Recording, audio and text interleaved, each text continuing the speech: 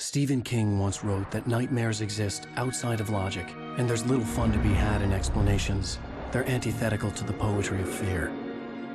In a horror story, the victim keeps asking why, but there can be no explanation, and there shouldn't be one. The unanswered mystery is what stays with us the longest, and it's what we'll remember in the end. My name is Alan Wake. I'm a writer.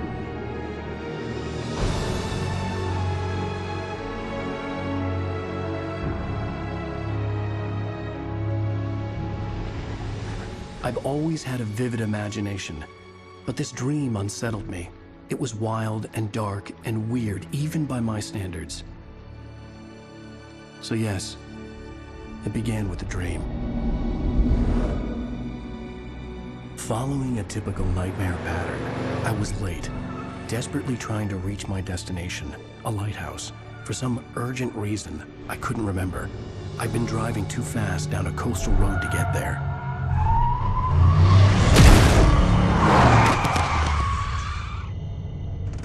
I'd seen the hitchhiker too late.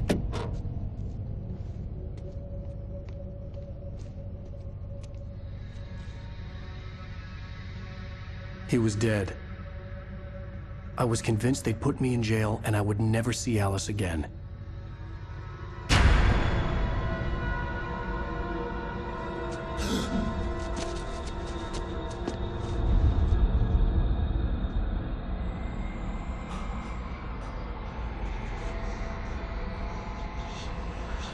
Suddenly, his body was gone.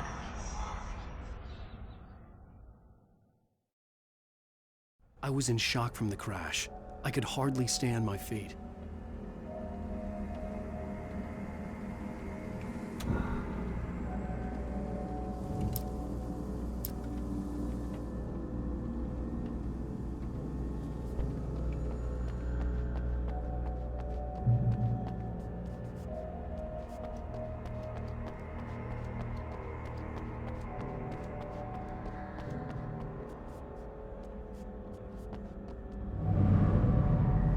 I had to go to the lighthouse. I knew there was something important waiting for me there.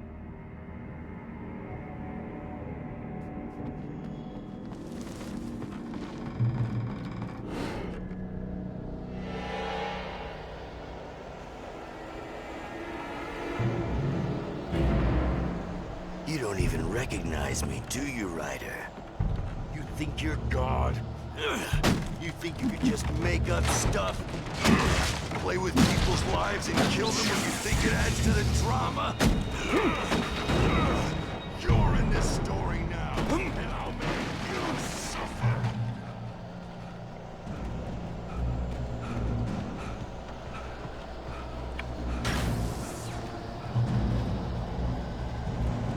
You missed your deadline!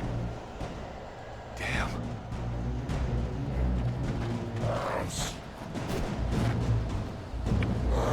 You can't stop me!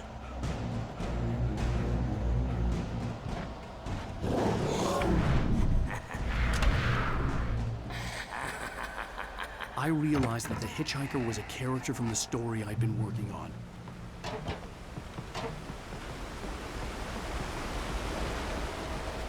How does it feel to die by the hands of your own creation?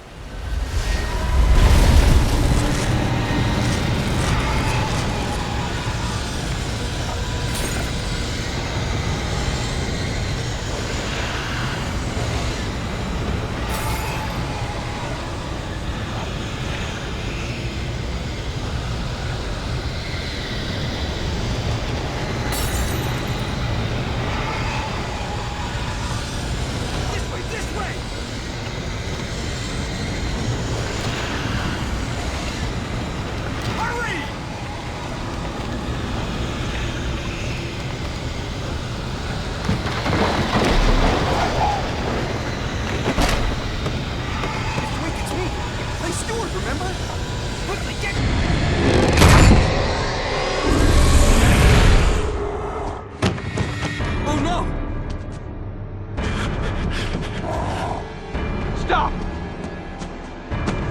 No! Damn it, die! No! No! No!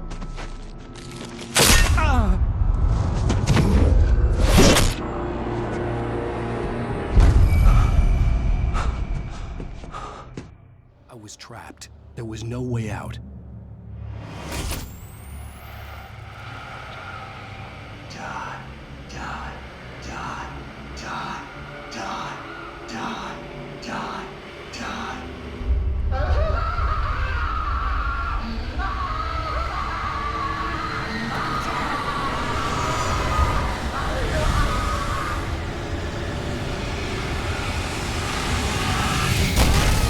The cabin was a death trap. I had to get out.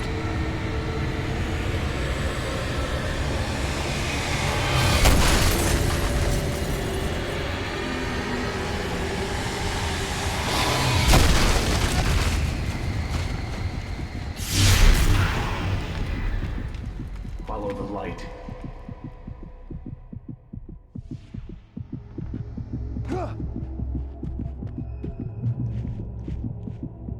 You are hurt. You should go into the light. You are only safe there.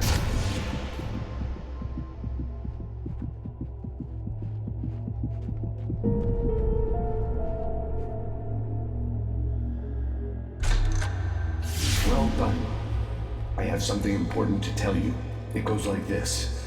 For he did not know that beyond the lake he called home lies a deeper, darker ocean green, where waves are both wilder and more serene. To its ports I've been. To its ports I've been. Do you understand? No. Follow my light.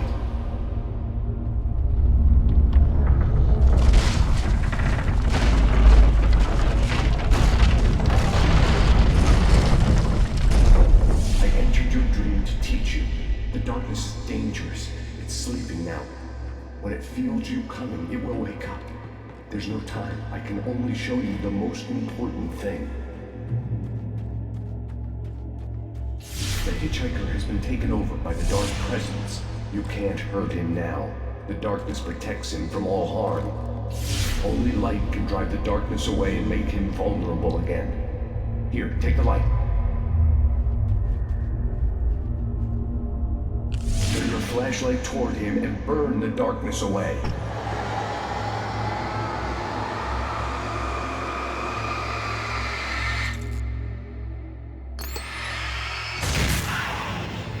You did it. Now the darkness no longer protects him, but it's still inside, controlling him. He can't be saved.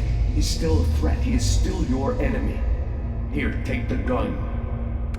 Now you'll die.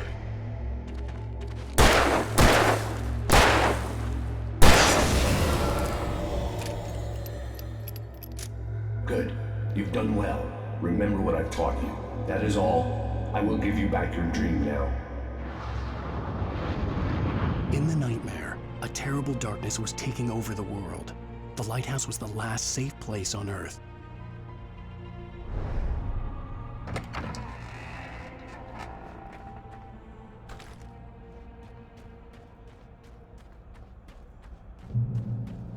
You made me this way, and now I'm gonna kill you.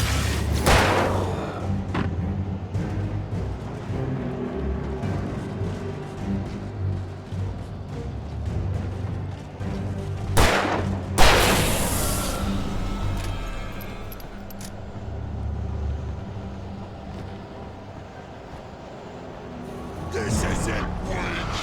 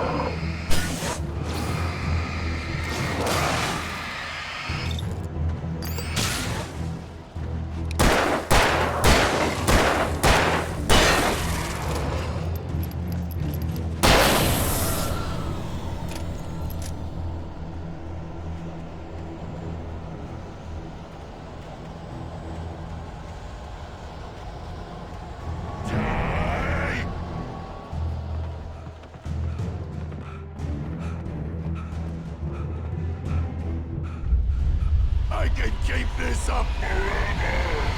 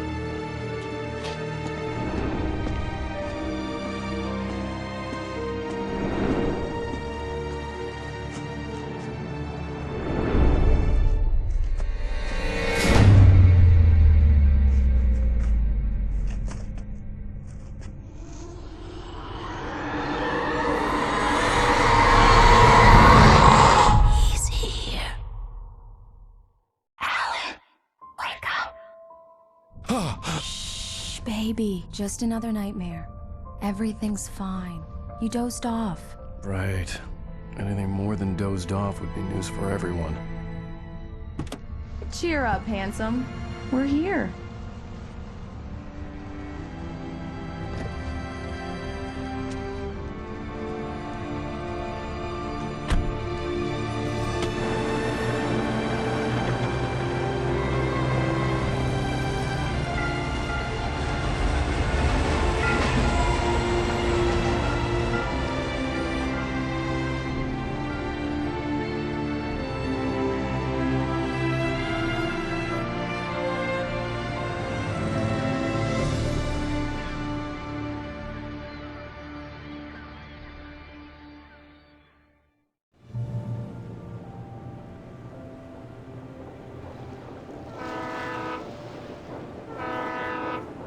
Let's act like we're on vacation.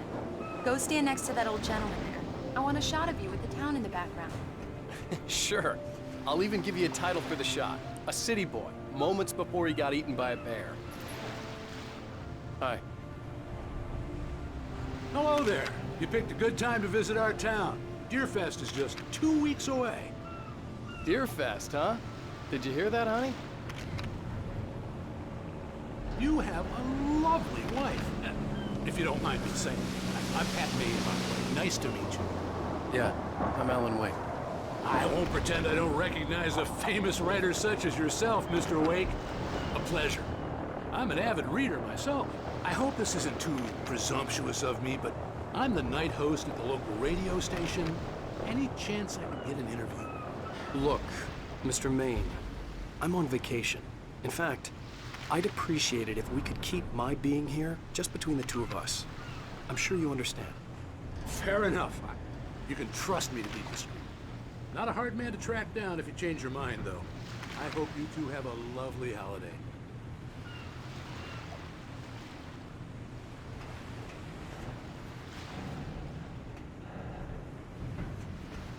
Very nice.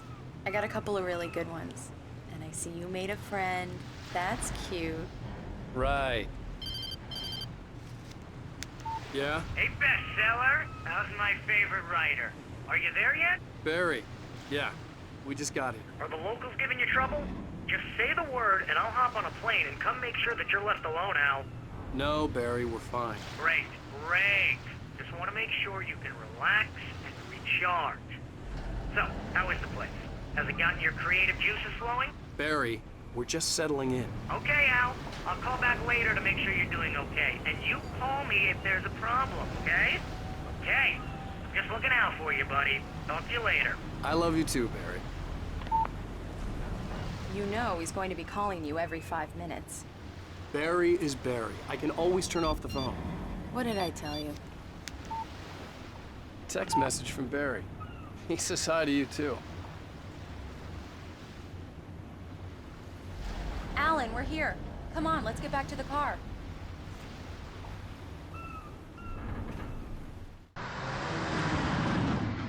We need to stop at the local diner to get the cabin key from the landlord, a Mr. Carl Stuckey. He's waiting for us.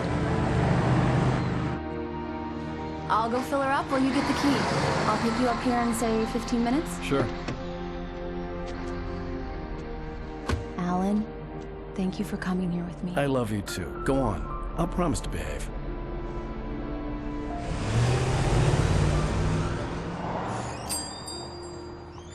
I'd forgotten there were still places like this. Towns where everybody knew everybody. Welcome to the Oh Dear Diner. Hi, I was wondering if you could help me. I'm looking for... Mr. Wake. Alan Wake. Oh, God! I am your biggest fan. I know people say that all the time, but I really am. I'm glad to hear that. Rose. Rose, I'm looking for Mr. Stuckey. Carl Stuckey? Carl? Oh, of course, Mr. Wake. He must have gone to visit the restroom. He'll be back in a moment. I can't believe it. I've got all of your books. I've got all of your books. I got the cutout from the bookstore when they took it out of the window. And you keep it here. Well, okay. Good for you.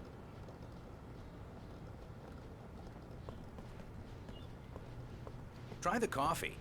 Just don't blame me when you fall in love, because it'll break your heart when you have to leave. Rusty here is no longer human. Nothing but black coffee under a thin layer of skin. Yeah, that makes two of us. Do me a favor, Sonny. I could really use a tune right now. Coconut, number 6 in the jukebox. I'd do it myself, but both of my legs have gone to sleep. Don't go in there, young man. You can hurt yourself in the dark. I didn't want to wait. I wanted to find Stuckey, to get the key and get out as soon as possible. The waitress was giving me a headache. Hello? Mr. Stuckey? Carl couldn't make it. Unfortunately, he was taken ill. But I have the key for you and instructions on how to get to the lake. Okay. I wish you a good stay in my cabin. I'll come by later to check how you've settled in. And to meet your wife. I insist. Thanks.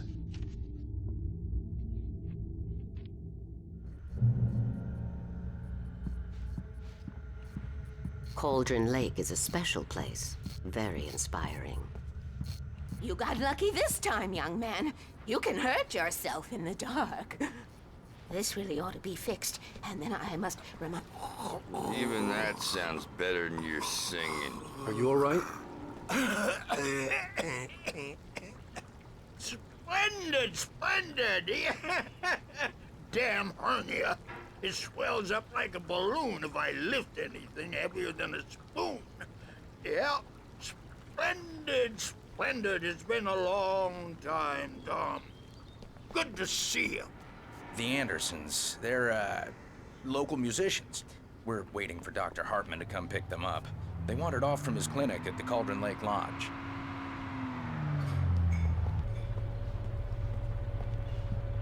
Bye, Mr. Wake. Mission accomplished. The key and the directions. My hero. I got some flashlights, just in case.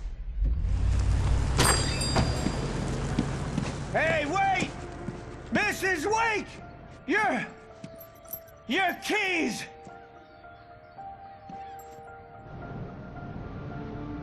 That diner was a real nut house.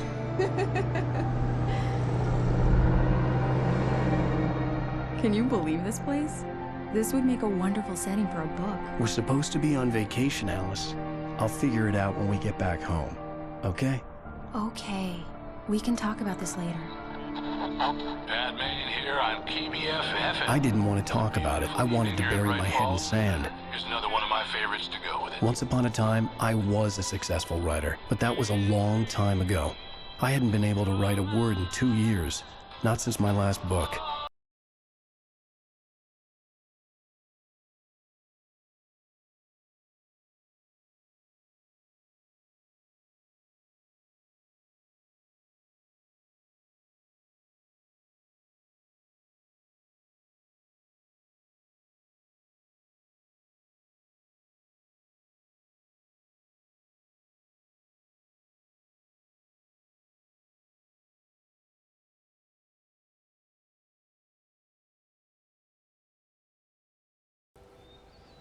Wow.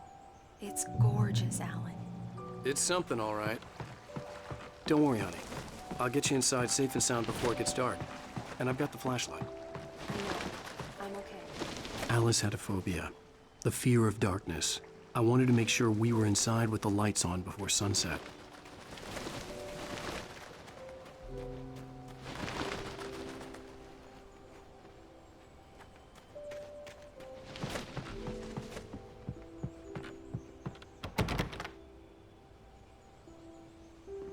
Here we go. Let's take a look inside. Come on. It's dark in there. We need lights. Can you figure out how to get the power on, honey?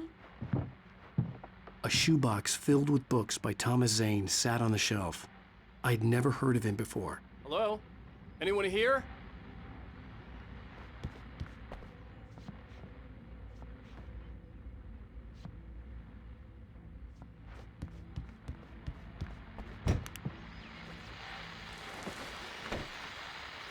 The Deer Fest guests have already started to arrive. Just ran into one on the ferry. A famous artist, no less. We'll see if we can rope him into an interview later on. Now, let's go to the phones. Caller, you're on KBF-FM. Hi, Pat. It's Rose. Why, hello, Rose. What's on your mind? The power cable goes to that shed over there.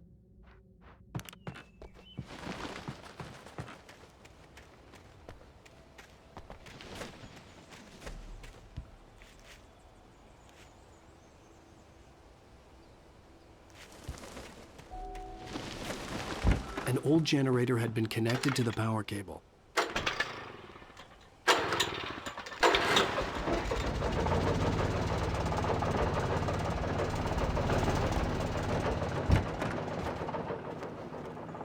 lights are on! Good work, honey. I'll freshen up a bit and start settling in. Okay. I'll look around a bit. The island had once been the site for a love story. Maybe it would be that again. It was a beautiful place. I told myself I could rest here, sleep here, and forget about my work.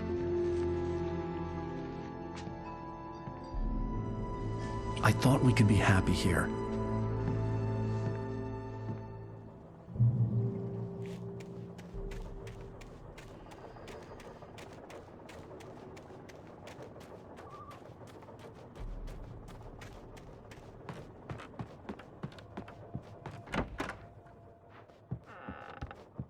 Alice? Honey?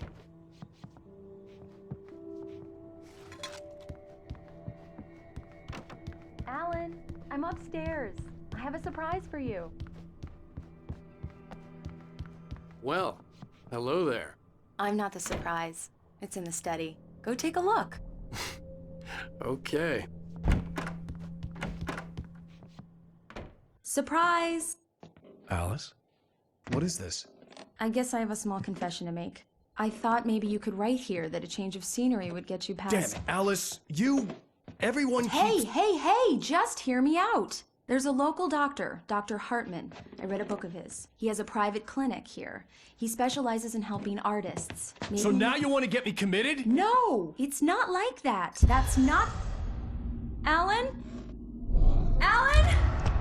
Just don't! I don't want to hear it! God damn it, Alice! God damn it! I knew she wouldn't follow me in the dark. I needed some time alone to think things through.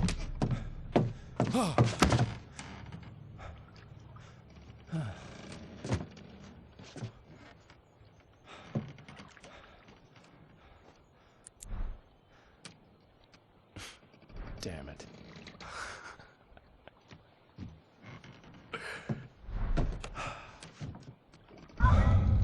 Alice? Alice? Alice! The cabin had gone dark. All the lights were out.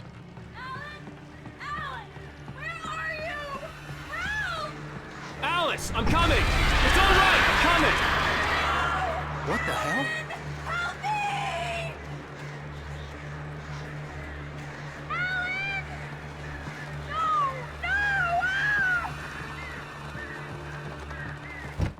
Alice? Alice?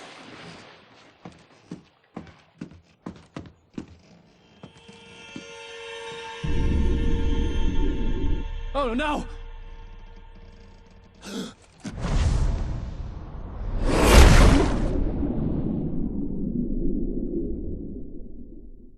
Keep going.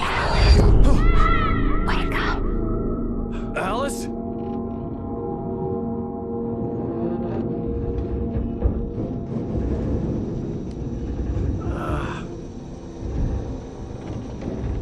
Waking up in the crashed car felt like I had woken from one nightmare and entered another. I couldn't remember how I got there. All I knew was that something terrible had happened to Alice. The phone was dead. I'd have to find help on foot.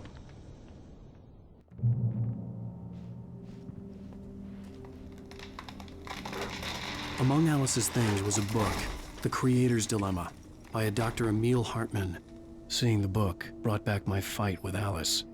I didn't like it, and I didn't like the guy's smug face on the cover either.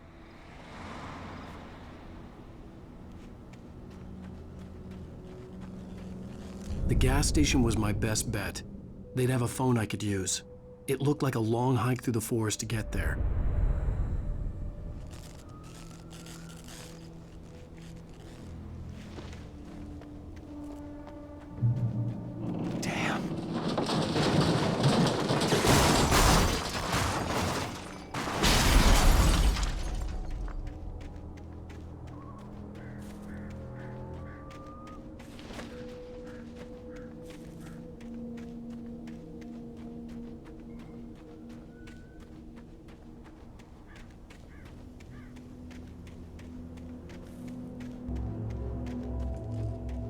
Hello?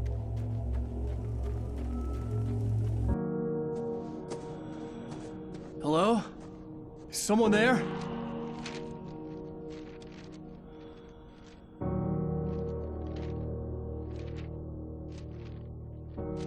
The loose sheets of paper were pages from a manuscript entitled Departure. That was the name I planned to use for the next novel I had never gotten started.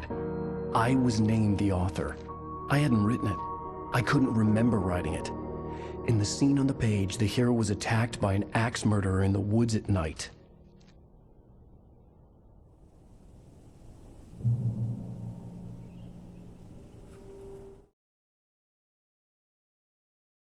The man turned to face me.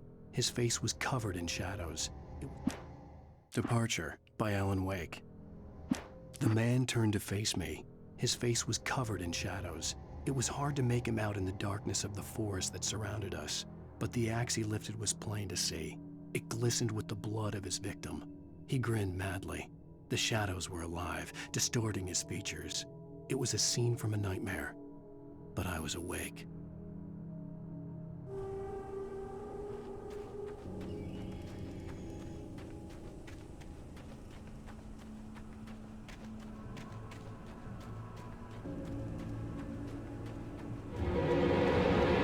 Anybody there? Please, I've been in an accident.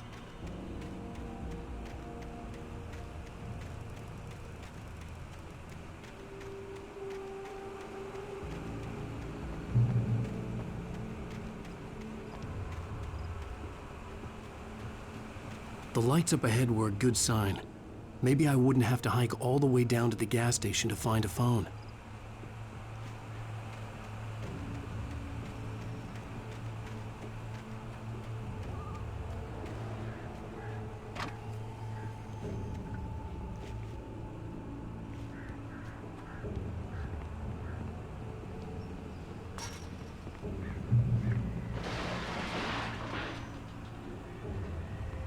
Anybody there?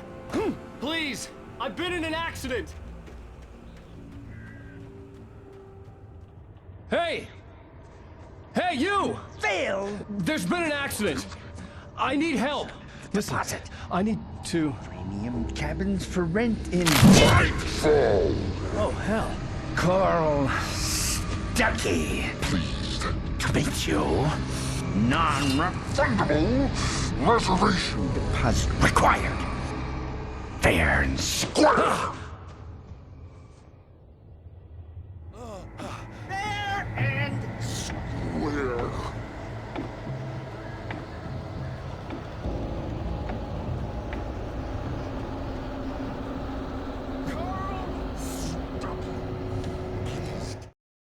Taken stood before me. It was impossible to focus on it, as if it stood in a blind spot caused by a brain tumor and eye disease. It was bleeding shadows like ink underwater, like a cloud of blood from a shark bite. I was terrified. I squeezed the flashlight like my life depended on it, willing it to stop coming any closer. Suddenly something gave, and the light seemed to shine brighter.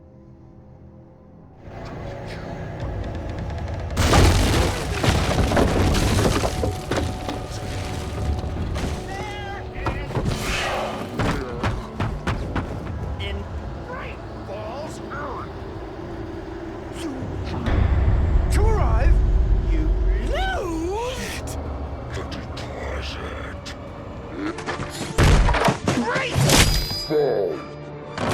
I had to figure a way out of this.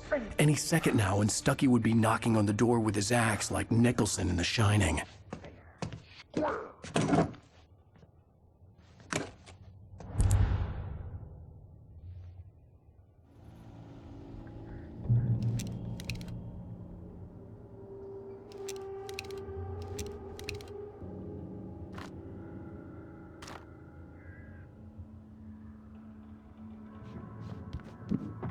during your trying walking. It's the latest thing in Yes. contestably Bright Falls Sheriff Station. How may I? Hello? Stone. You can see the sights and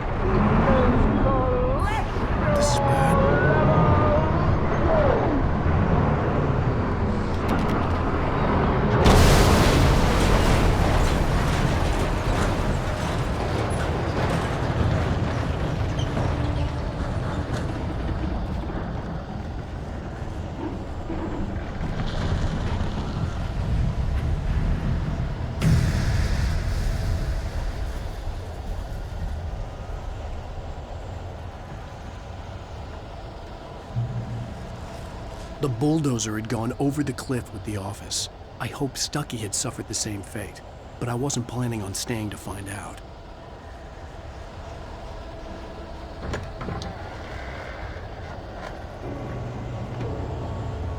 There were more of them.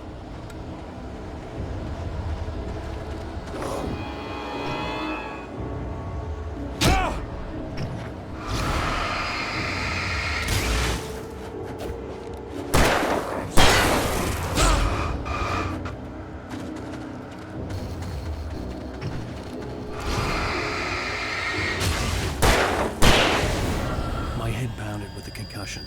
I'd never fired a gun outside a shooting range, and now I just killed someone, or something. There were no bodies. They just disappeared. If I was dreaming, it felt real enough to make me sick.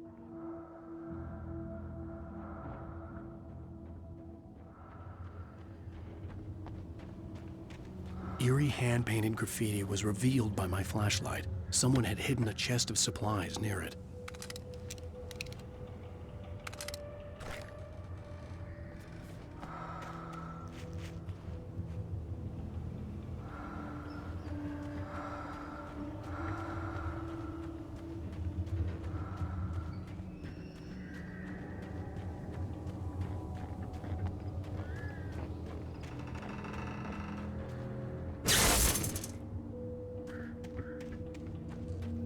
The dark forest was the last place I wanted to go, but I had no choice. I had to get to the gas station. It's rabbit season.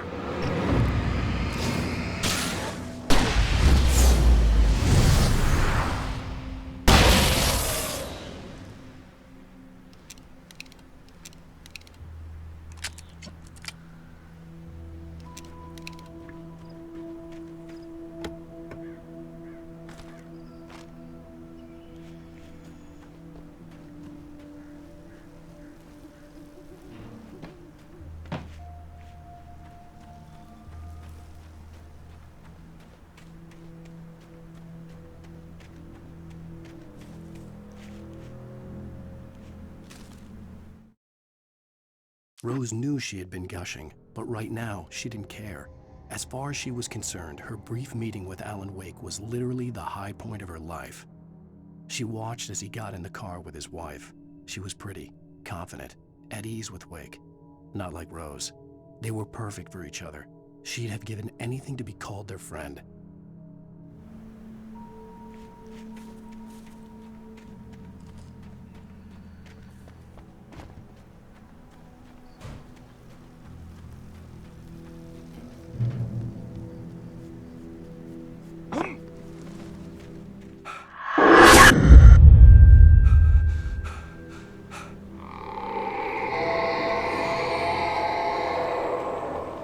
What the hell was that?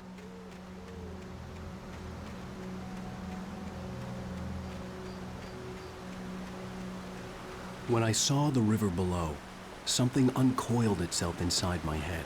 I realized that I'd have to find a way across. I didn't even want to look at the water.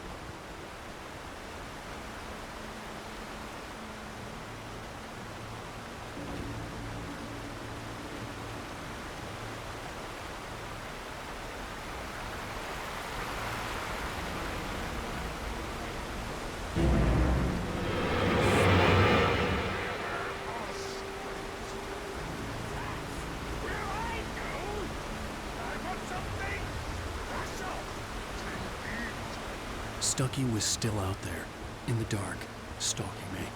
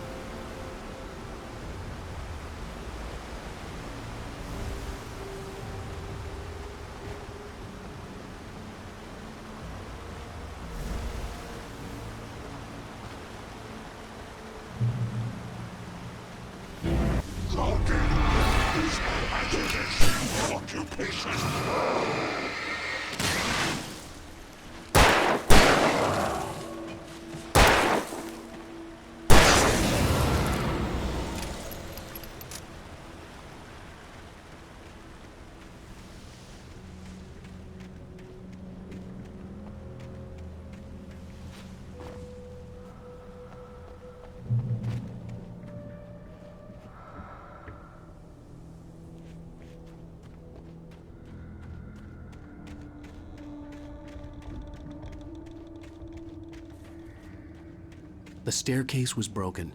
I had to make my way up some other way.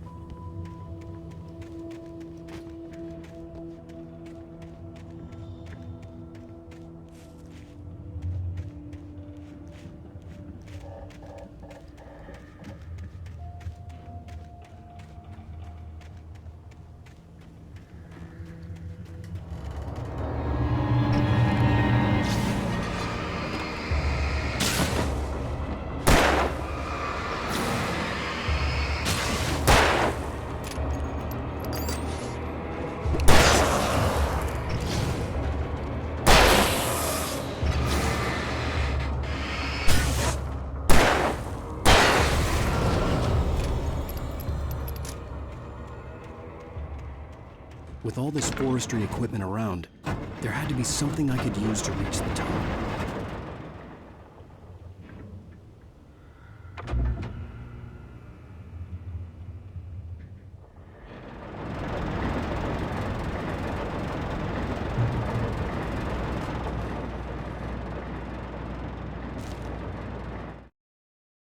I heard them before I saw them, swooping down from the sky and screeching as they came. I spun around just as the cloud was upon me.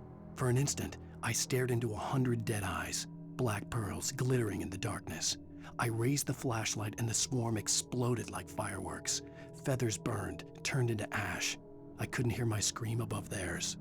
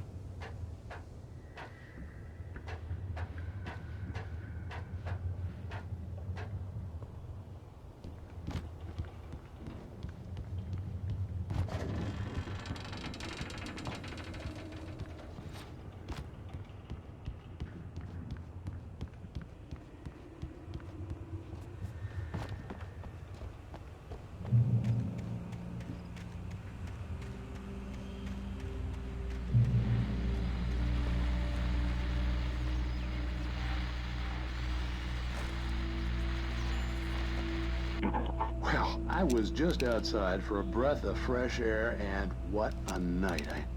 I know most of you are probably in your beds by now, but if you're still up and around, take a moment. Step outside for a spell and breathe in deep.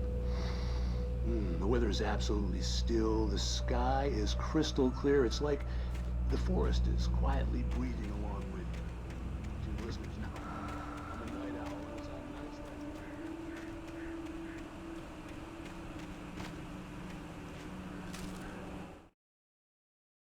At first, I kept finding the pages as if by accident.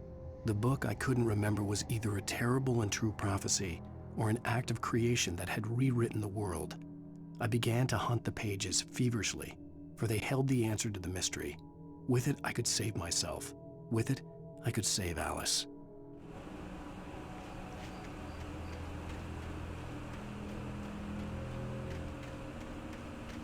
The gas station was closer now, its light welcoming in the darkness. Paul makes the best dogs in the state. Belly Burster is the best with no contest. Monster Dog is second best. The famous dog is third.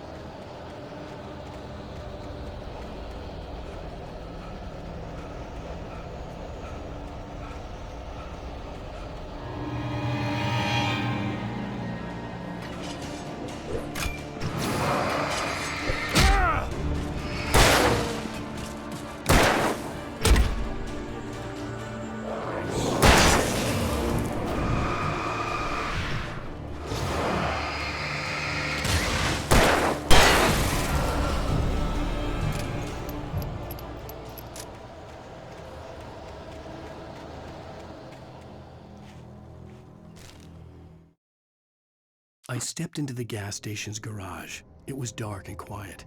The place was a mess. It looked like someone trashed the place or that there'd been some kind of fight. Light spilled into the room through an open door at the back, and I made my way toward it. Without any warning, I was blinded by a bright light. An old portable TV on the shelf had come alive by itself. Impossibly, I could see myself on the screen, talking like a madman.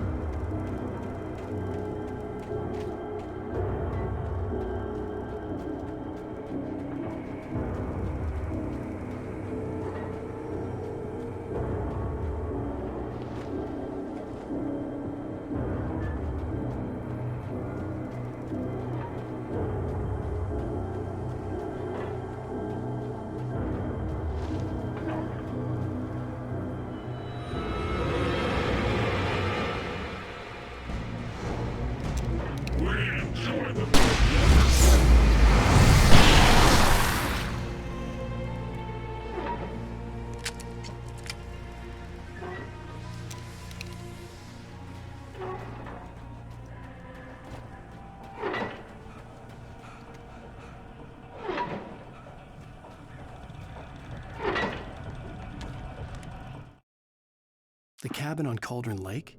she asked. The sheriff looked at me suspiciously. The early morning light flooded through the office windows.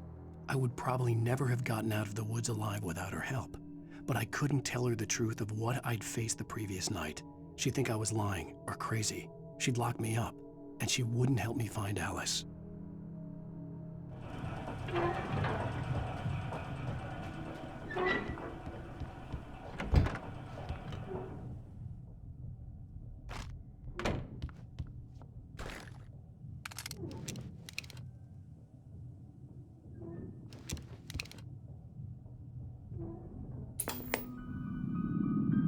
Science. It bestows immortality on those who advance it to elevate all of mankind. Newton, Einstein, Sagan, princes among men. But the price for such a legacy is steep indeed. In Night Springs. Tonight's episode, a quantum suicide. If our lives are already written, it would take a courageous man to change the script.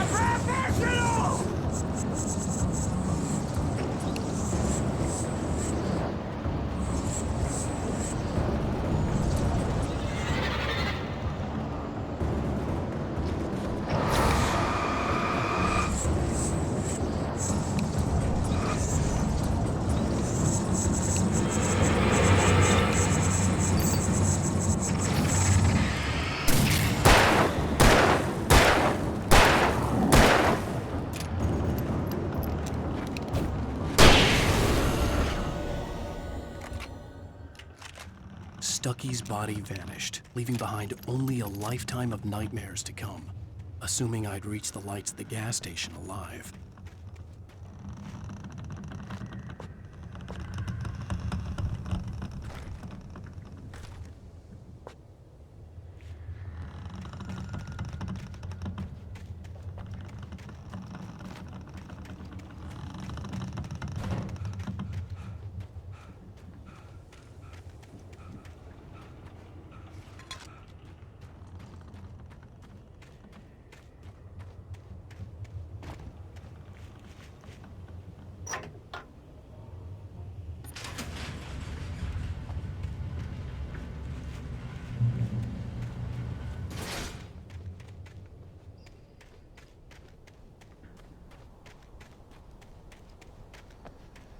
I recognized the parade float I had seen in Bright Falls when I first arrived with Alice.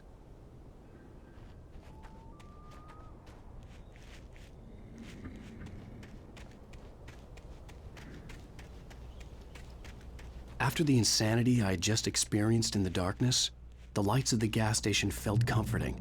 At least for a moment, the sane world reasserted itself. The Deer Fest had been 2 weeks away when we arrived. If the day count on the banner was right, I was missing a whole week between the night we got here and now.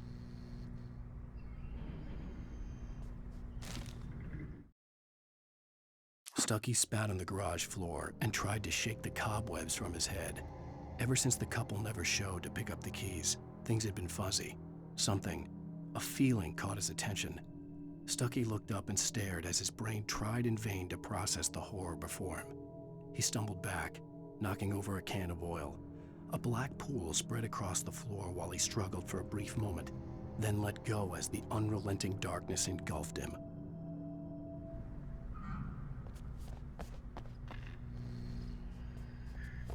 The garage was a mess.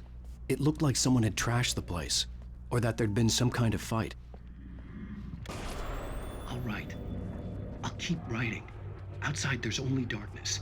Outside the cabin, outside the story, there's only darkness. I can feel her presence in the dark. Just now, I could smell her perfume in the room. I'll reach her. I'll fix it up. I'll bring her back. The story will come true. If I stop, she's lost. I don't believe this. It'd been me on the TV, talking crazy. Was I losing my mind?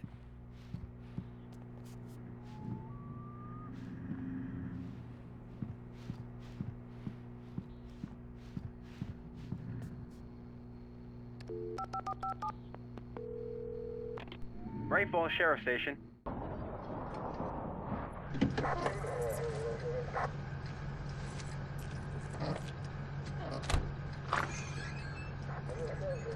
Oh, thank God, Sheriff. Sheriff Sarah Breaker, you are... I'm Alan Wake, but listen, I was in a car crash. My wife, Alice, she's missing. Calm down, Mr. Wake. We were staying in a cabin on the island, on Cauldron Lake. There's no island on Cauldron Lake, not since the big eruption in the 70s. Please, I can take you there, okay? You look like you've taken a pretty bad knock to the head. Are you okay? Listen. We'll figure this out. Please get in the car. We'll swing by the lake and then we'll go to the station, okay? Mr. Wake, have you seen Stucky, the guy who owns this place?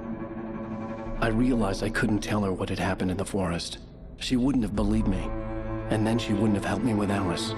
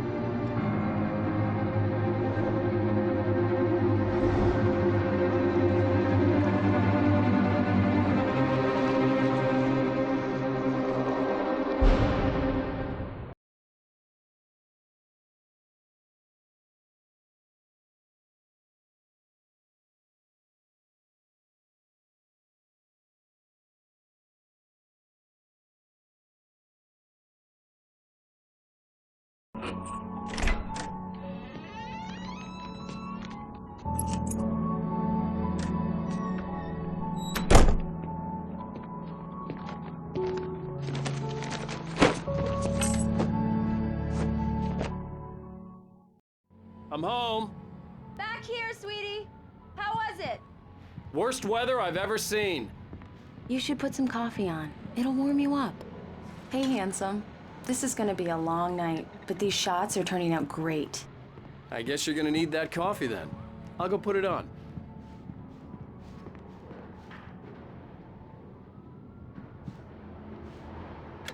Coffee's on. Great, thanks. I'll need it if I'm gonna finish this by tomorrow.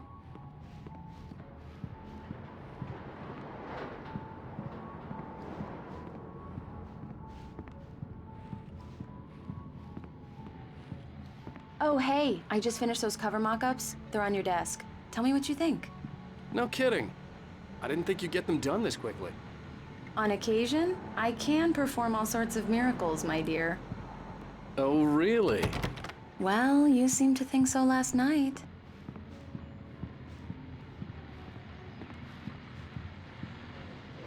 These look really good. Oh, sure, until Barry gets his hands on them. Which, by the way... It's true what they say about the fall and the sudden stop at the end. I'd lain here in the snow while the lurid chain of scenes that had led me here kept playing in my head. A rerun of my own private snuff movie. A memory of my corpse. Alone at my own wake. Thinking in metaphors again. The femme fatale was gone. Only a sour taste remained of the kiss that killed me. This was a late goodbye.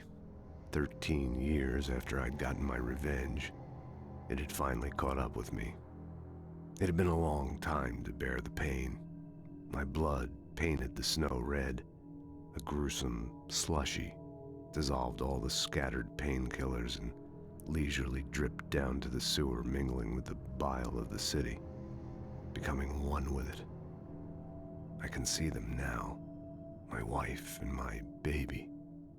Honey, I'm home. Hey, will happen over my dead body. The last time was the last time. Oh, and speaking of Barry, he called.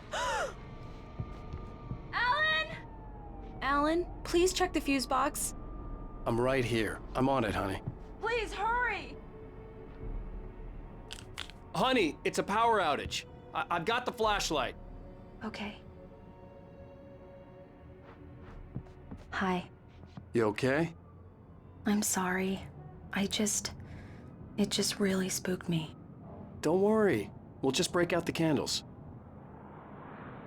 I know it's stupid, but it's just... especially when I'm not prepared for it, you know? It gets to me. I love you. Tell me a story, writer. Okay. I used to have these nightmares when I was a kid. The dark really spooked me, too. When it got really bad, my mom gave me this old light switch. She called it the clicker. The clicker, huh? Yeah. If I ever got scared of the dark, I could just flip the switch and a magic light would scare the monsters away. Oh, sure. Here it is. Alan. Maybe it'll help you, too. Yeah, nice story, writer boy. You made that up right now, didn't you? No. Seriously. I love you, even if you are a liar. Thanks for this.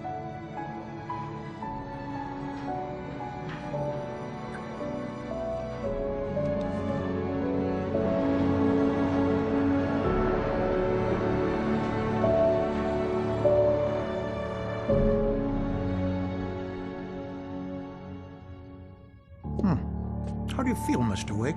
Any nausea, disorientation, anything like that? Mr. Wake, how are you feeling? I'm okay. My head's fine. I had to lie about my headache and memory loss. He'd send me to a hospital for tests. I couldn't leave without Alice. Very well. I don't think you have a concussion, but you've obviously been through quite a shock. You should take it easy for a couple of days. Thanks. Well then, Mr. Wake, we're done here. If the pain gets any worse or you experience any other symptoms, you should come see me. I'll let you get on with it then. Sarah, Sheriff Breaker, is waiting for you. She's very good at her job. I'm sure she can locate your wife in no time. Doc Nelson was the image of a small-town doctor. Sheriff Breaker had called him to the station to take a look at the cut in my head.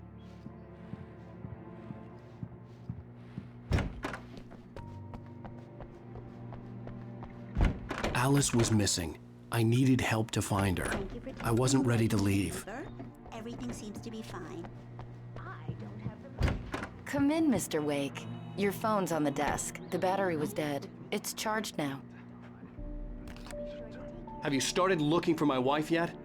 My men are already on it. Now, can you tell me what happened? I'm not sure. I can't remember. We were arguing. I walked out of the cabin. The cabin on Cauldron Lake? How did you end up at Stucky's gas station? I wanted to tell her what had happened last night, but I couldn't. She'd locked me up. Excuse me. I need to take this. Hello? Alan, please help me. Alice? Stop talking to the law. You'll do exactly what I say if you ever want to see your wife again. Who is this? Go to the back lot. There's a hole in the fence on the left. Look inside the junker. I left a little something there to convince you we're all on the same page here. After you ditch the cops, you're gonna meet me in Elderwood National Park. There's a spot called Lover's Peak. Midnight. Don't do nothing stupid, Mr. pal. Wake, can I help you with anything? Watching you. I need to get some air. The sheriff said I could go out back. Of course, Mr. Wake. You can get there through the cell corridor. Hey, can you turn the light, boys? The early morning light hurt my eyes and made my head ache. The man on the phone had said, go through the fence on the left.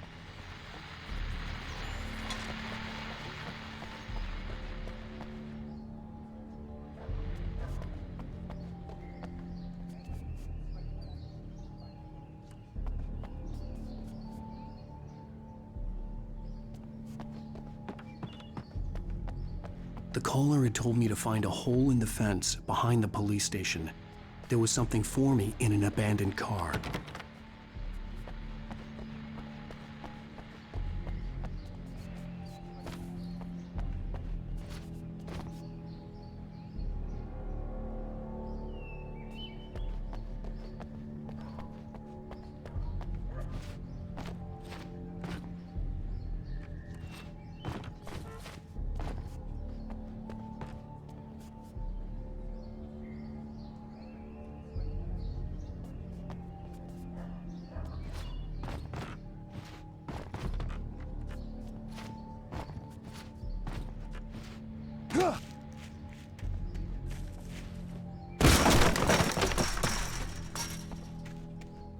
Alice's driver's license had been placed on the front seat. The caller meant business. The kidnapper fired his gun one last time, and the shadow vanished into the darkness it had come from. See? Nothing to it, Wake. The thought of Alice in his hands was revolting. We stood on the wooden platform of Lover's Peak, the waterfall and the mountain behind us, the lights of the radio mast blinking red in the heights above. I fought with the urge to take a swing, force myself to speak. Let's cut the act now. Where's my wife?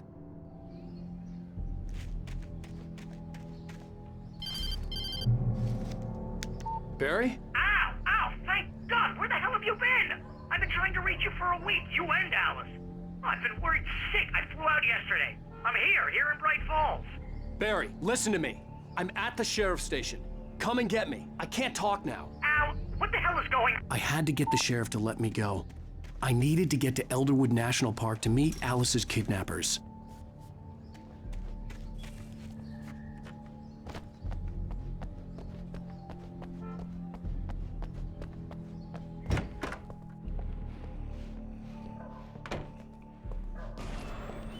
A writer is a light that reveals the world of his story from darkness, shapes it from nothingness. The way a sculptor carves a statue from a block of granite. If I stop, the world I'm making dies. Darkness will reclaim it. It's a long, hard journey into the dark. Alice's life is at stake, but I can't think about that, or I'll lose it. The dread lingers at the edge of perception. I'll push on. Anything is possible here. I'll write the story. I'll save her. Marvelous, Sarah. I just wanted to settle all the damage the Anderson brothers might have inadvertently caused. Are you feeling any better, Mr. Wake? I'd like to leave. Am I free to go? Well, we still need to talk about... Am I under arrest? No, of course not. but I need to know where you'll be staying so I can get in touch with you. I'd avoid the motel. The Majestic is known for its roaches. The cabins at Elderwood are pretty nice, though. That sounds perfect. I'm Dr. Emil Hartman. I'd like to invite you to stay at Cauldron Lake Lodge. Did you talk to my wife? I had the pleasure of discussing your situation with her on several occasions. Did you set something up with her? I invited her here. My clinic is a place where... Oh! Hey! Oh, my! Take it easy. Hey, nobody move! Get your hands off of my client! Who are you? I'm Barry Wheeler, his agent. If you have business with Mr. Wake, you talk to me. You yokels won't know what hit you once I sick my lawyers on your asses. No harm done, Sarah. I'm all right. I don't want to press charges. Mr. Wake, my offer still stands. Get me out of here. What the hell was that about, Al? We don't need a replay of that thing with the paparazzi. I thought they were gonna lock you up. I had to talk to someone. I told Barry everything. He thought I was certifiable, but when he heard about the manuscript, I had him. The fact that I'd written something, even if I couldn't remember it, was enough for him. He smelled money. And he believed that Alice had been kidnapped. Anything beyond that was another story. I had a midnight appointment with the kidnapper in a place called Lover's Peak, somewhere in Elderwood National Park. The plan was to rent a cabin. I don't like it, Al. I don't like any of it. It's not good. In fact, it's the absolute opposite of good. Mr. Wake! Barry, you found him! Hi, Rose. Oh, wow, I was just thinking about you, too. Great. I was just bringing Rusty some coffee. He's on the balcony, looking after Max. Poor thing. I really need to go. Great to see you again, Mr. Wake. Later! Who's Max?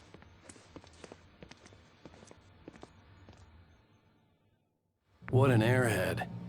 Jeez, Mr. Takes a swing at everybody. This is not her fault. She's a very nice girl and, more importantly, a fan. She even has a fan site dedicated to you. And she was very helpful when I was looking for you. Seriously, Al, what you were saying in the car?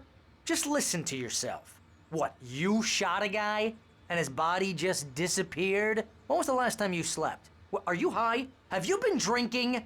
No! Look, Barry, I'm missing a week. And someone's got Alice. Do you understand what it sounds like when you say stuff like that? Don't get me wrong, it's a good story, could be a bestseller. But when you start confusing fiction with reality, you're buying yourself a ticket to the funny farm. Wait here.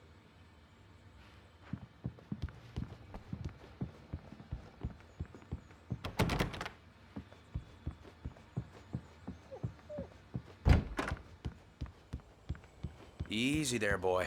I'm almost done. Hey, Rusty, right? You rent cabins. Oh, Mr. Wake.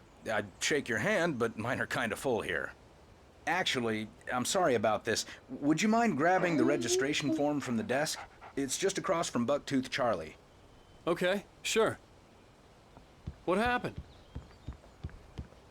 Seriously, Al, you can't just go and meet a kidnapper. Those situations always end up in disaster. You gotta talk to the cops.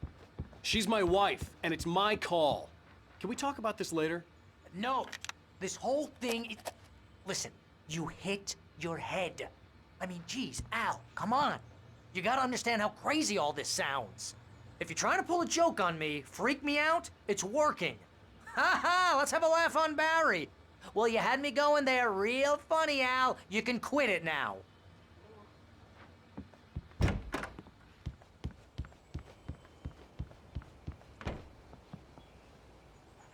I think this is the form you wanted. And here are the keys. Okay, you're all set, Mr. Wake. Glad to have you staying here. Thanks. Can you tell me how to get to Lover's Peak? Oh, sure. It's at the end of the nature trail. Just follow the paths, you'll get to it eventually. It's an easy walk. Nice spot, too. If you have any trouble finding it, just keep your eyes on the radio mast. It's right below that. Look, Al, you're asking me to believe that you shot a dude who went poof into thin air, A guy who was bulletproof until you pointed a flashlight at him. You hear that from people who end up spending time in padded rooms, strapped to their beds, wearing white shirts with too long tangled up sleeves, and eating a healthy diet of pills. Al, you make cruel jokes about people who believe that kind of stuff. You're the skeptic. You gave me an hour-long lecture on homeopathy last month. What was it? If there's no proof, it's pure bullshit. Period. Guess the laugh's on me then. Al, come on! I mean, okay. Okay, maybe something weird happened to you, okay? Well, thanks for the heartfelt vote of confidence. All I'm saying is you gotta throw me a bone here, bestseller. What would you think if it was me? There's no way you should be going out at midnight with a gun. No one asked you to come here, Barry. Either work with me on this or go straight back to New York. Your choice.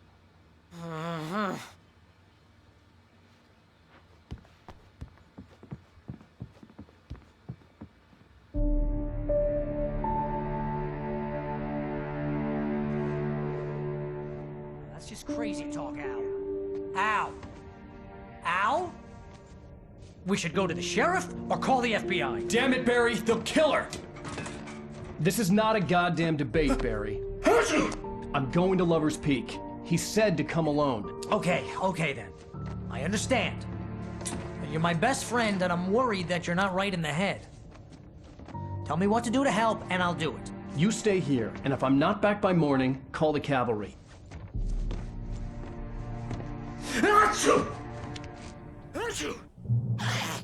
Just be careful with the natives, Al.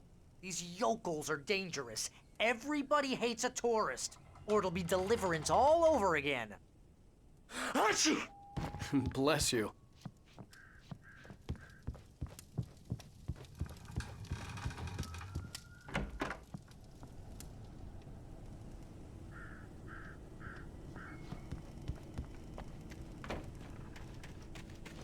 I'll wait here, Al. I'll hold down the fort. I'll be with you in spirit every step of the way, Al. Locking the door now.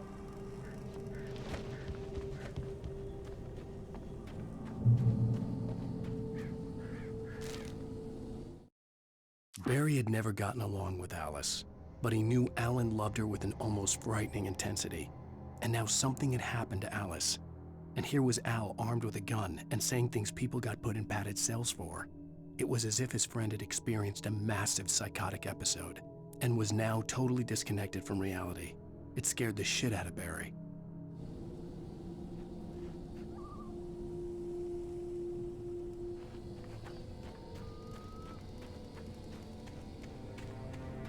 I knew I should have gone to the cops.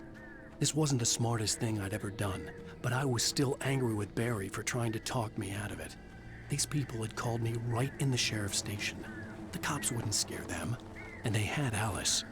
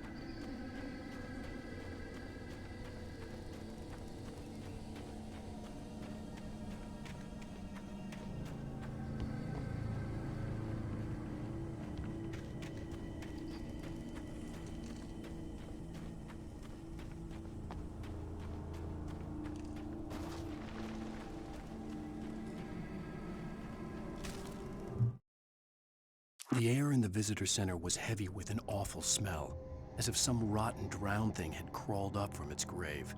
Rusty kept coughing blood. My eyes were drawn to the twisted shape of his broken leg. The attack had been vicious. Max whined in his cage. Rusty's eyes were wild with fear and terror. He gasped. Mr. Wake, it happened just the way it was on that page.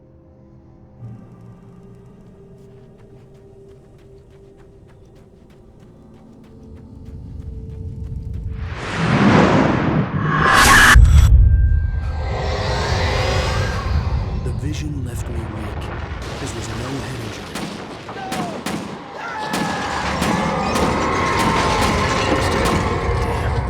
Rusty, hang on! I'm coming! Please, help me! Anybody? Help me! Help me! Can you hear me? Anyone? Please, help! Help me! Hello? Back here. I'm back here. Mr. Wake? Oh, hell. It happened just the way it was on that page. I found. Came true. It knew. So dark. It'll come back for me. You must. The lights. In the office. I have the key. Okay, Rusty. Hang on. I'll be right back. Whatever did this couldn't be far. Rusty had found a page from the manuscript. It would help me understand what had happened. Shh. Good boy.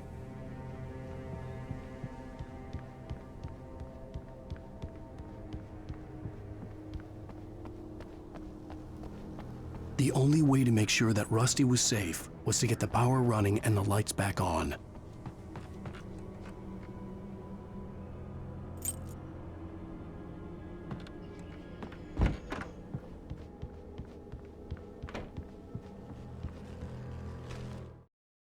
At the last instant, I changed direction and threw myself down. The axe splintered the trunk of a tree. I stumbled into the pool of bright light. My lungs burned. I was too exhausted to move. I tensed as I waited for the killing blow, but it never came. I raised my head.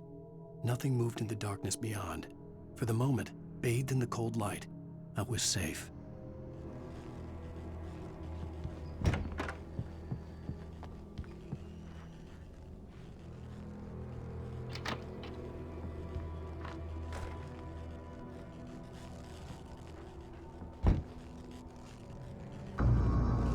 I was too late.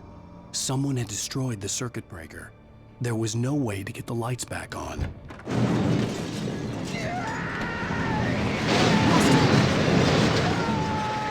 Rusty!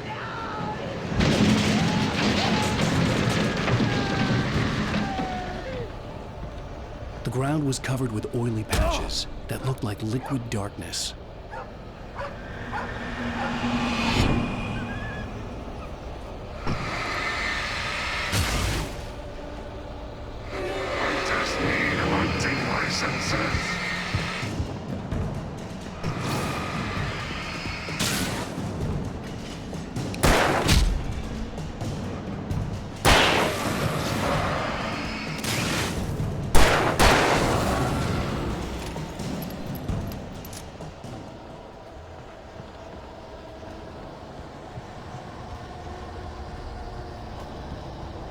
Something had torn a mammoth-sized hole in the wall.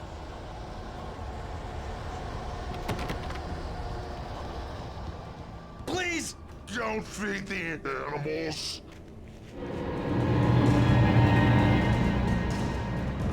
Fishing is only permitted for those visitors who purchase a park fishing license.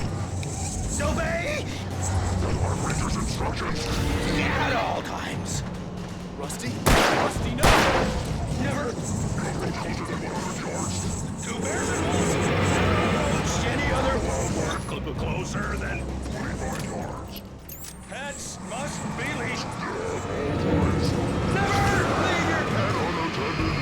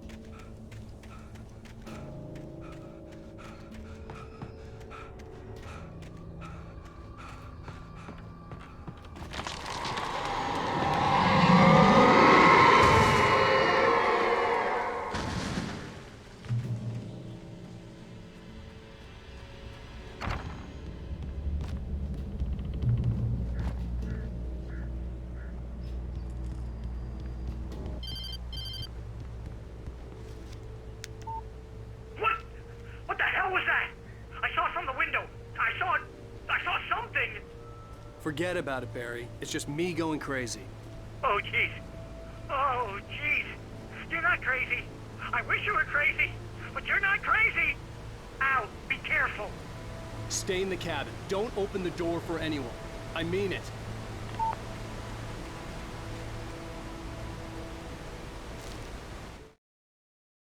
In that last instant of consciousness, Rusty thought about Rose. He was older than she was. Rose was barely out of her teens, but she made him feel young and forget what a train wreck his long-dead marriage had been. He still wore the ring. He'd been waiting for her to tell him to take it off. Now she never would.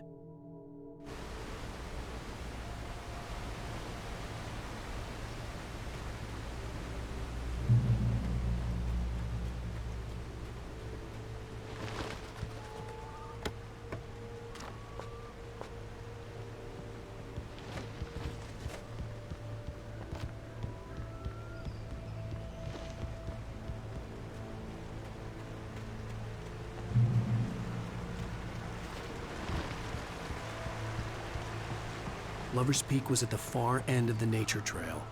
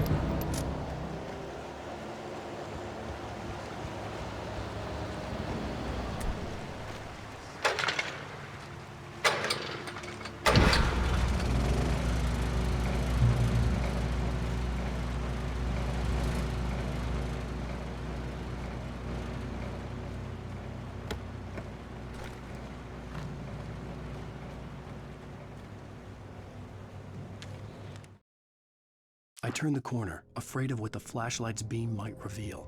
Suddenly, a roughly painted symbol of a torch glowed in the light. Behind it, hidden by a rock, sat a battered metal trunk. It was here for a reason, packed with supplies, batteries, flares, ammo. things you need to make it through the darkness of the night. Something left behind by someone who knew what I knew, and more.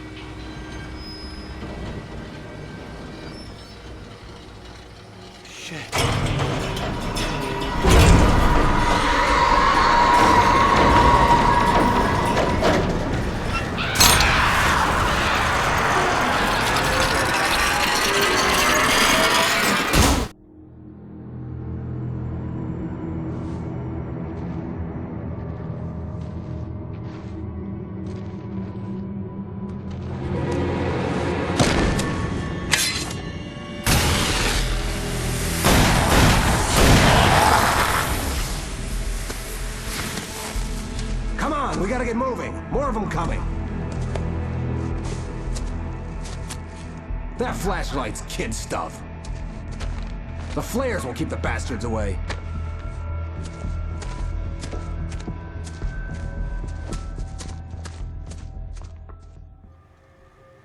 You can see them too? Hell, of course I see them. Come on, we gotta move. Why? Because that's the way the story goes. Yeah, but... Let's move! I lost my gun back there. Oh, I've got a gun. Just keep that light steady on him. It took a moment, but then I recognized him. He'd been on the ferry when I first arrived here with Alice. He knew my name. We were headed in the direction of Lover's Peak. There was no way this was a coincidence. He was the kidnapper. Come on, Wake! You better keep up.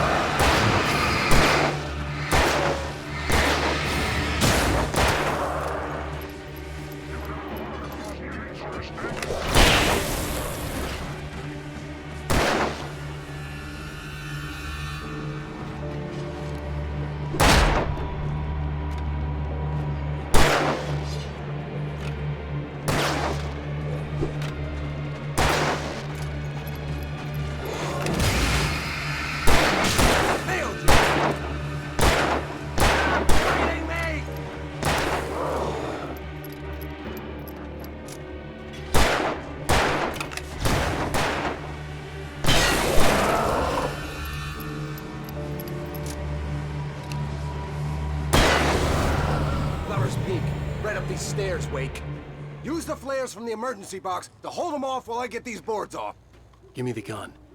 Yeah, no can do, Wake. Are you kidding? Give me the gun! No time for back talk. Hold them off, damn it.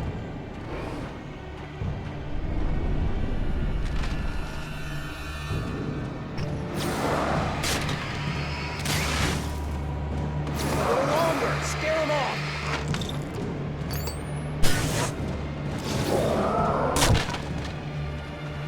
Get some light on those bastards. That'll keep them off us.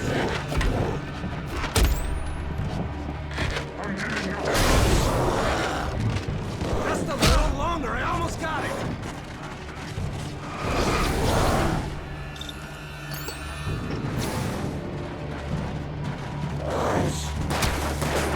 Okay.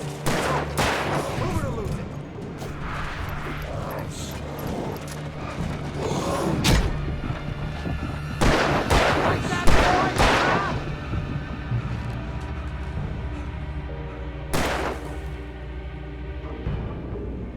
Oh, you feeling better now, Wake? All cozy and safe.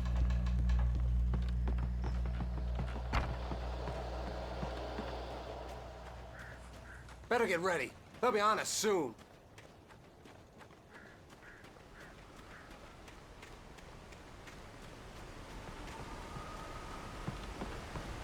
This is it, Wake.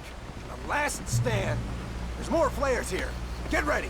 We fight them as long as they keep coming. Give me the goddamn gun! They're coming! That's not how this goes. Get with the program, Wake.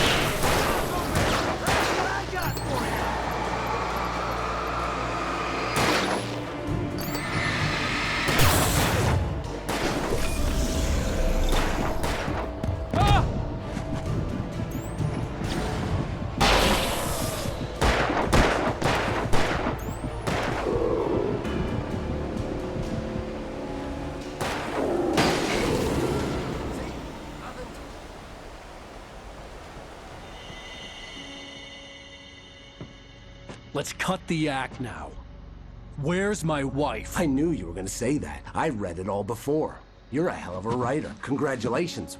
You're gonna bring about something glorious and terrible once we get you some proper editorial control. What the hell are you talking about? Where's Alice? I want the entire manuscript, or she's gonna suffer bad. You touch her up.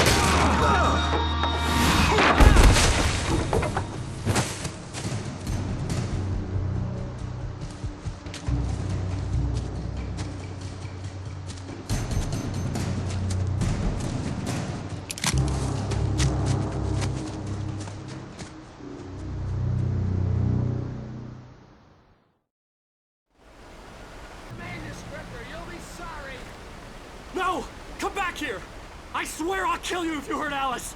Do you hear me? Come back here! He had Alice, and he wanted the manuscript because he thought it held some magical power. But I had no manuscript to give him. I had to get back to Barry and figure out my next move. On more than one occasion, Alice had tried to explain to me how it felt to be afraid of the dark. To her, darkness wasn't simply the absence of light, but something more tangible than that. It was something you could touch and feel. Worse than that, it was something with a mind of its own, something malicious and malign. For her, things changed when they were wrapped in darkness. They turned into something else, something foreign, and nothing was safe or innocent anymore. I'd never really understood what she meant, until now.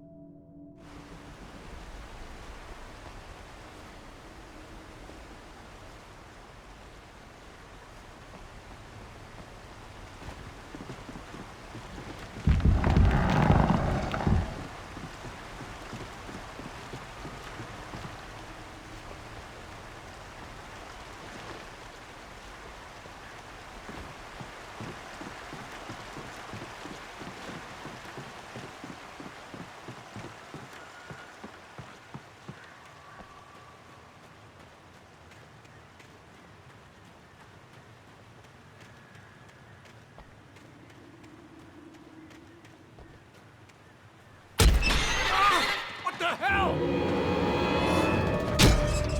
Rusty had warned me. It hurt like hell. I was sick.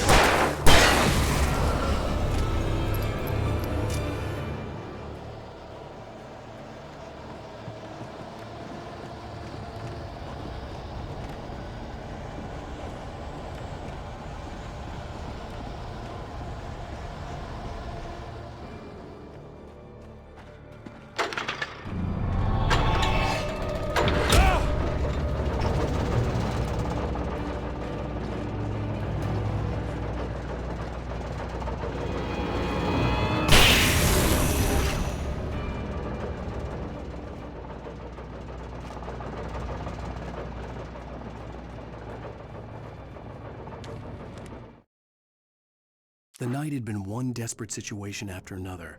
I was exhausted, and my body felt as though it had been chewed up and spat out.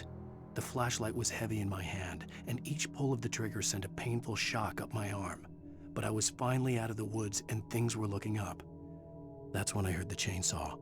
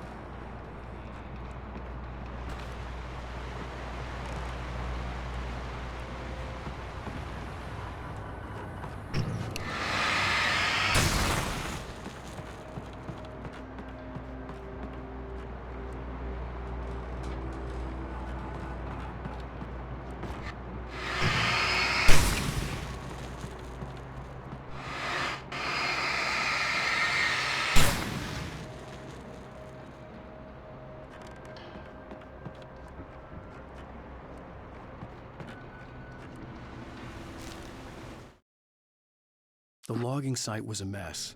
The modular office had been pushed off the cliff.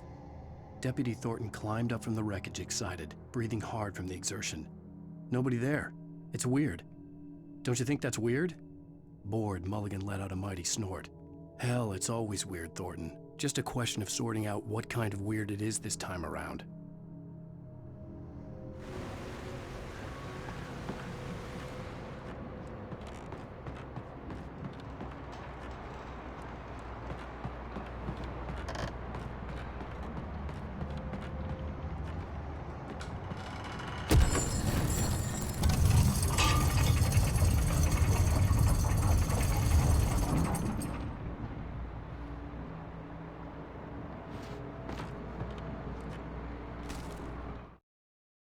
When Barry saw the darkness attack the visitor center, it made him a believer. The men Al said he'd shot, they hadn't been just locals on crank. Somehow the world had changed, like the channel had been switched without warning. You think you're watching a sitcom, and you're really watching a horror show. When the birds started attacking the cabin, Barry wasn't surprised, just terrified.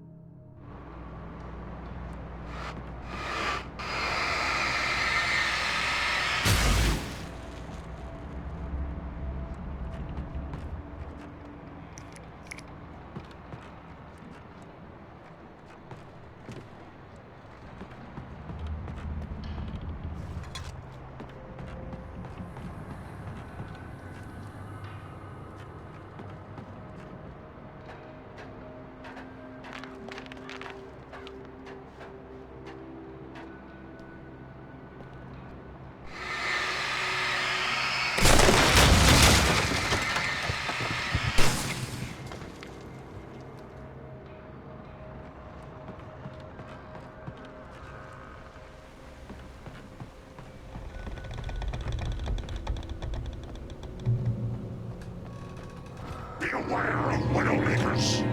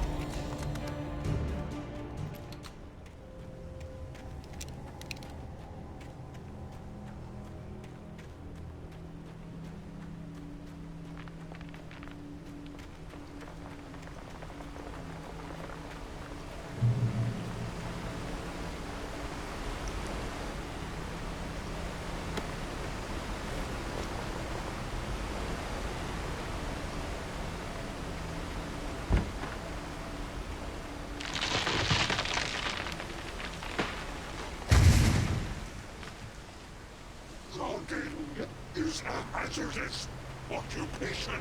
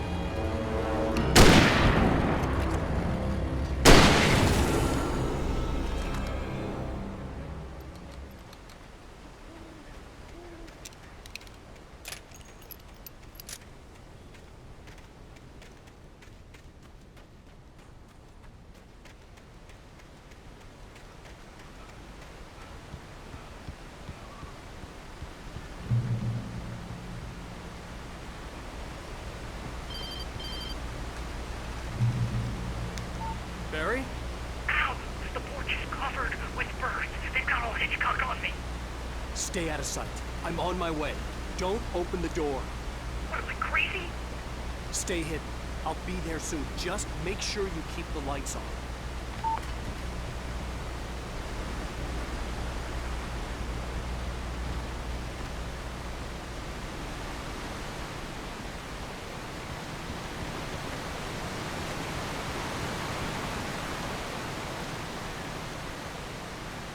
I still had to reach Barry at the cabin, but at least I was out of the woods.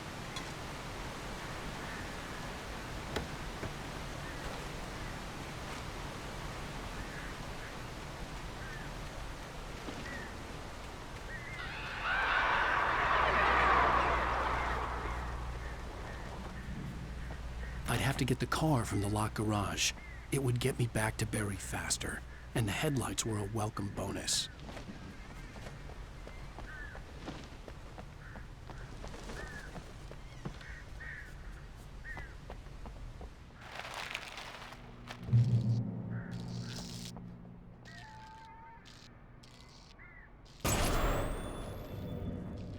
A story is not a machine that does what you tell it. A story is a beast with a life of its own. You can create it, shape it, but as the story grows, it starts wanting things of its own. Change one thing and you set off a chain reaction of events that spreads through the whole thing. The characters have to be true to themselves. The events need to follow a logic that fits the story. A single flaw and the magic is gone. The story dies. Alice dies. You can learn about nature and yourself.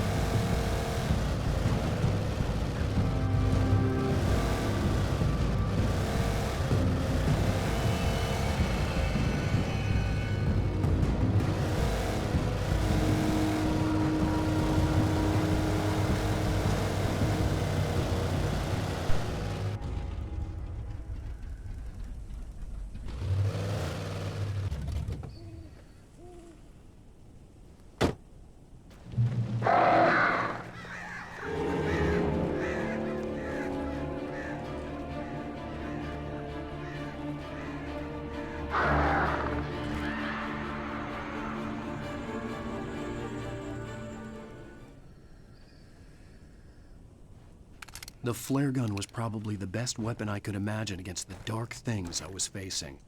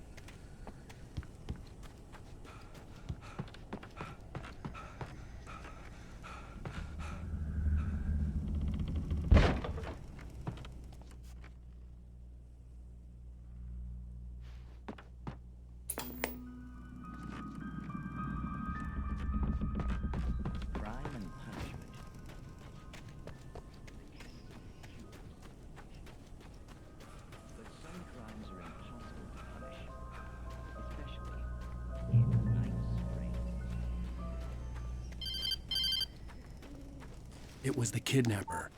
You son of a bitch! Where's my wife? Enough horseplay, Wake. You deliver the manuscript, and you can have your woman back. Simple as that. I don't... Listen. I'm gonna need time to finish it. I still need to write the ending. I need a week. It's not done? I need a week. 2 days. The old Bright Falls coal mine is nearby. You can find it easy, city boy. The main building, there at noon. You bring the manuscript, you'll get your wife. If not, well, get me? Yes, I get you.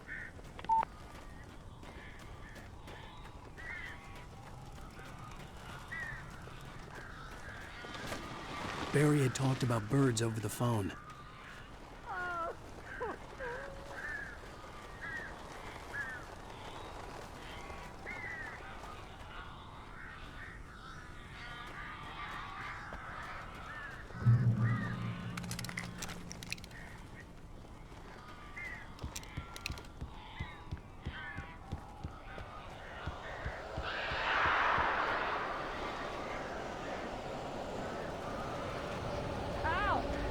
I am so glad you're here.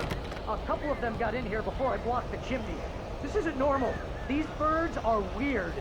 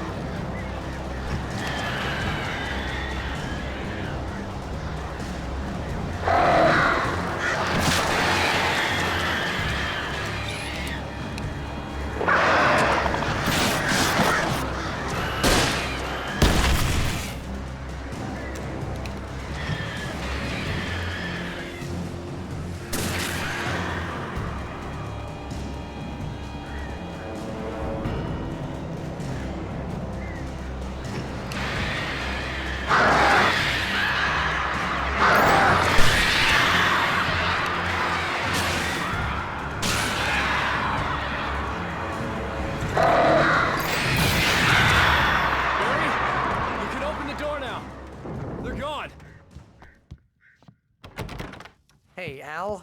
I'm sorry for thinking you were having a psychotic episode, man. I sent Barry to the town to ask around about a man fitting the kidnapper's description. He'd go through the archives of the local paper. Perhaps he could learn something. Anything about the island and the cabin that had disappeared. The man wanted a manuscript. I had to try to write him one to get Alice back.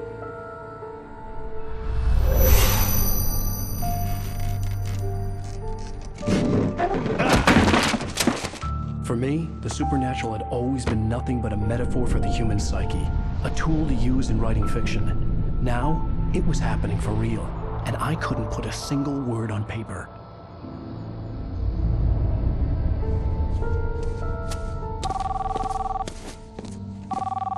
Barry Wheeler speaking. This is Rose. Rose? I found Mr. Wake's pages. Oh, you sweet, brilliant girl. Could you and Mr. Wake come get them? I live in the trailer park outside the town. We'll be there in less than an hour. I know. See you soon. Have a great day. Hope you come back soon. Welcome to the Oh Dear Diner. Good girl.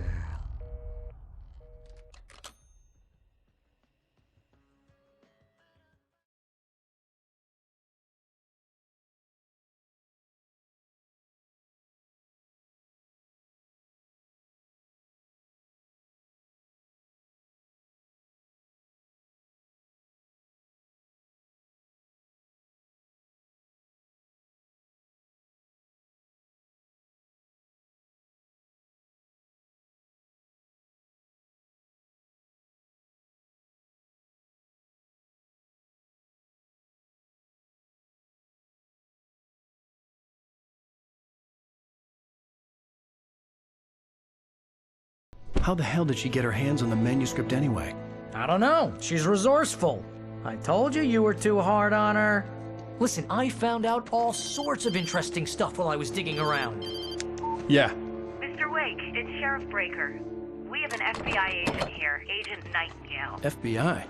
He's anxious to see you. You'd better come to the station. Okay, I'll be right over, Sheriff.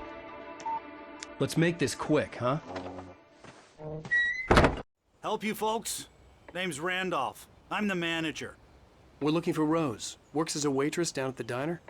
Rose, sure. Nice girl. Who wants to know? I'm Alan Wake. The writer, huh? I heard on the radio you were visiting. Well, I'll show you her trailer. That Rose, she's a nice girl. Always pays her rent on time. As I was saying, Al, I found all sorts of weird stuff from the local newspaper's archives. This place is crazy. Disappearances, mysterious deaths, urban legends come true, and get this, most of this stuff takes place around Cauldron Lake.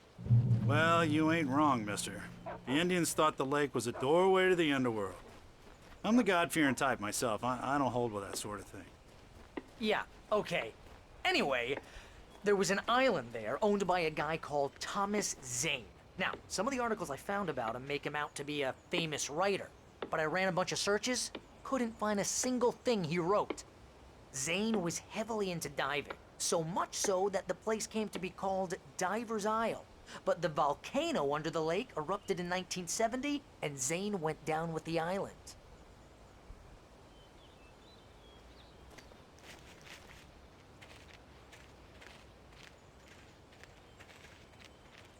Yeah, how about that? It was there in the morning, as if it had fallen from the sky. But it would take a tornado to lift something like that. We're damn lucky it didn't crush any of the trailers.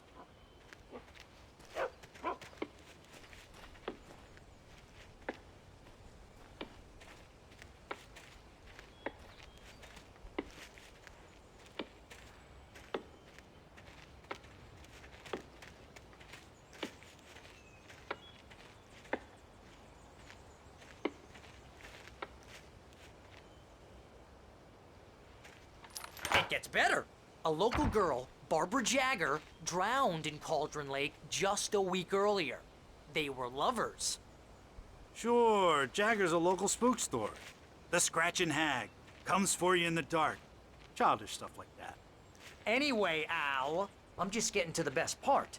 All of the articles about this stuff were written by Cynthia Weaver. I asked around, and she's that crazy bag lady you met. What, the lamp lady? She can be a little loopy, but she's not homeless or anything. Yeah, anyway, she knew both Jagger and Zane before they both died, and she had some kind of a breakdown.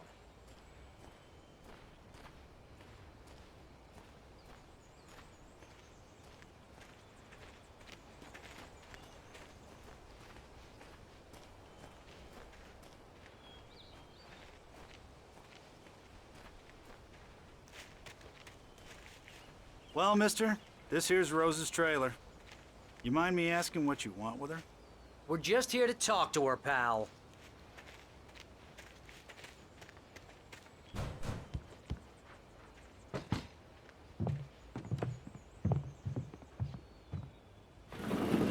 Welcome to...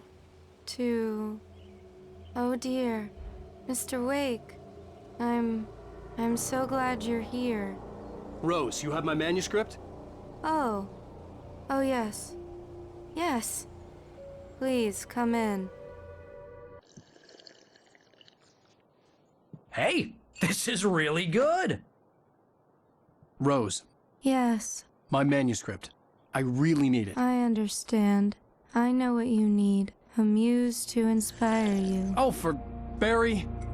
She doesn't have anything. Yeah, hey, Al, what's...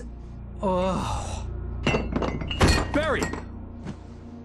What? What?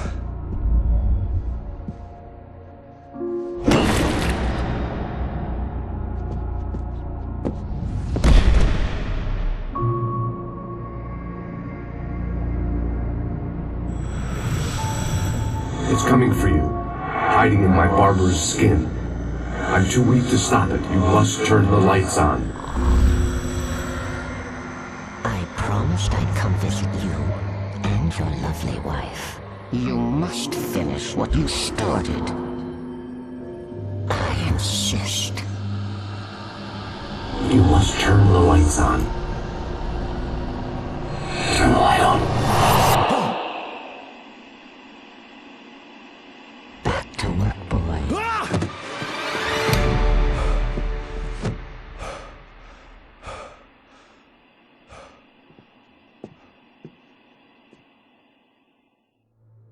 I felt nauseous, hungover. Only anger kept me going. Rose took a day from me. I had less than 12 hours left to meet the kidnapper. All I could do was get Barry into the car, work something out once I got on the road. My gun and flashlight were gone. I'd have to find a way to get Barry into the car as quickly as possible. There was no time to waste. Mr. Randolph liked Rose. That little smile she had. How she was still sweet when life had tried so hard to make her bitter.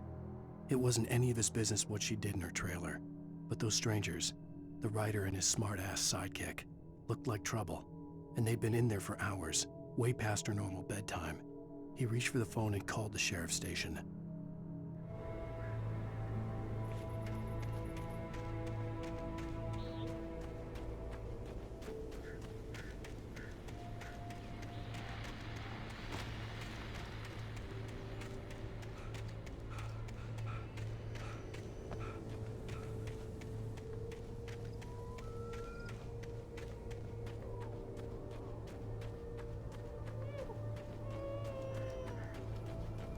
Oh, you're gonna get it now. God knows what you've done to that poor girl. This is Agent Nightingale, FBI! Get him up, Hemingway! You're under arrest! You move a muscle, I'll unload right in your goddamn face! Stay right where you are, Spillane!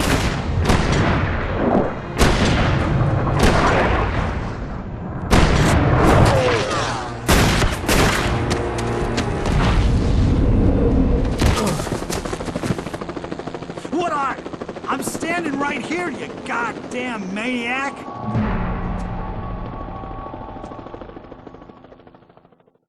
I hated to leave Barry behind, but there was no way I'd miss my appointment with the kidnapper. Give it up, Mr. Wake. Come on. Take it easy. Get after it. Don't let him get away. Move it, move it, move it. I'll have the shot. Let him get away.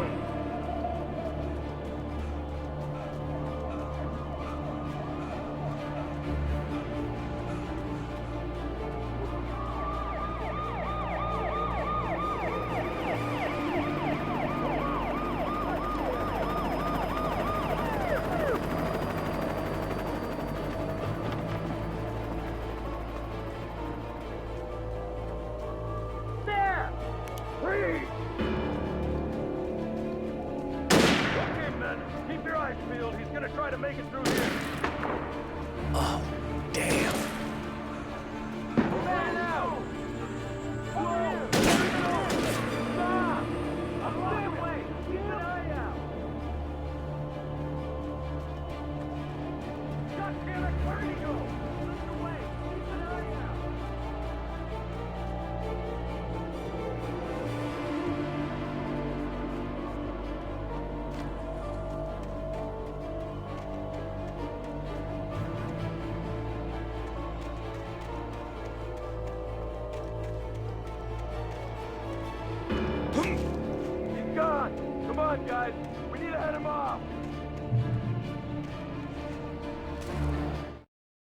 For decades, the darkness that wore Barbara Jagger's skin slept fitfully in the dark place that was its home and prison.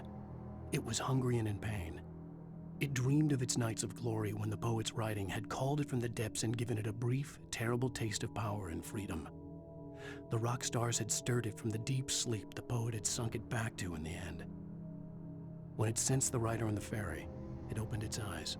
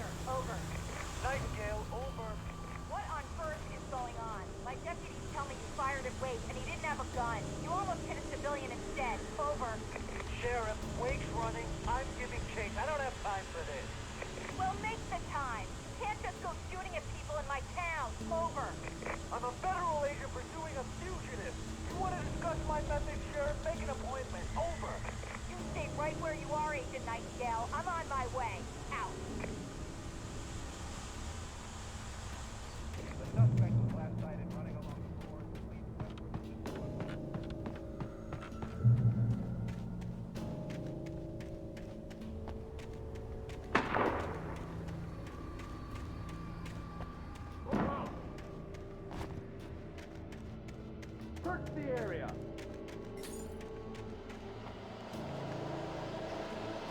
Stay sharp. This way. Over here.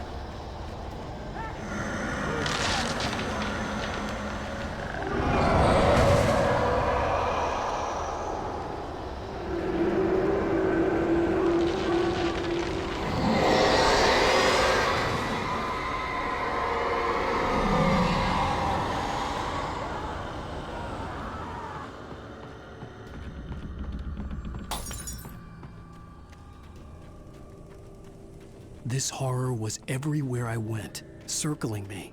The cops didn't stand a chance. They were after a writer, not a monster. Wait, are you seriously telling me that geek writer just took out my deputies? Are you kidding? I mean, have you seen this guy? He wears a tweed jacket. Over. He's the guy we're chasing. If it's not him, who then? Bigfoot? Over. I don't know yet, but I'm not in the habit of jumping to conclusions. That tends to come back and bite you in the ass. Out.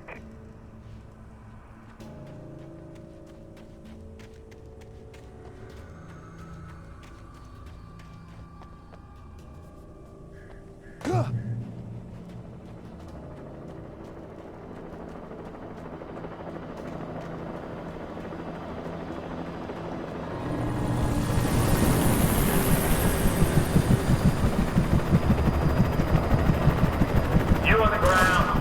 Hold it right there.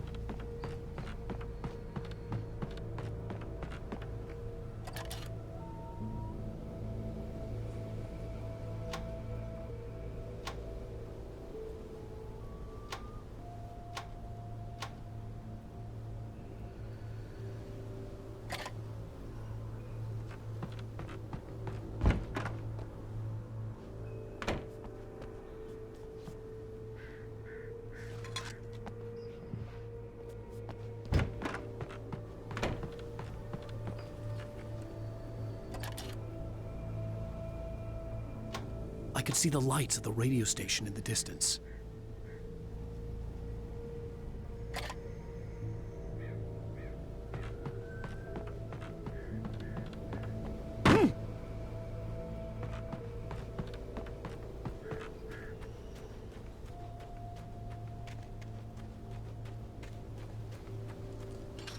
I imagined that the broadcast tower in the distance was part of the local radio station.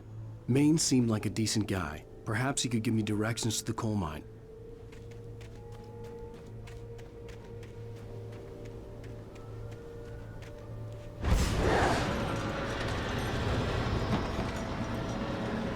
Unnatural shadows clung to the gate. The darkness that was after me was trying to stop me. I wouldn't get through without a light.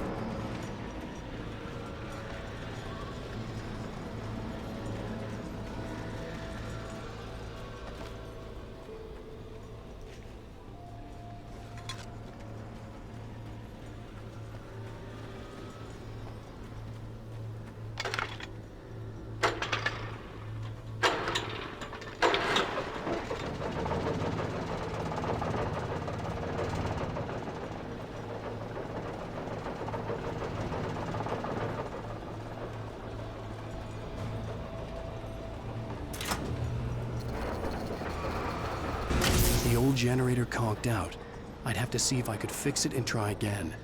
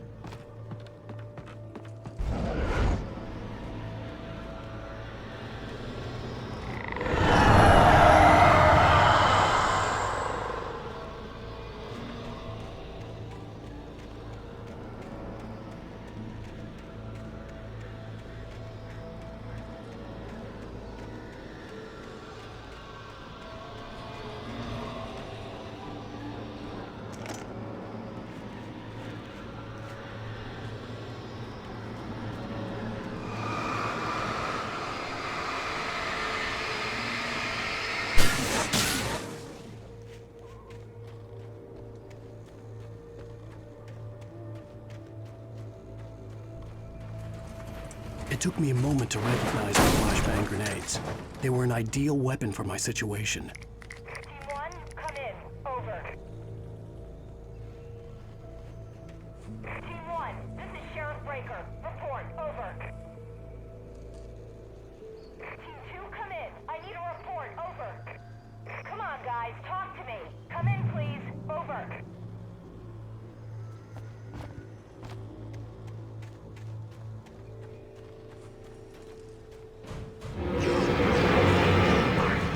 Okay, so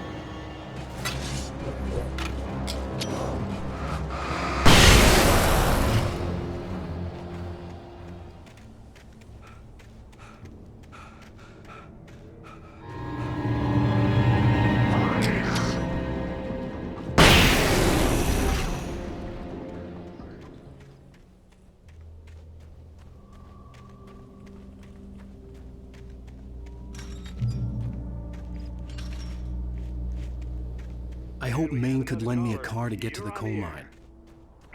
It's Lorna Miles. Oh, why, hello, Lorna. What do you have for us?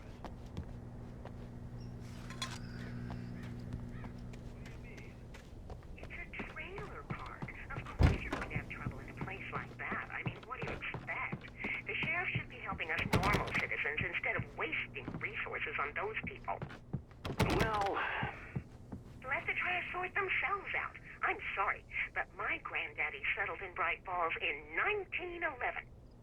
Well, thank you very much for that compassionate viewpoint, Lorna. Oh, here's a little surprise. The famous writer Alan Wake just walked in. Folks, I'm going to see if I can talk him into an interview. Come on in, Mr. Wake. Oh, I'm so glad you could find the time to do this, Mr. Wake. Nowhere to run now, Dan Brown. You back away from me. Don't hurt. Whoa. Everyone calm down. Put the gun down. We're all friends here, right? Cool your jets, Nightingale. We got him. Judas Priest! What the hell's the matter with you? There's a civilian in there.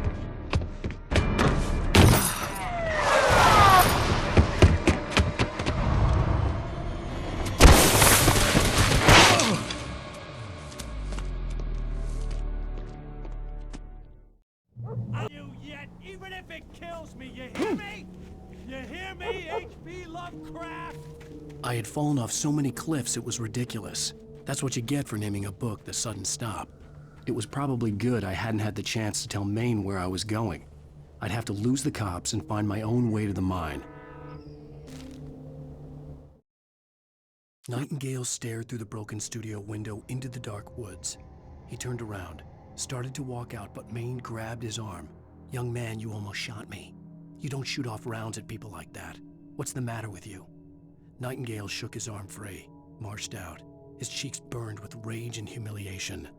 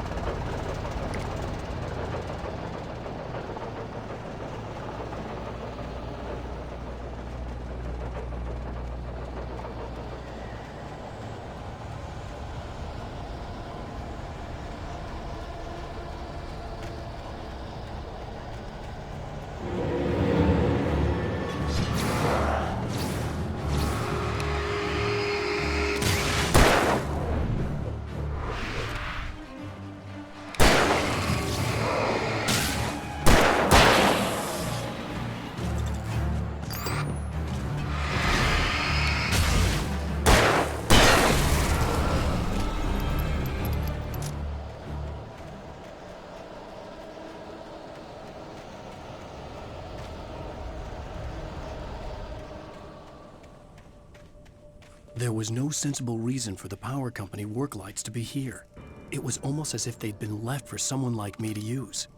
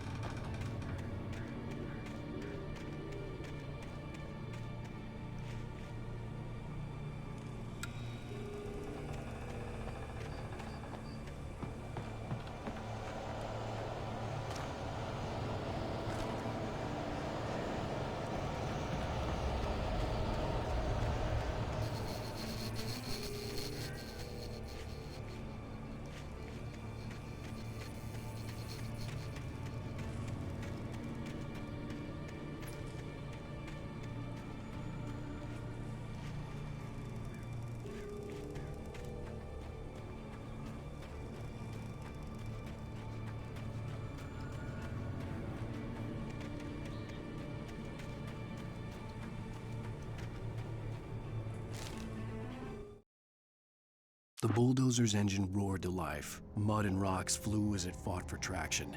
It crashed through the concrete wall and landed heavily in the yard. If it were an animal, it would have shaken its head after the impact, fixed its eyes on me, and charged. Of course, it had no head, nor eyes. Shadows crawled on its form, twisting it into a monster. Then, it came for me.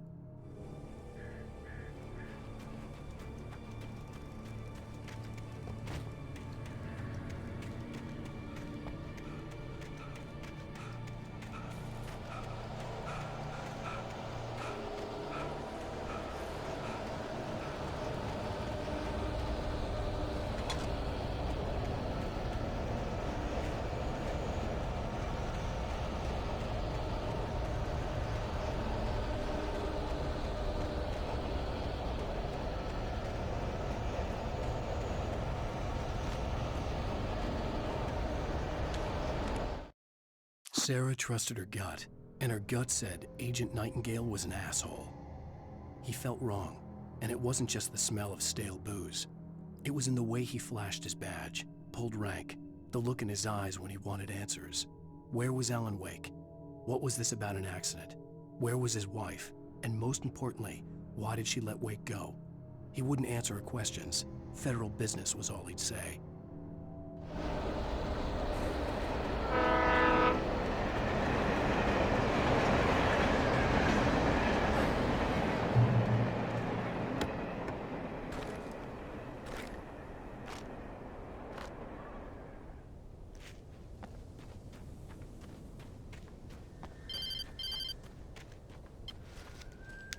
Hello? The most stubborn man I've ever met. Alice? Alice? Alan, I'm so afraid. Keeps me in the dark. Please help me. I look at you, Alan, and it's not you. Something else. Looking out from behind your eyes. Alice, I'm here.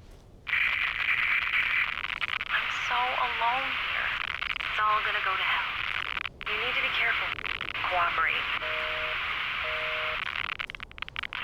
The connection had been terrible, but that wasn't the only thing that hadn't been right with the call.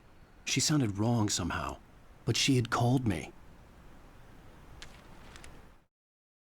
The pipe wrenched itself loose from the bridge's steel framework. Wrapped in darkness, it floated in midair, twitching. For a moment, I didn't understand what I was looking at. The heavy object lurched at me with impossible force. I threw myself out of the way, but just barely. When I turned my flashlight on it, it shook in a dark rage before it flew at me again.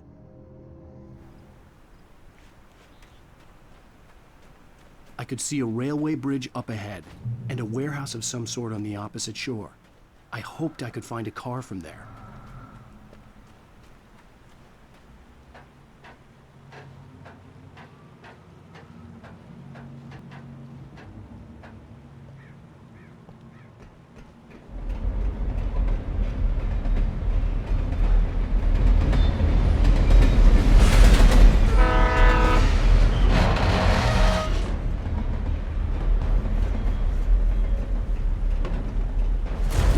That was pursuing me was growing stronger, and it was taking over everything in its path.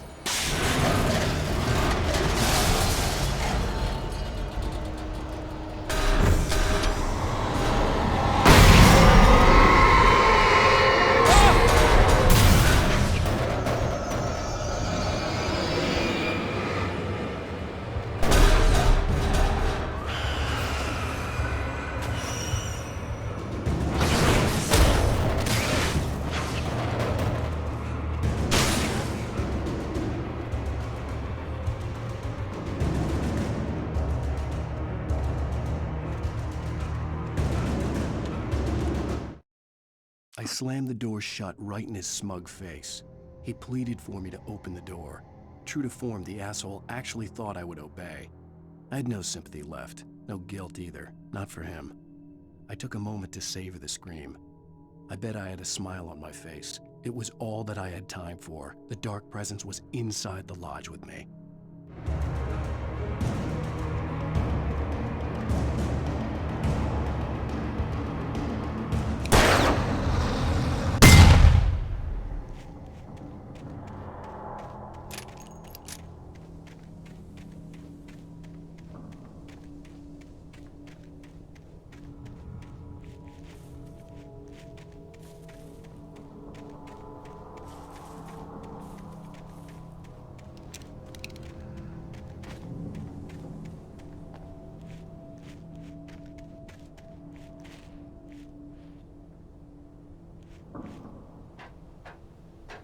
As a teenager, just starting to get interested in writing, Stephen King had been a source of inspiration to me.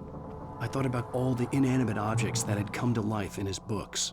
No one is safe in a good horror story, certainly not the protagonist. That's what makes them fun. This was anything but. The darkness could possess anything, and it was getting closer.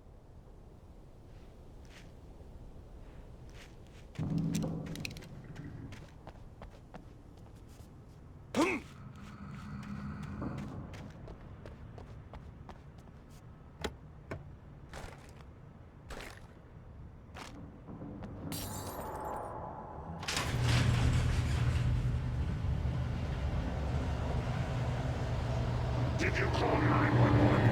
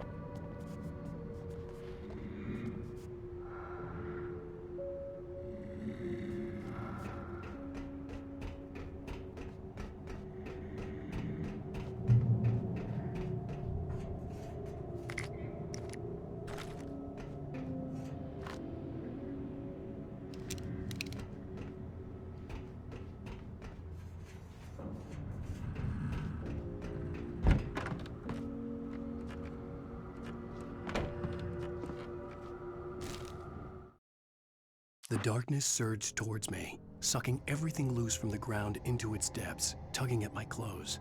I saw the flare the kidnapper had dropped and threw myself towards it just as I felt my feet leave the ground. The darkness embraced me with the force of a tornado. Somehow I managed to light the flare. The darkness roared and cast me away. I fell toward the dark waters of the lake far below.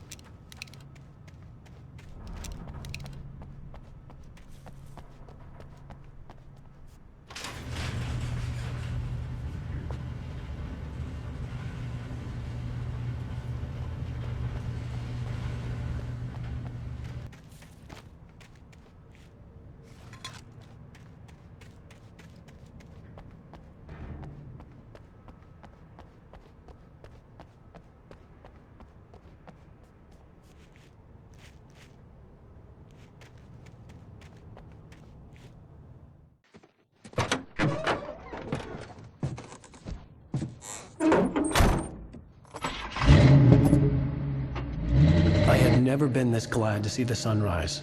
I had a couple of hours to get to the coal mine.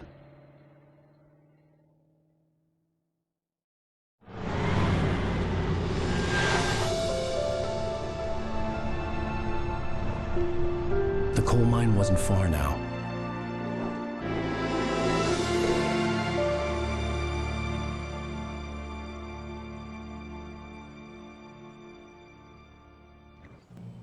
Today, I would meet the kidnapper, and he would give me Alice. I wouldn't give him any other choice. A drowning man will clutch at a straw. Little by little, without realizing it, I'd come to believe that the story in the manuscript was coming true. The current of its narrative had taken me deeper and deeper into dark waters. Alice had been taken from me. Barry was probably in jail. I was a fugitive from the FBI. The whole world taken over by the Dark Presence was trying to destroy me. It all felt real, but it matched a textbook case of insanity.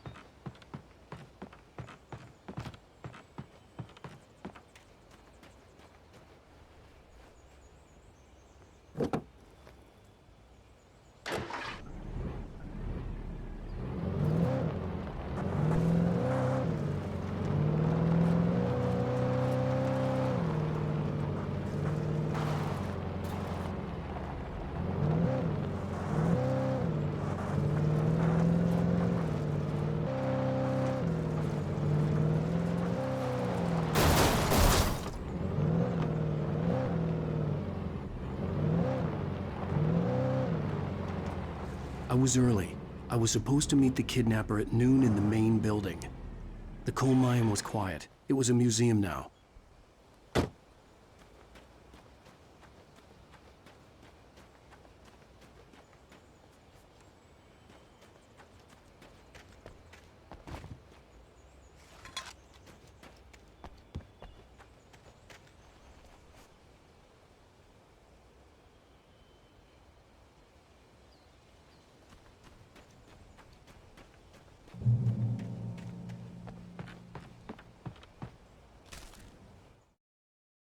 With Nightingale gone and the night wind blowing in through the broken studio window, Maine stared at Sarah.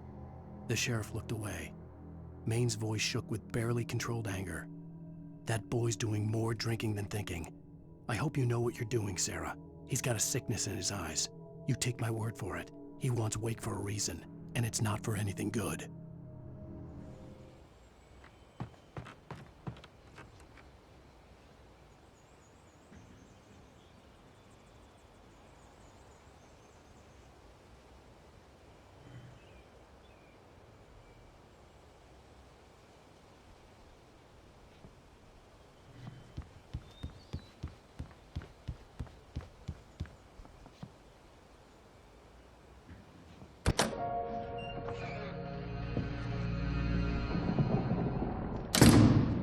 I didn't want to go outside. Cops had to be looking for me. The noon sun turned the place into a sauna. The day dragged on. Different scenarios ran through my mind. Ways of how I'd torture the kidnapper to get Alice back. Or the different horrible things he could have done to her. I imagined her dead. I had no way of knowing she was still alive. It was killing me. I was running on blind hope. It was all a waste of time. The bastard never showed up.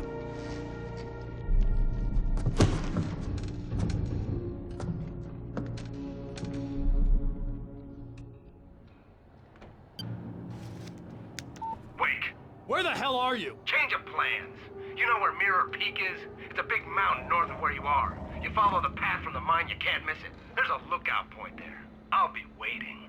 I'm through being jerked around by you. You want to see your wife alive? Because if you do, you better watch what you say to me. Do we understand each other? I want to talk to Alice. Yeah, and I want the manuscript. Don't keep me waiting, Wake. Hello?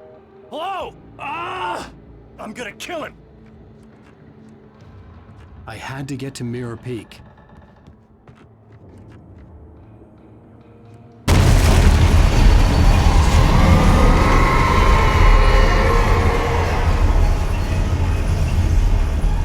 It was close, maybe closer than ever before.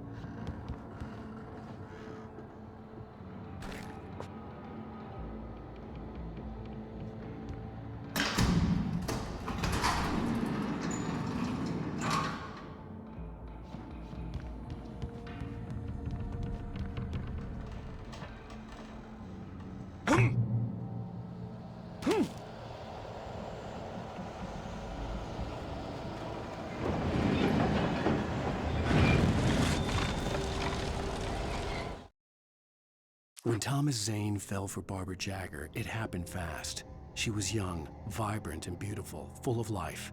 He had never been a very happy man, and without any seeming effort, she had changed all that. Zane felt good for the first time in his life. Everything she did was another piece of a jigsaw puzzle he hadn't even known he'd been missing. And best of all, she made the words flow, strong and sharp. She was his muse.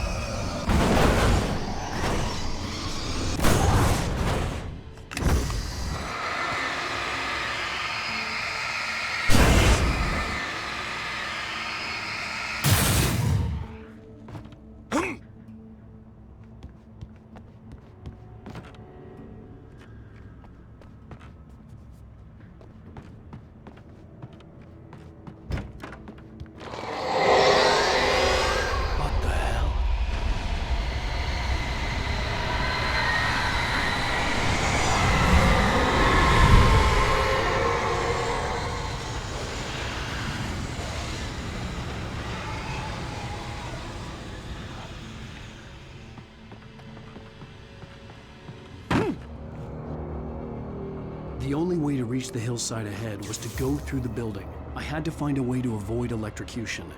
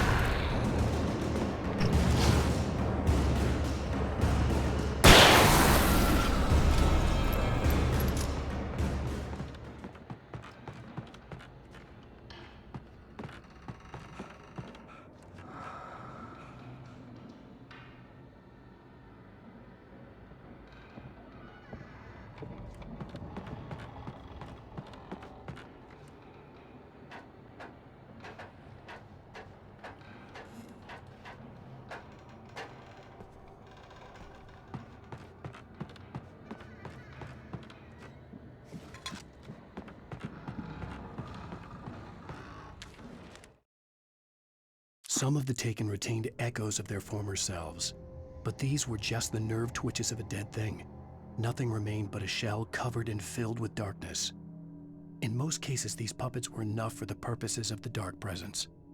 But for anything more elaborate, as with the writer, it was different. It needed his mind. And so rather than taking him over completely, it merely touched him.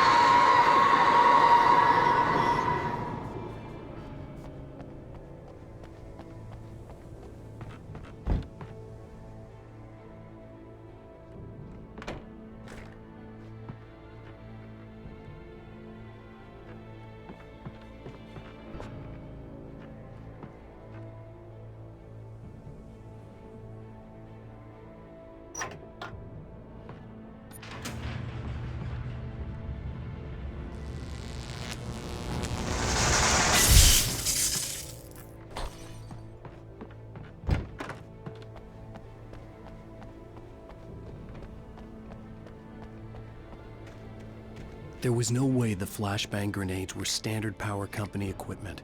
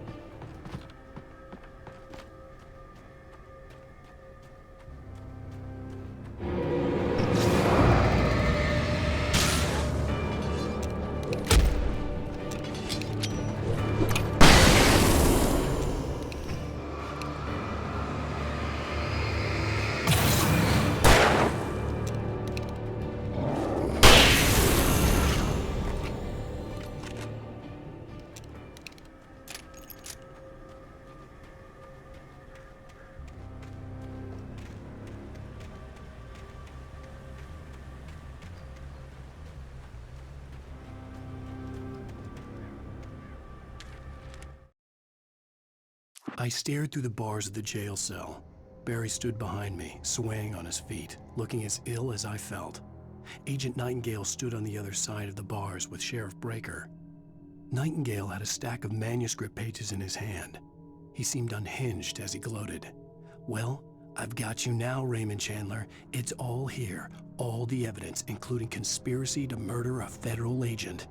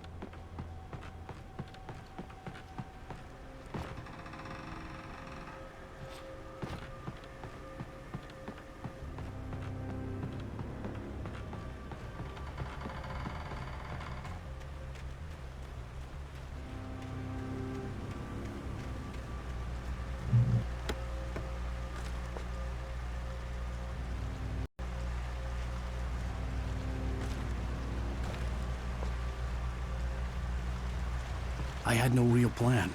I was going to give the kidnapper all the manuscript pages I had for Alice.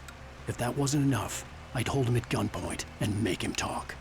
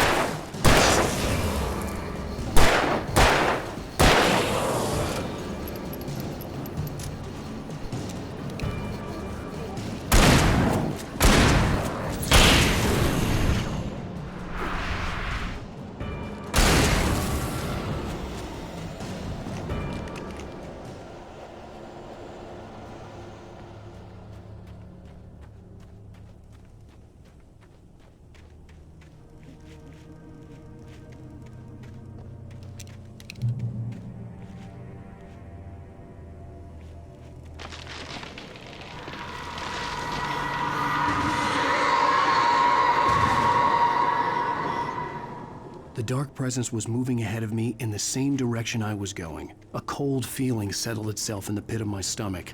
Was it going for Alice?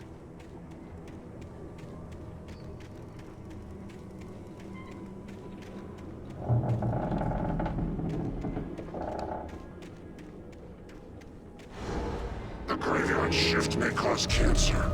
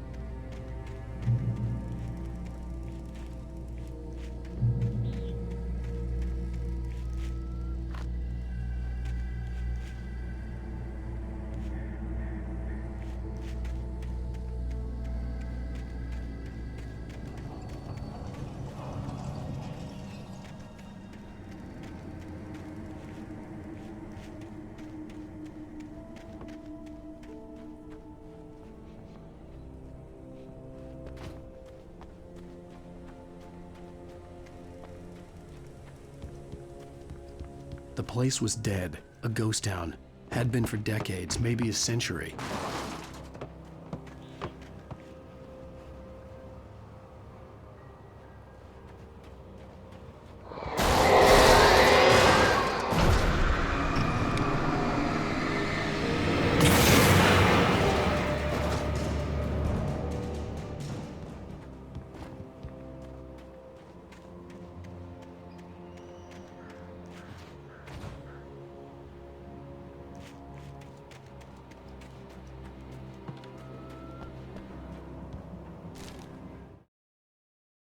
Things were never as simple in real life as in fiction. I had lost count of the times I had wished there'd be a clear reason for my writer's block. Something to fight, something to lash out on. There wasn't. I was filled with doubt. I was nothing like the hero in my books. Alex Casey had gone through his life with single-minded determination, never wavering from his goal. Even now, I was angry at myself, angry at Alice, angry at Barry. I was fumbling and I had no plan.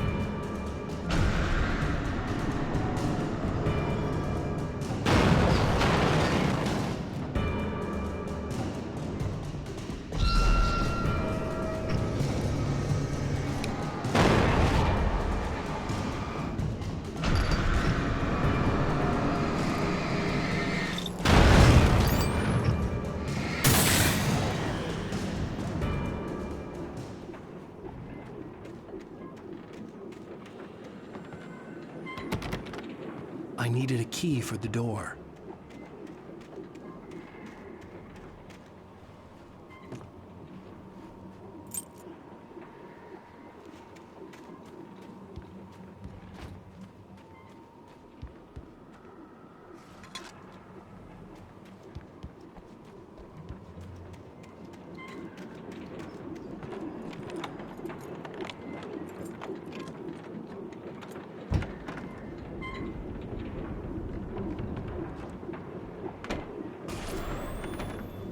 Anything outside of writing is a struggle. I feel ill. I managed to make my way downstairs. There's a shoebox filled with books and papers by Thomas Zane. It's very hard to focus, but I managed to read some of it. He's a poet, and a good one. He writes of muses and creators summoning fabulous things from a magic lake, using his powers to shape the world of a realm of gods and dreams and demons, dark things that wait for a chance to slip through, wearing the flesh of men as disguise. Zane writes about himself, his girlfriend being taken over by a dark presence, about growing scared of the lake. Zane believes it's a mirror to the gaping void of darkness above, where some Lovecraftian presence lurks. I crawl back upstairs. I'll borrow these things for my story. They ring true. They fit.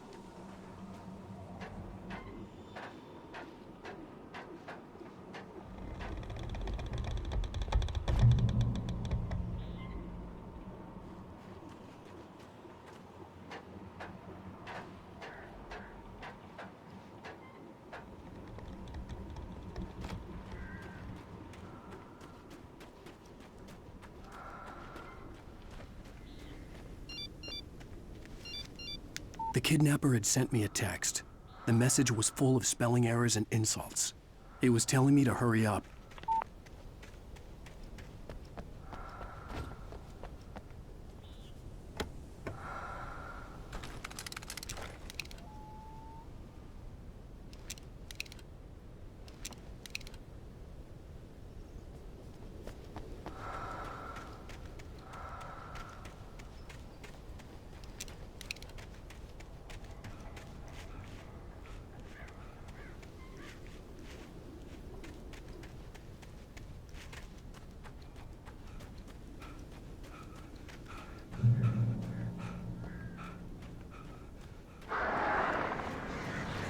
Birds.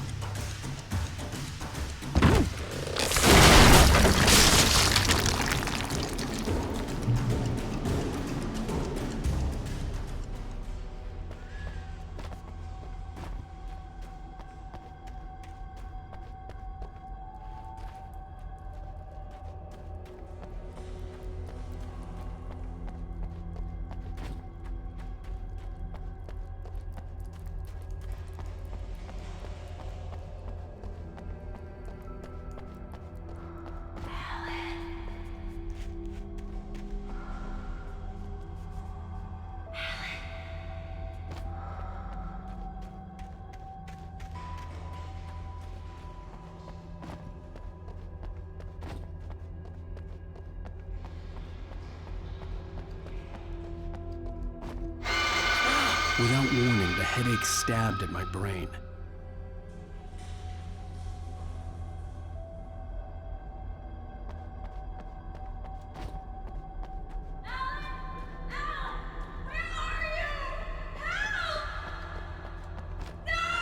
Alice? Alice!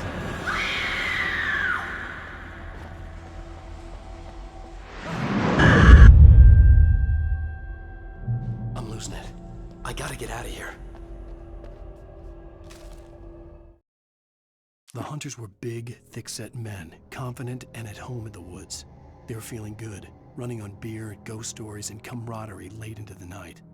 It did them no good, as they were taken by the dark presence, sucked deep into a darkness far worse than any ghost story they ever told or heard.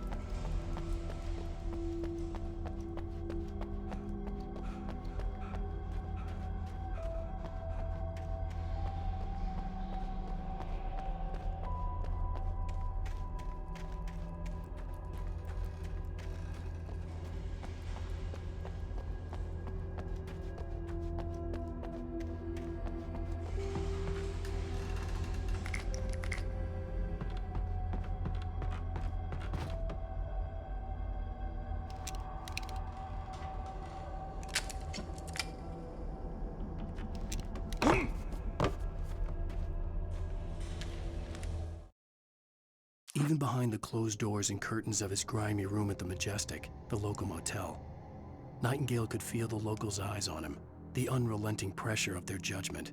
He forced it out of his mind.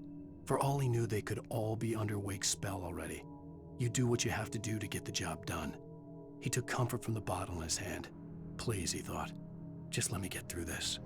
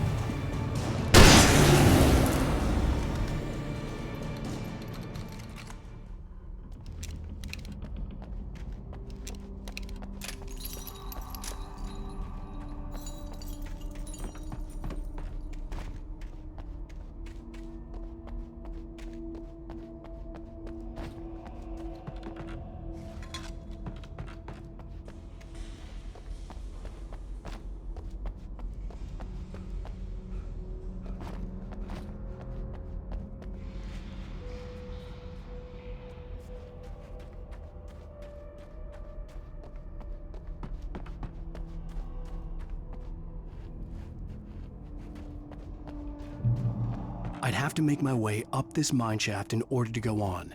Maybe the machinery could help me with that.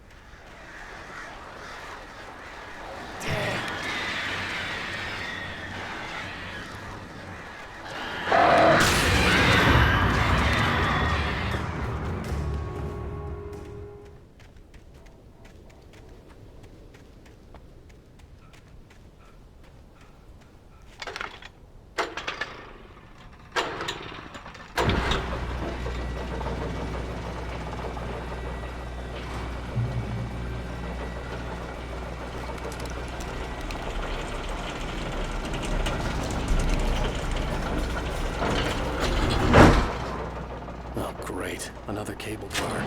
Just great.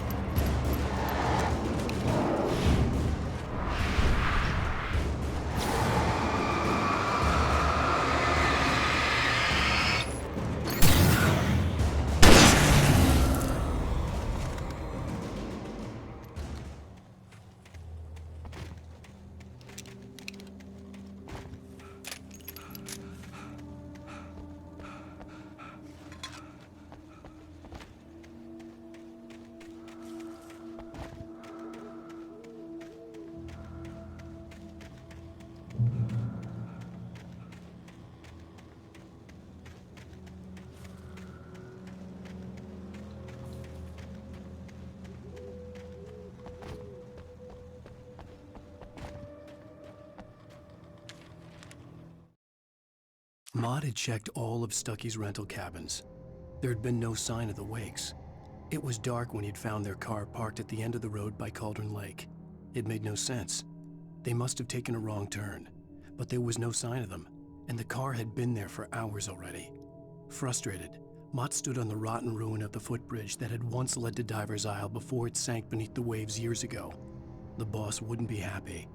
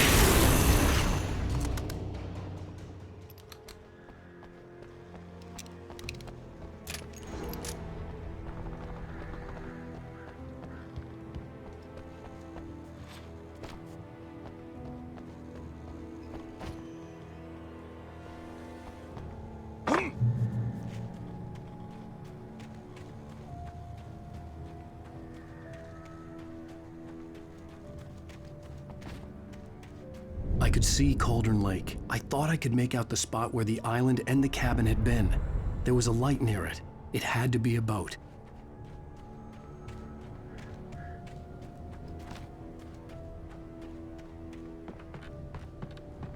I was close now. I had to get there fast. I dreaded what I would find.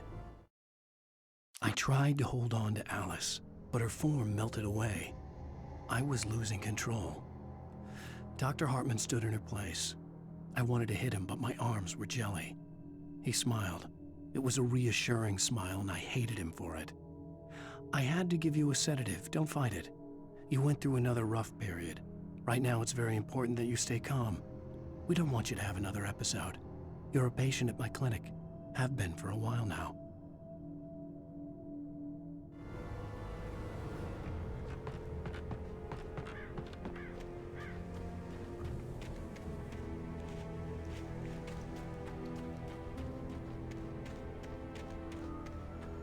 Wait!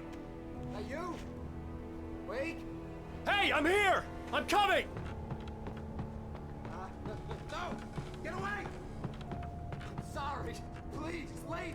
The boss didn't know who he was messing with. I didn't know. I swear I didn't know. We don't have his wife. We don't know where she is. She's probably drowned. We just said we had her to make him play ball. You see? To get him writing for us. Please. Please. Oh. I'm sorry. Please don't hurt me. Ah! Ah!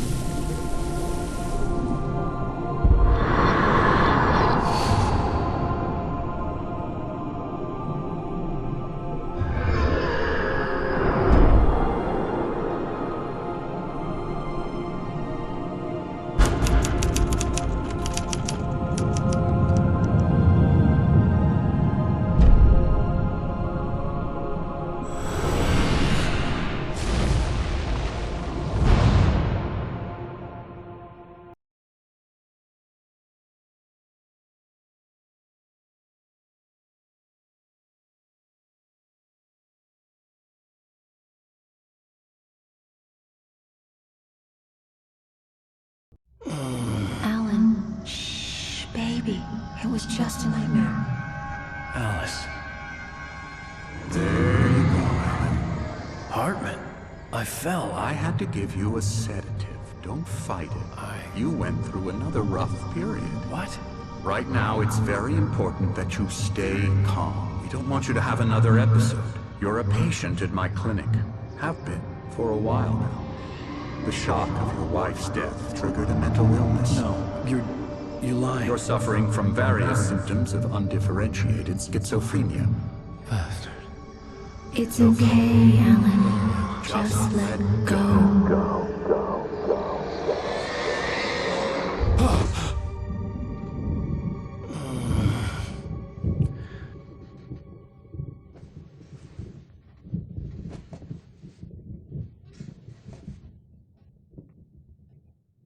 I felt... whatever Hartman had bumped in me was making me numb. I felt like this was happening to someone else. Someone I was watching on television. I couldn't think. Couldn't focus. There were only empty sheets of paper here. No manuscript pages. The door was locked. I was a prisoner here.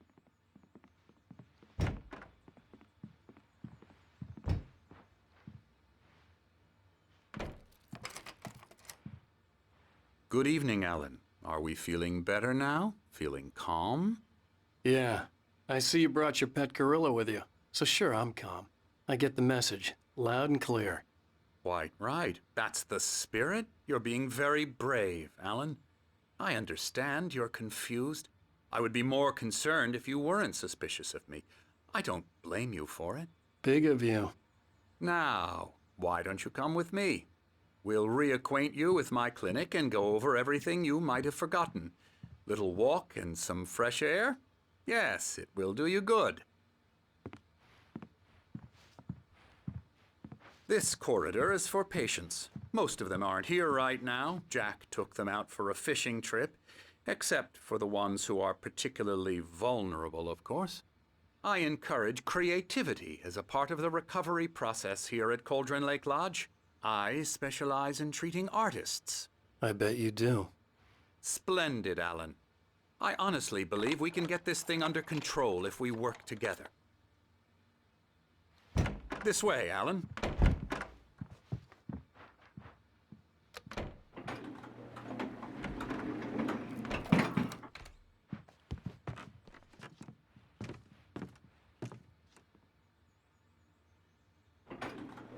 Now, Alan, from past experience with you, I know I need to get right into the heart of the matter as quickly as I can after an episode.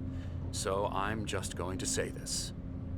Alice is dead. No. You're in a very vulnerable state until you understand and accept this. Alice drowned, and you couldn't face that. You're suffering from hallucinations, paranoid delusions, unusual thinking, an obsession about light and darkness, a feeling that everything revolves around you, your thoughts and dreams. Your mind has constructed an elaborate fantasy scenario in which your writings are affecting reality. She has been kidnapped, and supernatural forces of darkness are trying to stop you. We go this way, Alan. I wasn't ready for another shot, so I went along with it. He had to be lying. But under the influence of the drug he had given me, I had to fight not to believe his words. It's all in your head. You've been making it up. Apart from the tragic accident with your wife, no one has been killed. Your delusions are just a manifestation of your subconscious mind trying to protect you from the too painful truth. Unless we fight the fantasy, it will return. I know the instinct is to resist me, but think about it. Doesn't this make far more sense than the insane supernatural conspiracy you have concocted in your mind? You're a skeptic by nature, Alan. We both know this. Everything can be explained logically.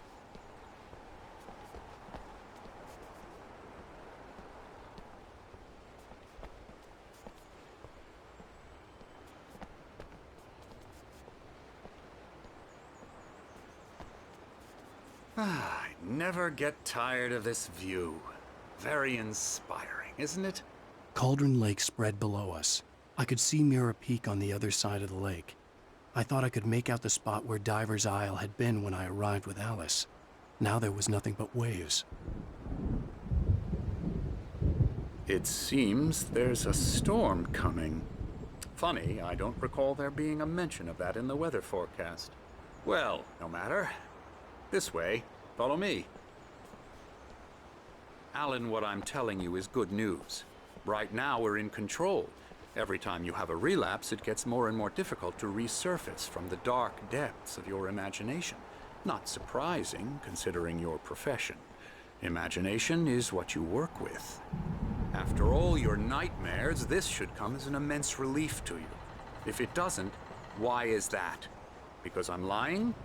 Or because you don't want to admit that you're not well? It's very natural for you to think of me as your enemy. It's part of the illness. I let him talk. After all, Hartman obviously loved his own voice. His words echoed madly inside my head. But I dug my nails into the palms of my hands to stay focused. You need to work with me. Once you accept that, we can begin the journey towards your recovery. Come along. Let's go inside.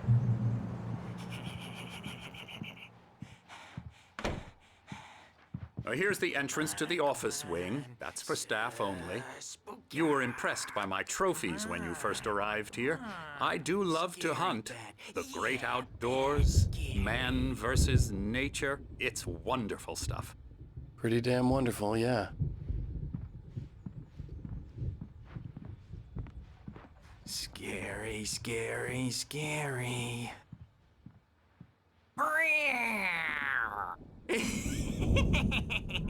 Emerson.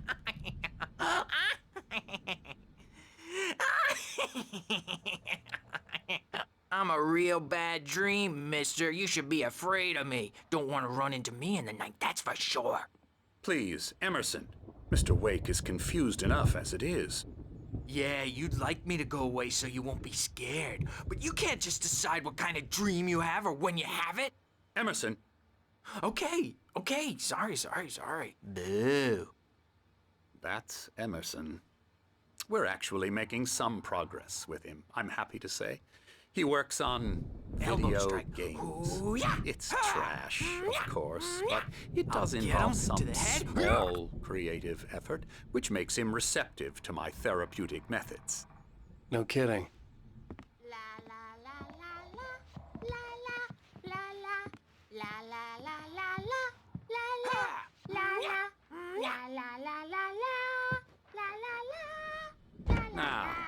You might have noticed the typewriter in your room. You've been writing as a part of the therapy. As soon as you feel up to it, you should continue.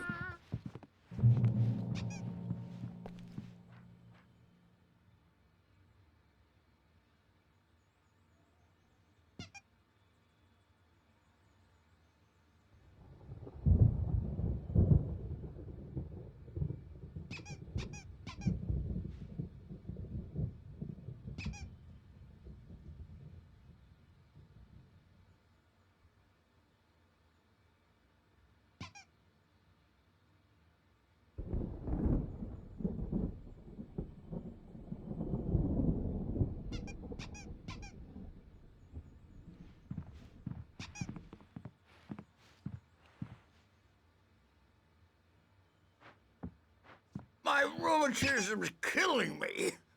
There's a storm coming. Oh, what a storm. I hope it wipes this place off the face of the earth. And these two are the Anderson brothers, Odin and Tor. They had how should I put this?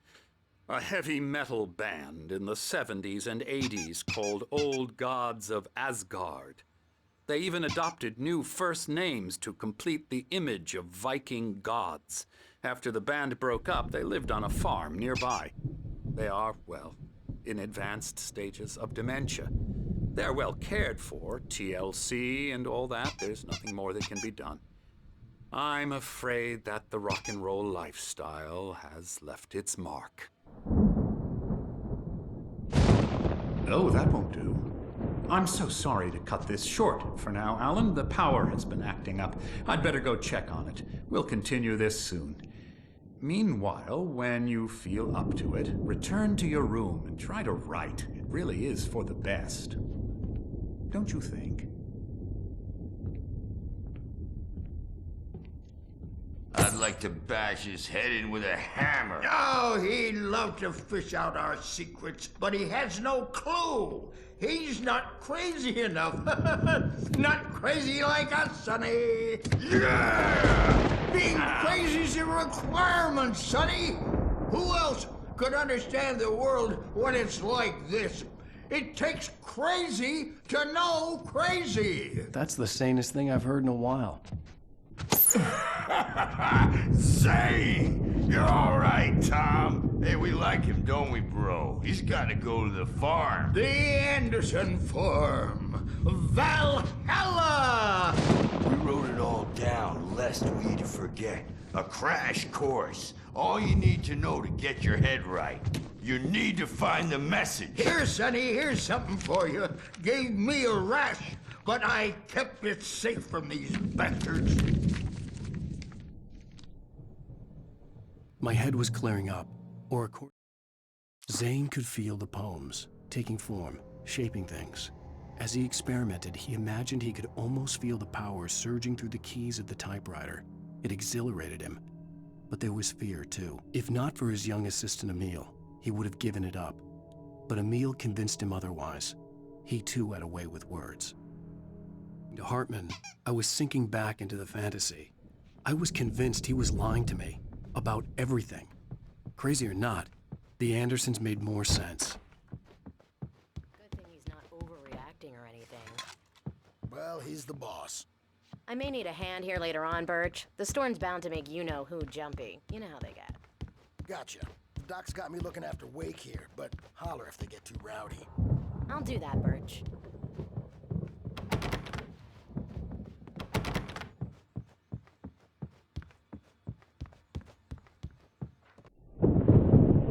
The white glare of the blank page in front of me hurt my eyes. My hands began to shake uncontrollably. Everybody, calm down. Put that down. Bert, I need help. Hey, Wake, you stay here. I'm gonna go see what's up. You just keep doing what you're doing. Be cool, okay?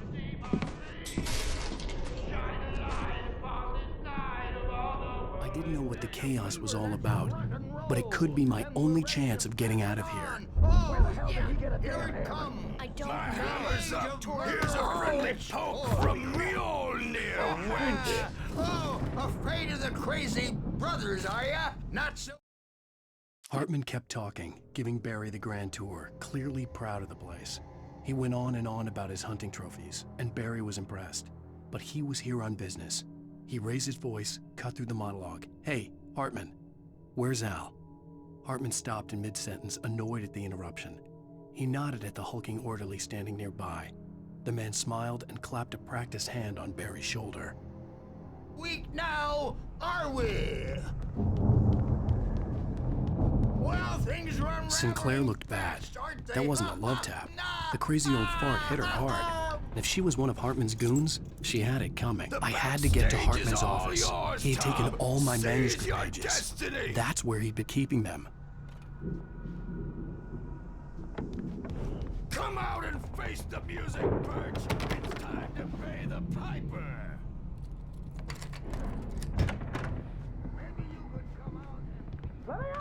The photo on the wall caught my attention. In it, the clinic staff was standing outside the lodge. I knew the man next to Hartman. He was the kidnapper. Hartman had been playing me all along. I am famous. I represent a celebrity. They'll be looking for me. Oh, Barry? Ow! About time! Barry, man, am I glad to see you. We need to get to Hartman's office. It's right next door. You okay? Yeah.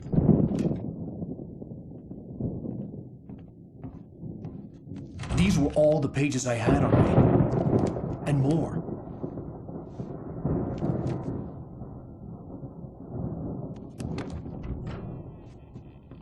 Alan, please.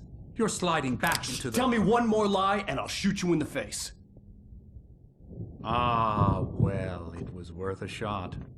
Really, Wake, come on. Let's work together on this. You have no idea... Hartman, shut up! Barry, get out of here. I'll catch up with you. Get a car. Oh, Al, let's just... Go! Wake, listen to me. This is a mistake. Don't you see? Together we can create something absolutely wonderful. With your ability and mine.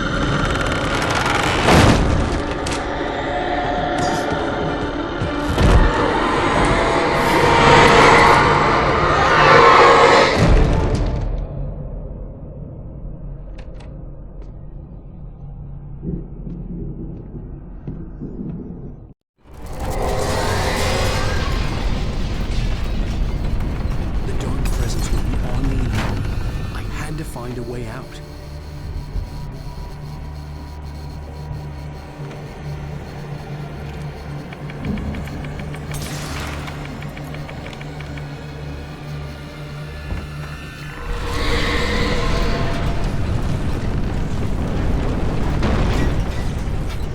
I needed light to get the possessed bookshelves out of my way.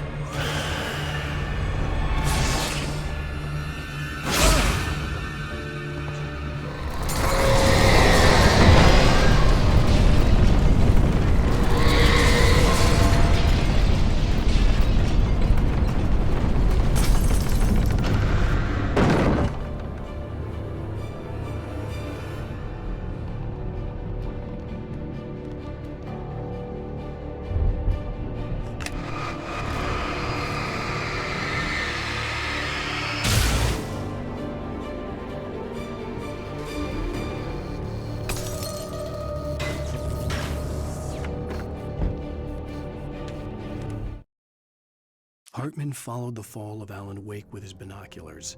When the rider hit the water, he ordered Jack to take the boat to him. The spot was easy to see in the dark, even with all the extra lights in the boat. The flare floated and kept burning even in the water. Jack turned the radio louder as the engine sputtered. The music was rough and clanking, something the Anderson brothers would no doubt have enjoyed. But Hartman chose to ignore it. Wake was finally within his reach. Hartman knew he was no creator. He had no ambitions on that front. And he certainly didn't want to end up like every artist he had worked with here, damaged in ways that were hard to describe, or worse. It was enough for Hartman to maintain creative control and provide direction, to be a producer. That was what most of these people were in need of anyway. Of course, suitable subjects were few and far in between.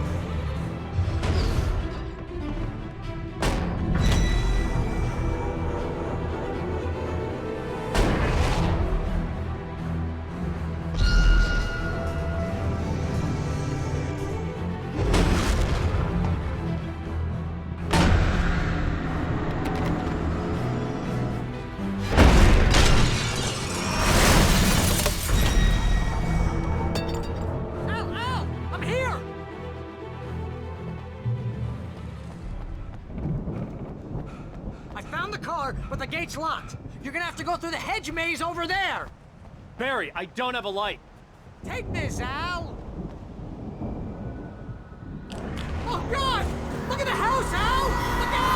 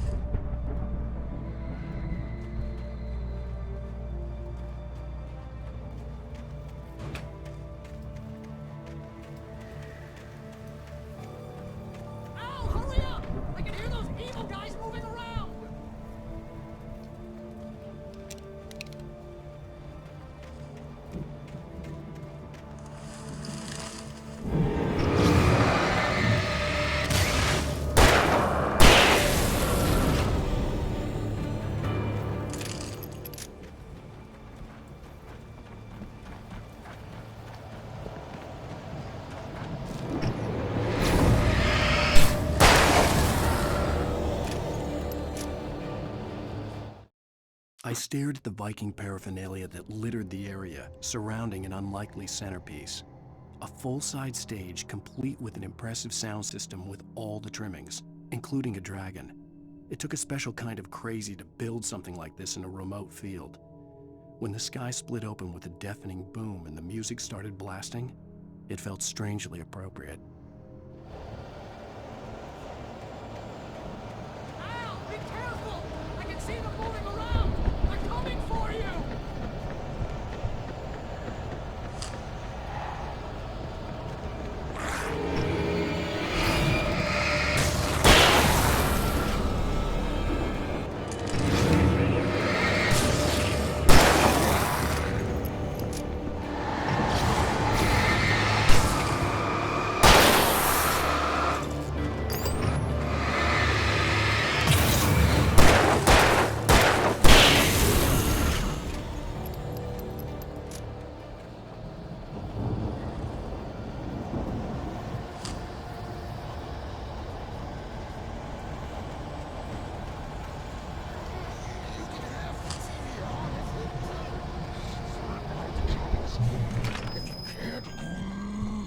the channel, we turn it off. We don't want any fighting. It makes people sad.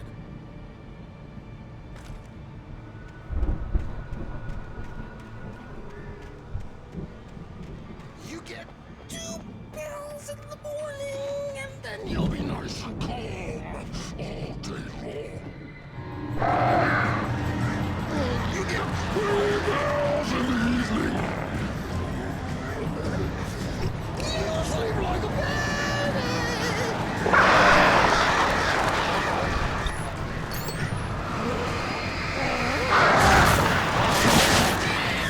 What seems to be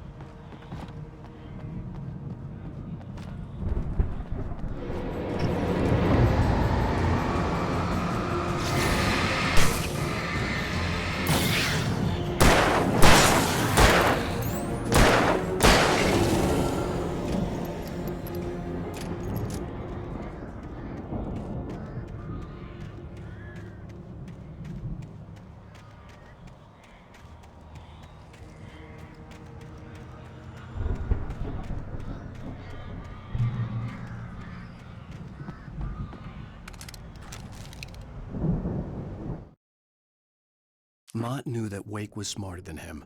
Wake had more money, a beautiful wife, everything. And Hartman said Wake was important. That made him better than Mott. But Mott was calling the shots now. He'd expected Wake to whimper and grovel, but instead, he seemed willing to fight. Mott knew he'd gotten under Wake's skin. If only Mott actually had his wife. The thought made him shiver.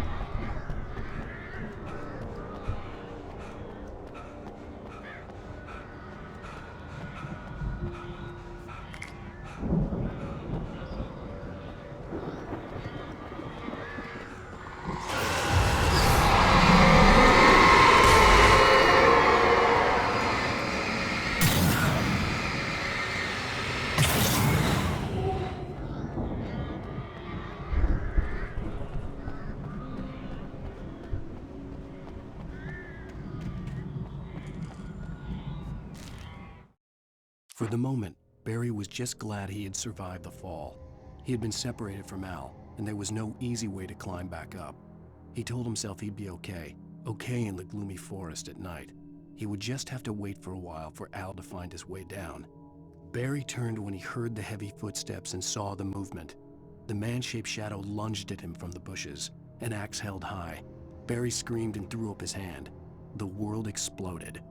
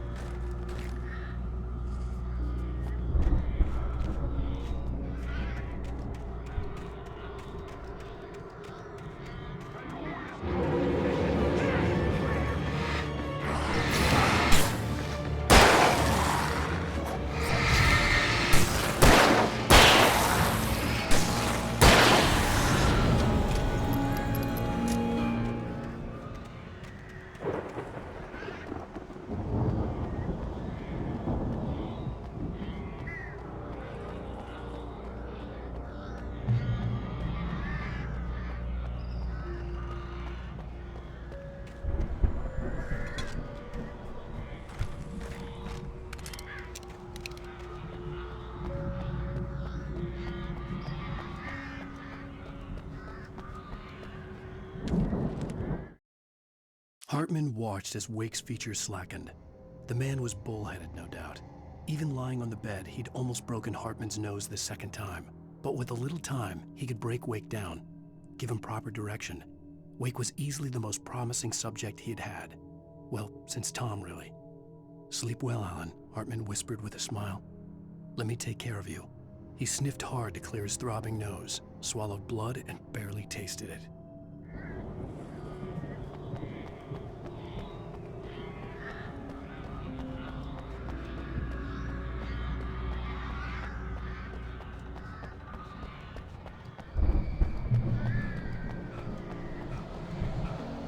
Al!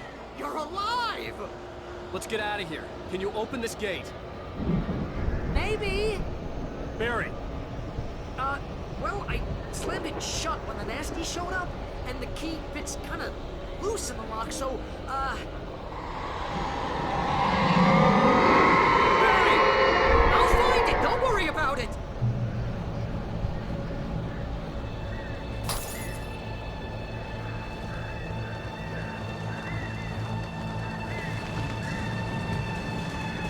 Hurry up, Barry! I'm on it! I'm on it!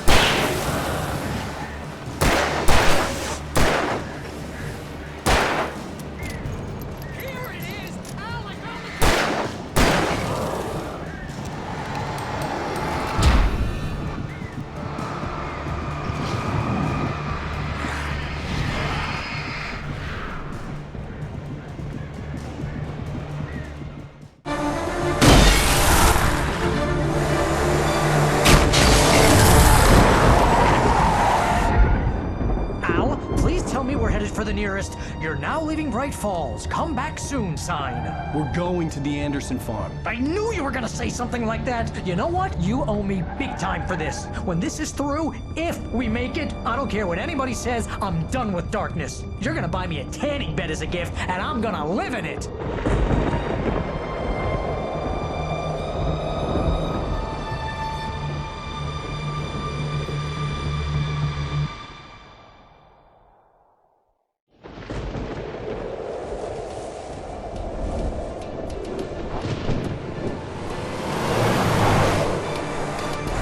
Crazy, but that's fine, Barry. Oh, you got that right, Al. You're barking mad. You are by far the craziest... But maybe that's inevitable when you deal with crazy stuff like this. It helps.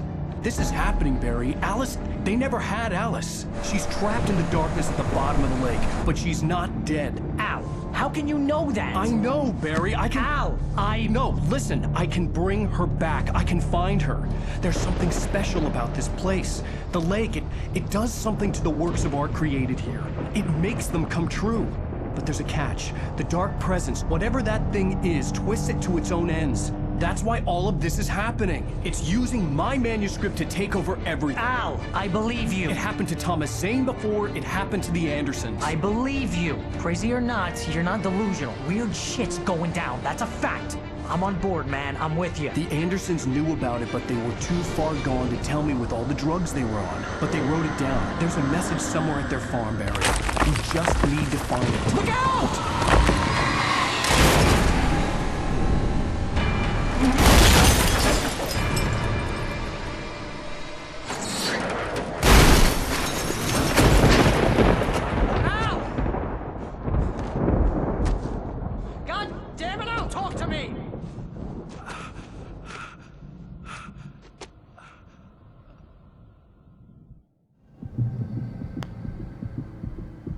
I had lost my gun in the crash.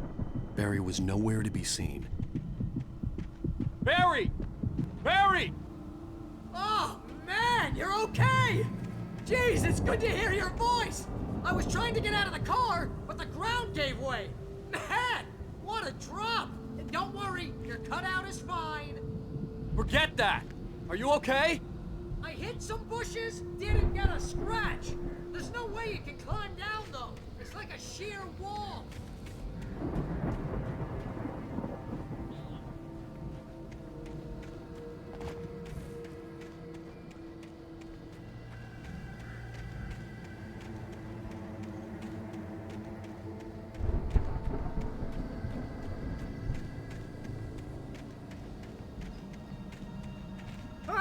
Al! There's something moving down here! Barry, it's a taken! Use a flare, Barry! Oh! Yeah! Barry, are you alright? I'm good, Al! I'm great! Guess you never messed with anyone from New York City before, huh? You're gonna have to find your way around to the farm, Al! I'll be waiting! Barry, just wait for me, okay? Al! I'm not staying here! It's suicide! I'm going to the farm! I'm gonna go ahead and secure the area. You can catch up. Don't worry about it! I'm on the case! Now he's Rambo. This would turn into a disaster if I didn't catch up with Barry.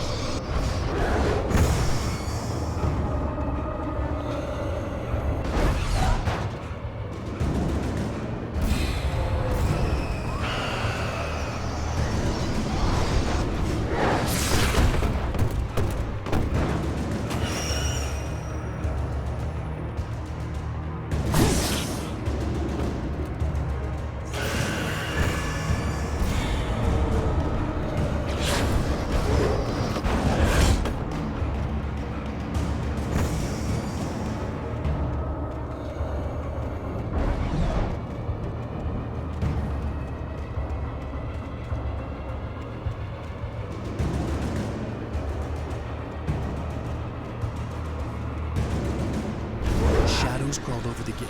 I needed a light to destroy them to get through.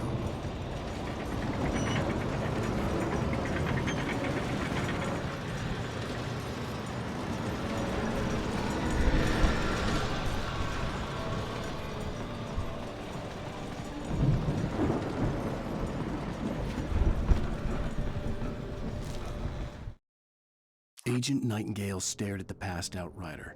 The man was sleeping off one hell of a night. Nightingale felt a stab of envy at Wake's oblivion, but he had a job to do.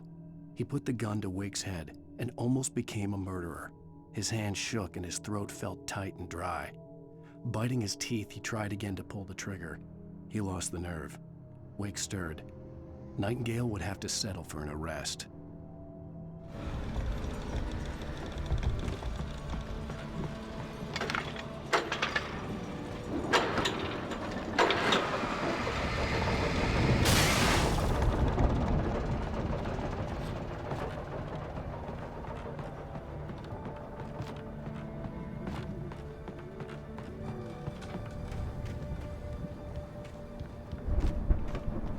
I could sense the movement in the woods ahead. Facing the enemy without a weapon was dangerous, but I had no choice.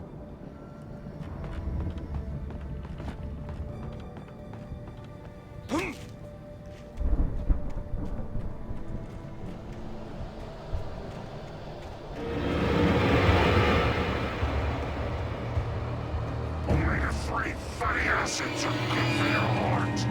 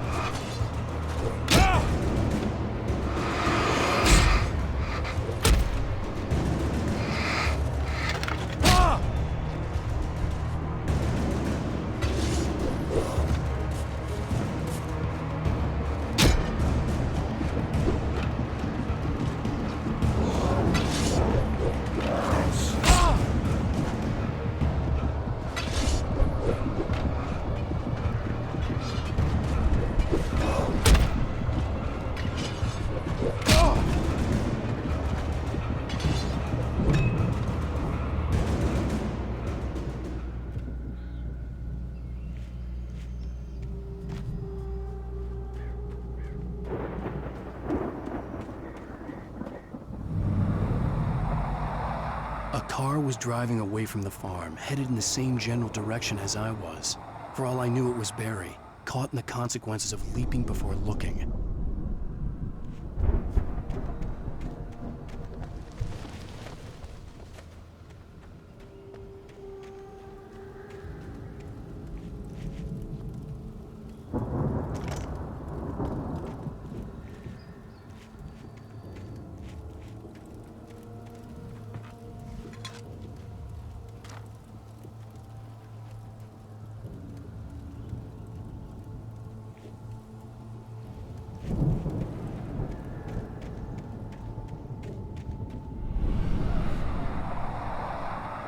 The car was heading for the cabin up ahead.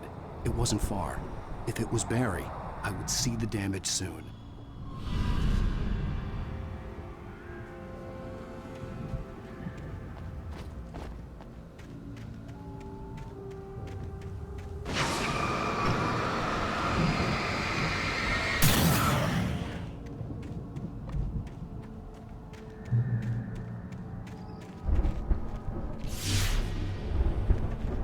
I'm trying to deliver each page to the right time and place. I'm trying to show you how the story goes. I had seen glimpses of the light before. I had seen it in my dream. The dark presence followed the choreography laid out to it in the manuscript, growing stronger and stronger, moving like a storm from one scene of destruction to the next. But it was still bound to follow the story and chained to the dark place it came from. When the story reached the end it longed for, it would finally be free. It was a strange spaceman or a diver in a bulky suit. He was the one who'd been placing the pages on my path.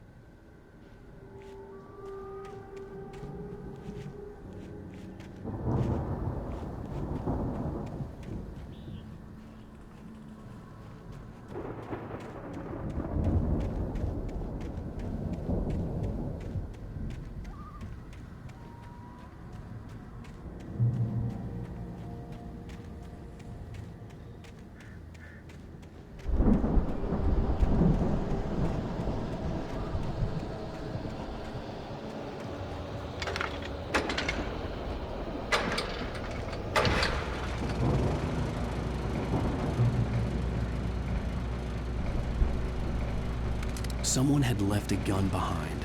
Now I had a fighting chance of reaching the farm. The storm raged on as the Anderson brothers walked unsteadily away from the clinic with the other patients in tow, knowing that this time they wouldn't return. The darkness around them seethed with horrors, but Tor and Odin were unafraid. Their eyes glinted with guile. They knew every secret path, and there was blood on their hands. They had fought these shades before.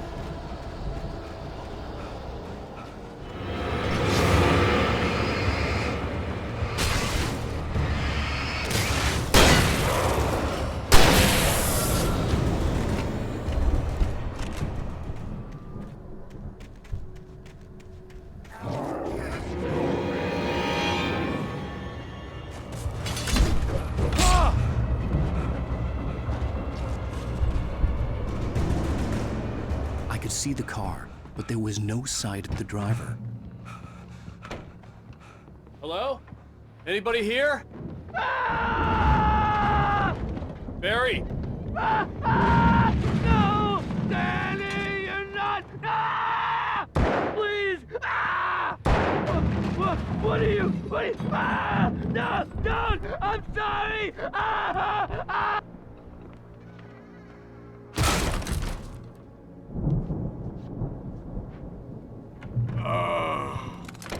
I know you. You were in jail the other day. I went to the farm again for the moonshine, you know? It makes you see. They're not gonna miss it. They're in the loony bin. But my buddy, Danny, I lost him. Something's gone wrong with him. It's not him. Like a real bad follow-up to a real good movie. The best friend's suddenly the bad guy. Who wrote this crap anyway?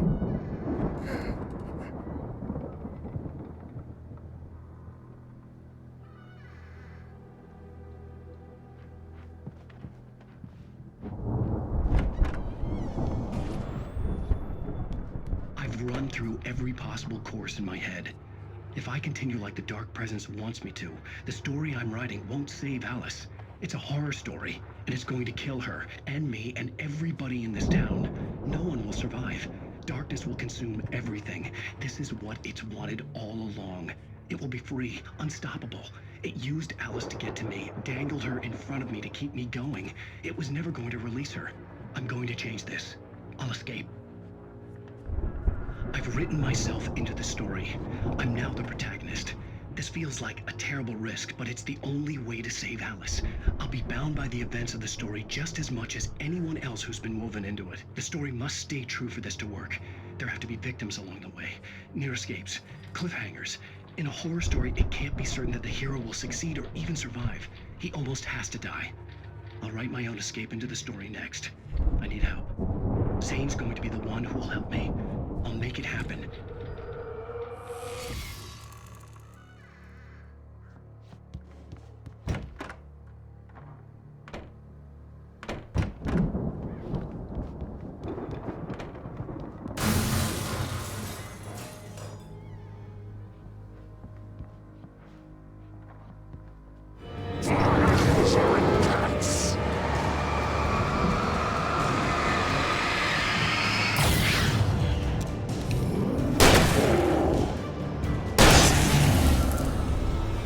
Let me guess. Danny, huh?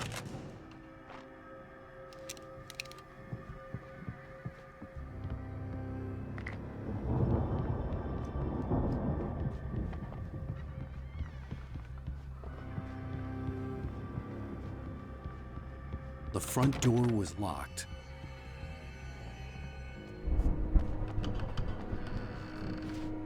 The farm was still a good distance away. I'd need a car to get there fast.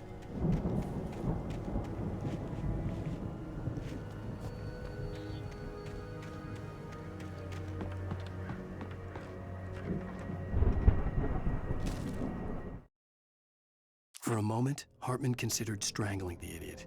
Mott was mean-spirited, but easily manipulated, an emotional infant who lived for his approval. Wake, by contrast, was a far more difficult subject. Mott had given him too much leash. In 2 days, who knew what could happen? Hartman would have to find a way to rein him in, and quickly.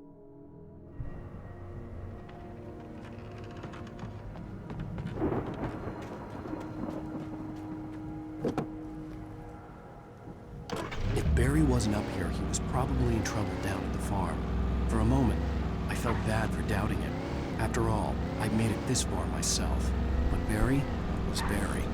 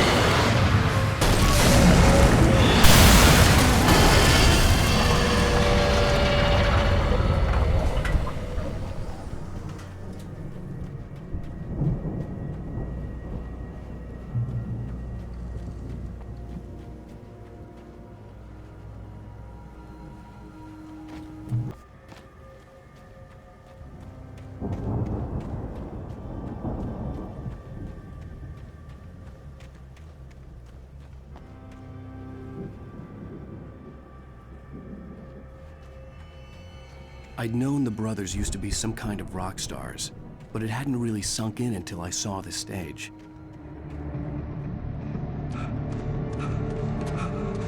Al! Run! Incoming! There's too many of them!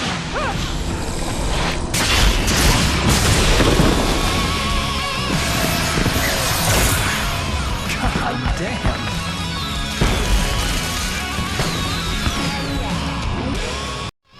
I'm so glad you decided to go it alone, Mr. Johnson. Shut up and shoot! Al! We have to fight them off! I can set off more of the fireworks from here and help you out! Hey, Al! Did you notice there's a lot of ammo and stuff around? This place is stocked!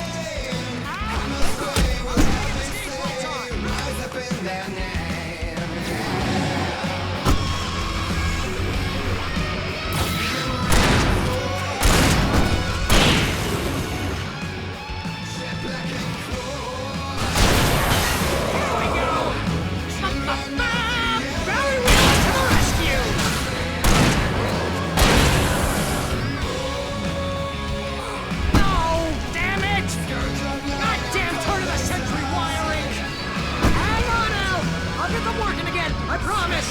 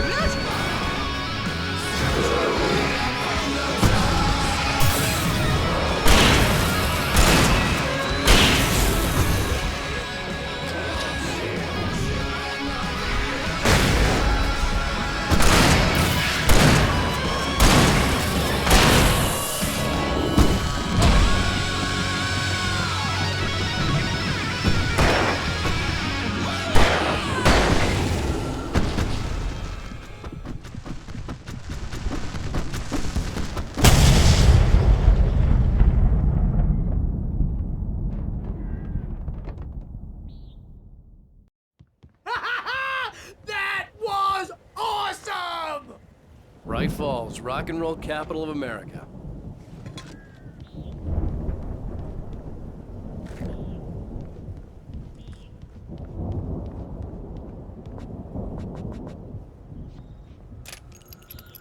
Hey, Al! This way to the farm!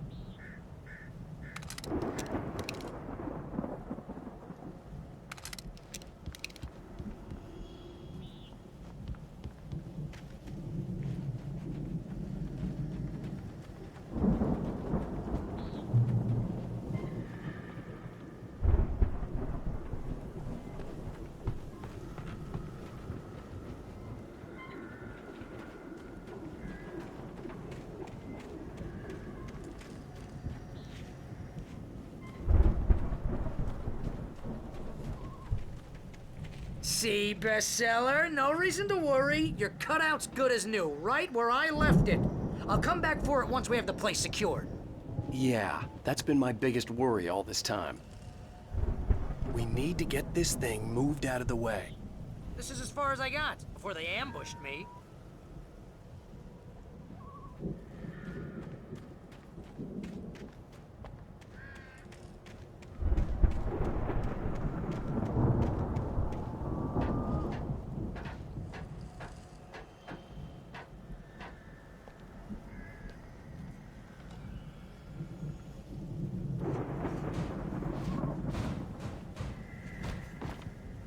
Hey, I think Alan Wake here has something to say. What's that, Al? I'm Alan Wake. I'm always right about everything. And if I don't get my way, I'll sulk all day long. I'm always intense and moody. It makes me very attractive and mysterious. Right now, I'm just standing here because I need my best friend Barry to carry me. Wow! You look at that thing, Al! They really went all out with this Viking crap, didn't they? Look at all this stuff. They must have done Sleep. We all spend Oh, Night Springs. Man, brings back memories. Hey, remember when I got you that gig? Your first real writing job. What got you started? Oh, is this one of your episodes?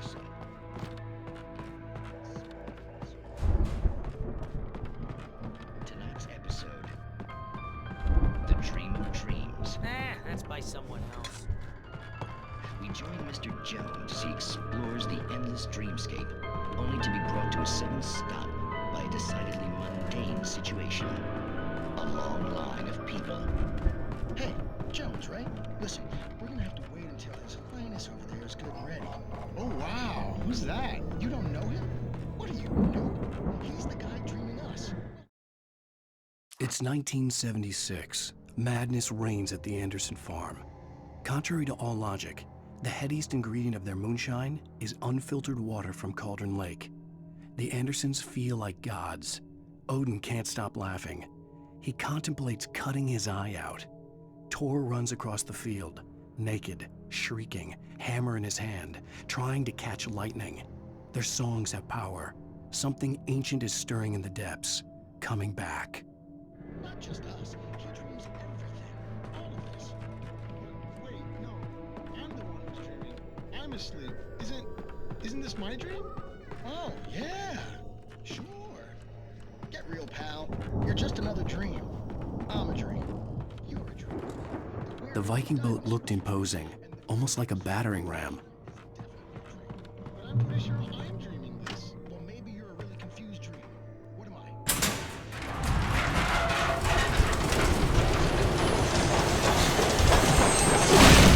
Oh, good going, Al! Make sure he has to close.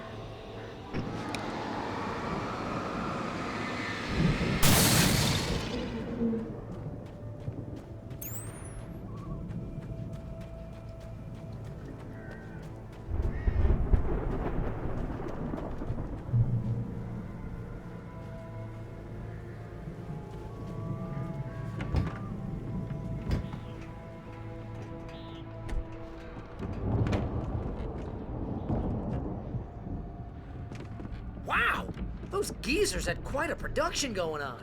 Ooh, you know what, Al? If we make it through this alive, I'm gonna start representing them. Yep, sell this stuff online, maybe get a reality show going, release a new single. Good luck with that, pal. Hey, you find us a way out of here, okay? I'm gonna take a closer look at this.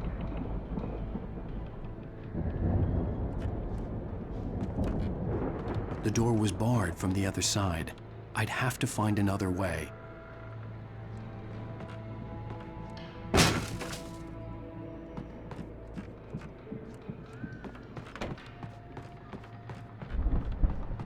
Be careful, Al!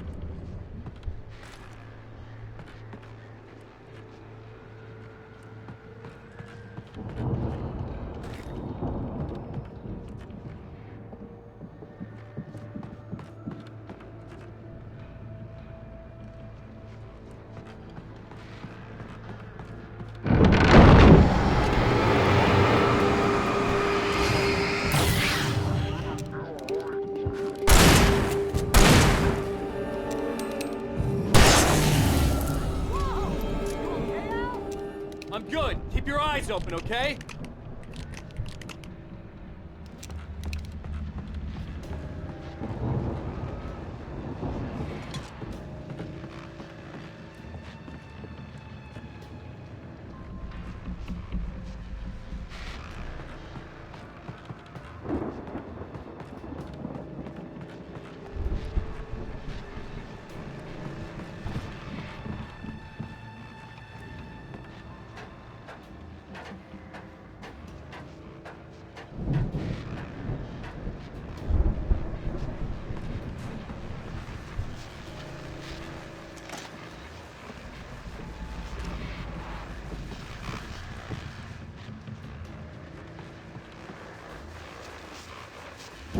As you regular listeners know, I tend to work through the night, but I'm not the only one. Deputies Mulligan and Thornton are taking a couple of moments off their busy schedule to join me here in the studio. Boys, how busy are you now? Beerfest is almost here, isn't it? Bet that keeps you in business. Pretty busy, yeah. Actually, Pat, we've been real busy with other stuff. I could see the building that had to be the Andersons' home on the other side of the field. It wasn't far now. I wasn't worried about trusting the ramblings of two burned-out geriatric wrecks. They had the goods.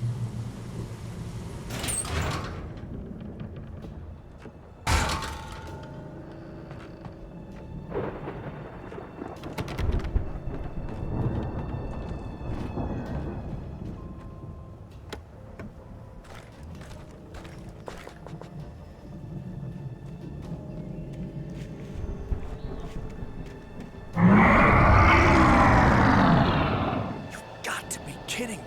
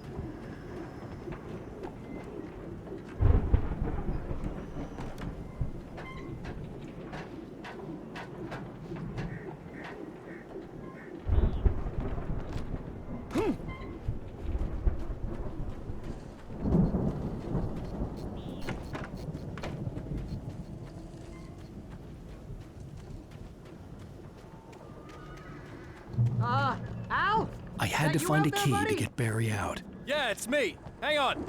I'll try to find a key to get the door open.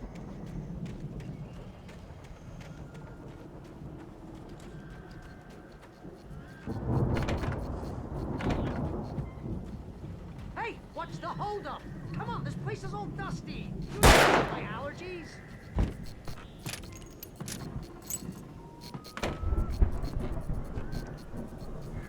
Come on, Al, open the door already. Seriously, I don't like it in here.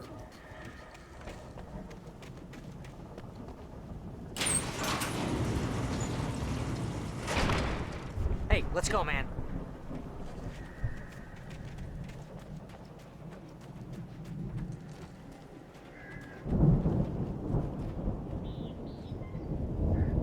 I think we're gonna have to work together to open this gate, Al. Looks pretty heavy. Ah! Hey, I think that's the farm on the other side of the field. We're almost there. This farm is a crazy place for crazy people. We should feel right at home then.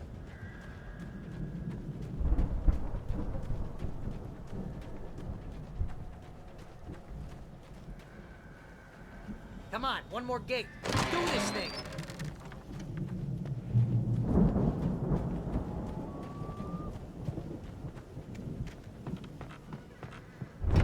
The lights are out. I guess we better check the fuse box.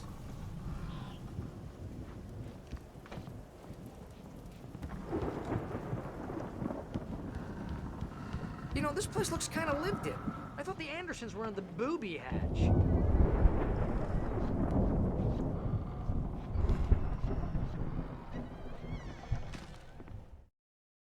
Again, Alice's screams rang in the stillness of the night.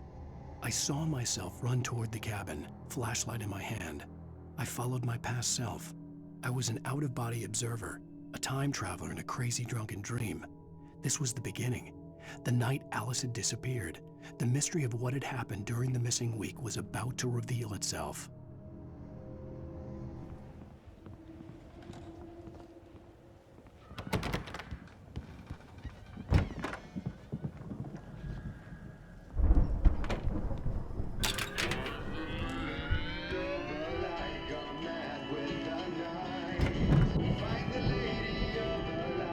Can you hear that, Al? Music? Of course. We need to find where it's coming from. That's the message the Andersons talked about. That's the whole reason we're here. Lady of the Light?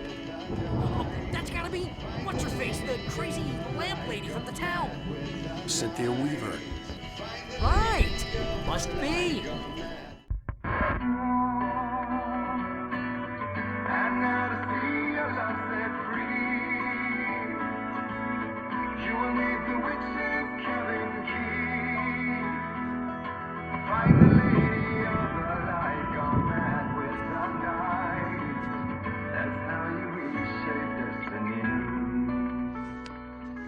Okay. We need to find Cynthia Weaver. We'll stay here for the night and head back to town as soon as it gets light. Hey, Al. Lots of hours before dawn. Might as well get some rest. And by rest, I mean drunk. Come on, Barry, this is... Yeah, what the hell?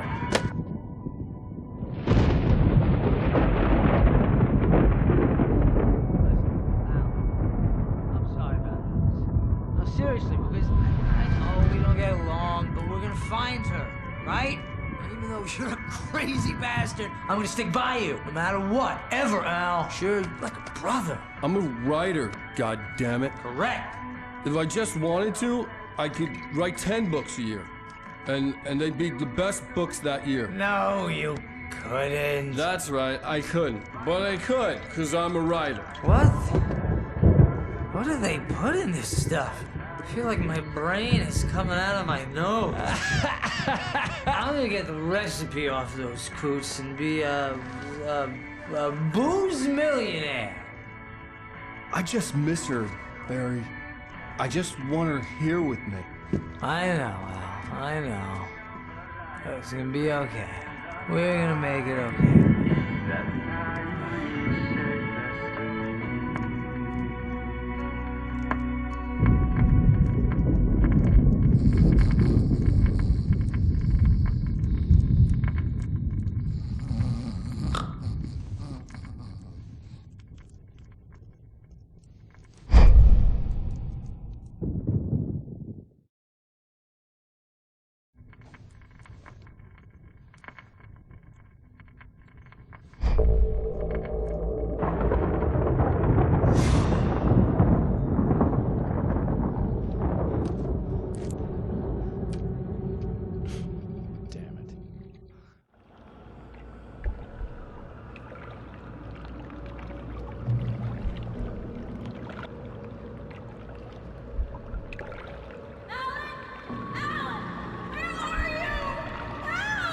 Alice, I'm coming!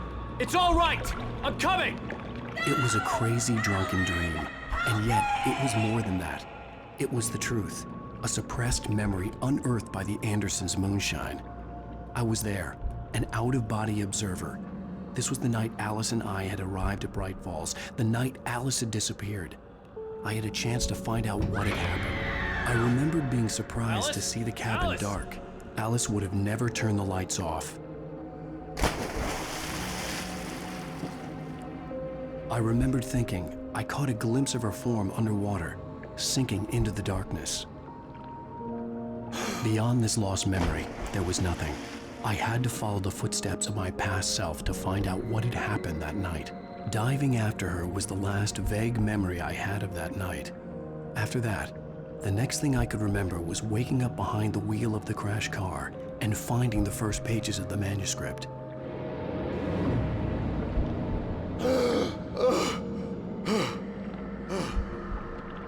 I couldn't find her in all that blackness. I must have thought she drowned.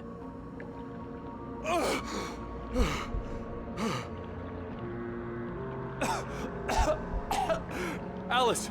Jagger had Alice, and so she had me. Alice!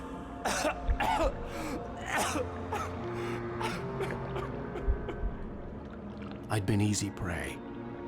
Look at the cabin. Is there someone in the window? Alice? Maybe she didn't drown after all. Maybe she's inside. Alice! Yes.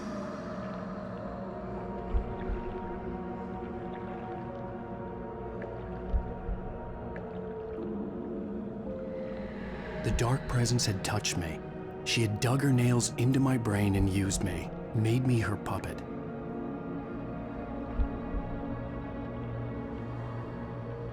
She must be here somewhere. Maybe upstairs in the study. Alice! Yes, that's where she is. You can apologize. Alice! You'll laugh at the whole thing together and put it Alice? behind you. She's not here. You were foolish to think so. No, she's dead. She drowned. No, no, no! It's your fault your wife is dead. You are guilty. All she wanted was to help you right. You killed her. Oh, hush. There's still hope. Cauldron Lake is a special place. Here, you have the power to change things. She wanted you to write. I will tell you what to do.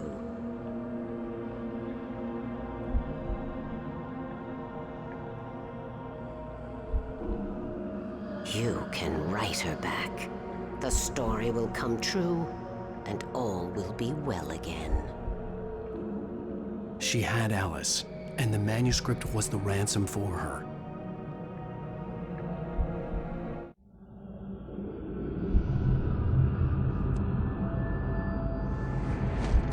Yes. All right. I'll fix it. I'll bring her back.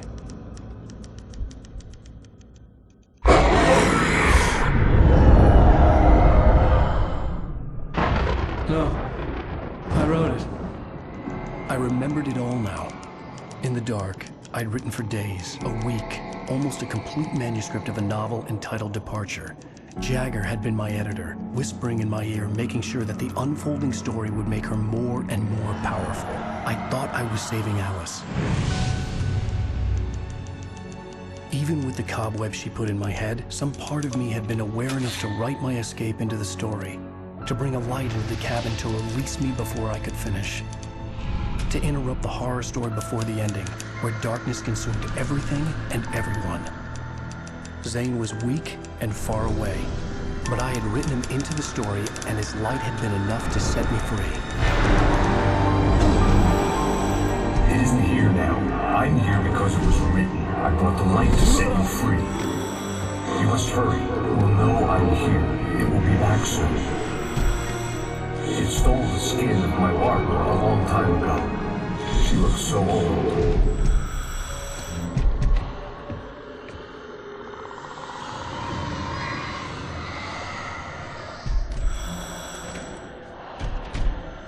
I had woken up, confused and groggy, my mind consumed by darkness and fear. All I could do was to escape.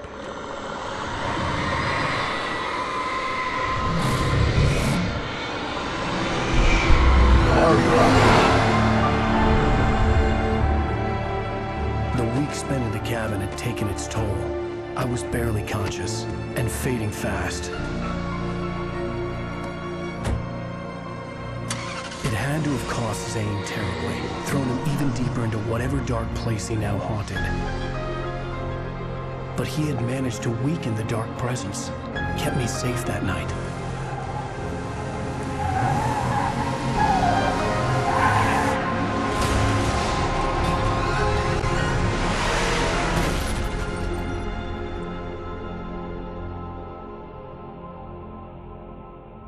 I wrote it.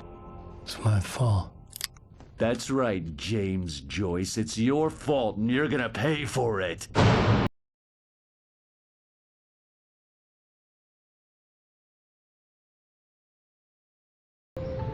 Well, we're expecting a record crowd from the neighboring counties. Naturally, we hope to break the record set by last year's Moose Fest in our neighboring town, Watery. Ladies and gentlemen, some people have asked me, what's the big deal about Deer Fest? And I think that this sums it up. It's about friendship and community. We've got a great party coming up, but let's try to hold it in until tomorrow and get through the night in one piece, all right? I have it. Someone will come for it when the time is right. Thomas said so. He wrote it. The key is insurance. It's my job to keep it safe. Safe in the light. Always in the light. Hello.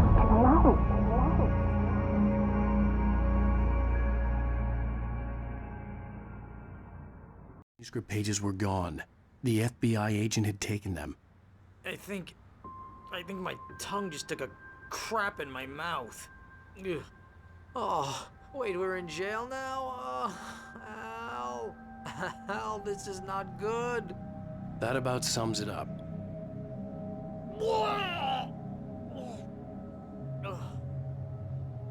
Oh, I am never drinking again. I need to talk to Weaver. She's the one in the song. The Lady of the Light. What, the crazy lady? Ugh, whatever you say, Al, but we're stuck here. They're not You gonna... haven't even interviewed Wake. I had some reading to do first, Sheriff, and let me tell you, it was an interesting read. Well, I've got you now, Raymond Chandler. It's all here. All the evidence, including conspiracy to murder a federal agent. There's no way you're walking out of here. You hear me in there, Bret Easton Ellis? Huh? Agent Nightingale, I want to talk to your superior. Well, we all want things, Sheriff. I wanted my... Look, that's not possible right now. Agent Nightingale, I insist.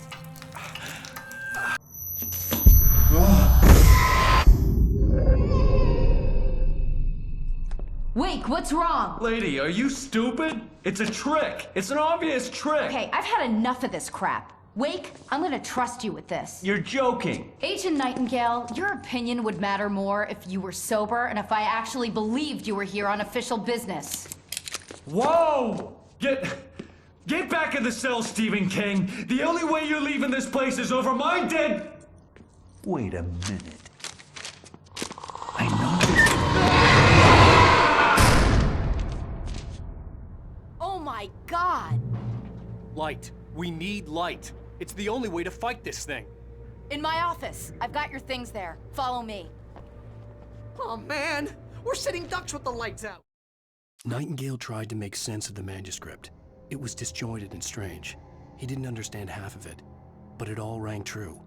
Impossibly true. He took out his hip flask when he reached the page that described how he reached the page that made him take out his hip flask. It wasn't the booze that made his mind reel. Stay cool. I can get the emergency power on. Nightingale felt the situation veering out of his control, but the gun at least felt steady in his hands.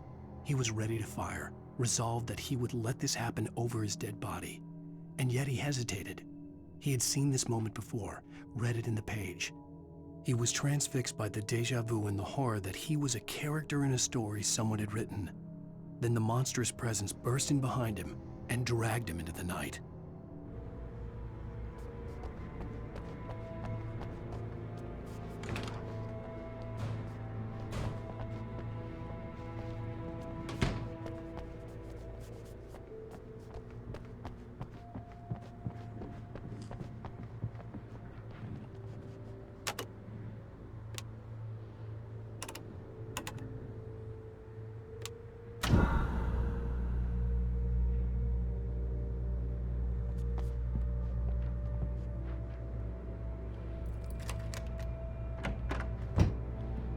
Here are your things. Wake, what do I need to know? What do you need from me? They can be hurt in the light, only in the light. And I need to find Cynthia Weaver. She can help me stop this. Light. Check. Cynthia. She lives in the old decommissioned power plant. I can get you there pretty quickly in the rescue chopper. Come on, let's get back to your friend. Wheeler, I need you to stay here. What? No! We're going to fetch our ride, but I have friends who need to be warned about this, and I can't be in 2 places at once. I need your help. Well, okay. Here's a list of people and phone numbers. I need you to call them and tell them you have a message from me. Night Springs, okay? They'll know what to do. Night Springs? Like the TV show? Gotcha. Oh, hey, that radio guy is on the list, Maine. Who's Frank Breaker? He related to you? My dad. Hey, is this like a secret society? Can you do this? You'll be safe here. The backup power's on. These guys need to be alerted, just in case we don't come back. You'll come back for me though, right? As soon as we get the chopper ready. Thanks, Wheeler. I owe you one. Okay, let's go, Wake. Through the back. Hello, Mr. Breaker. This is Barry Wheeler. Yeah, I know. Oh, hell. Whatever took Nightingale must have broken the gate controls. We can't reach the gate's control box from here. We need to get to the other side over the rooftop. I'll go. I'll open the gate for you once I'm across. You stay here in the light and cover me, Sheriff, okay?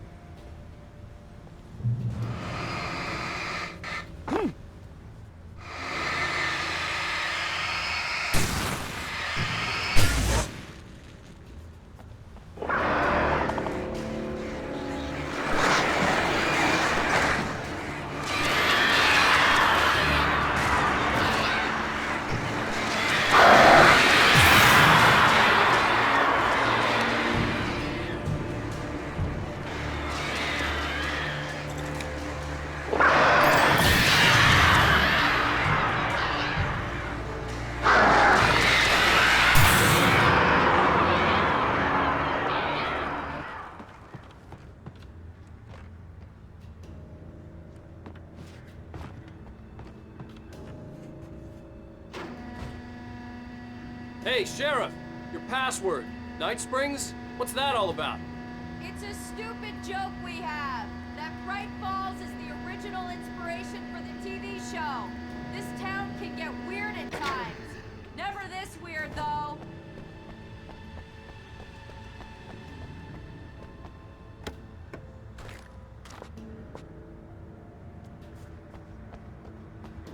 You need to bypass the damaged control box. What am I, an electrician? Hold on!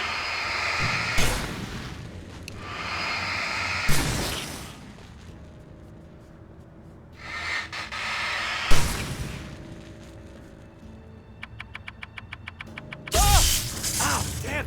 That's smart. Good job, Wade. Okay, stick close. Our first stop is the town hall. The keys to the chopper are there.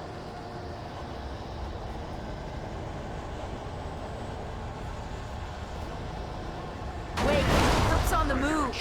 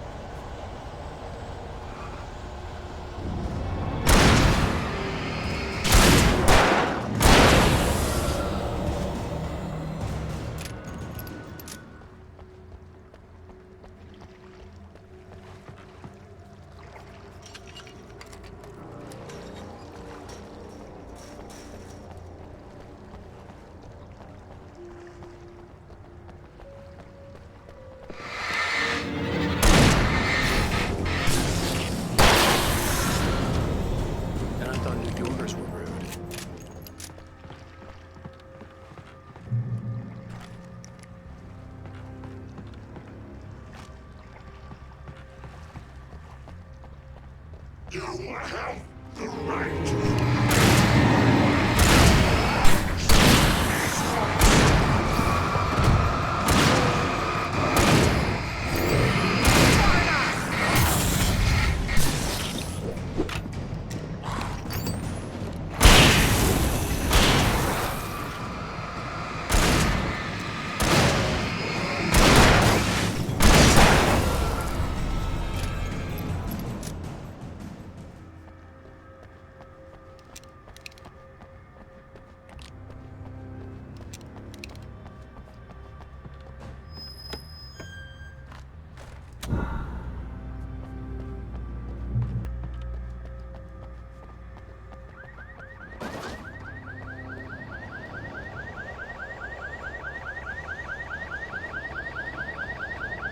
Wake, over here! There's light!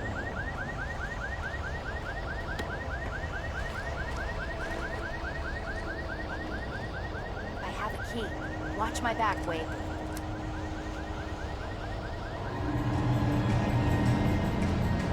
It's an ambush.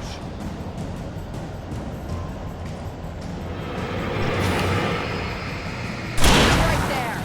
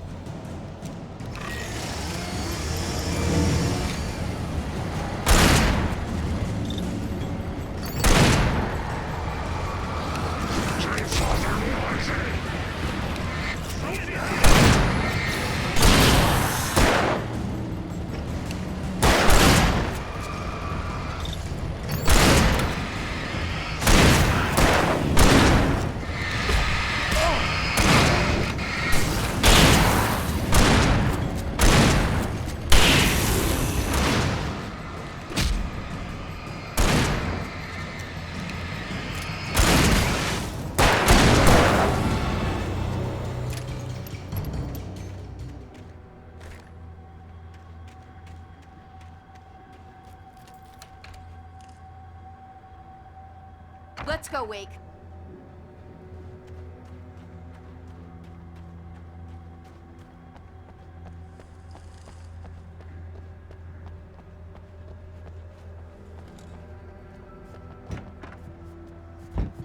Okay, someone's messed with the fuse box here, but you should be able to jury-rig it while I find the keys.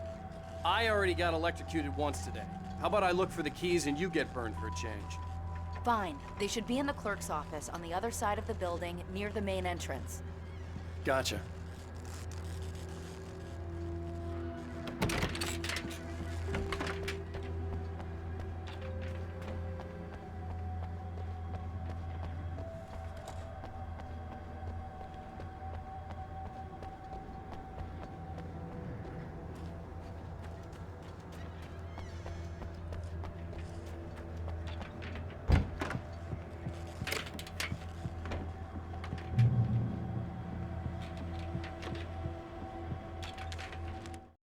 The darkness that wore Barbara Jagger's face was furious. The story in the manuscript had been making it stronger all the time, but now the light had set the writer free and hurt it, weakened it. It was only a matter of days before the dark presence would be strong again, but meanwhile, it would be difficult to recapture the writer.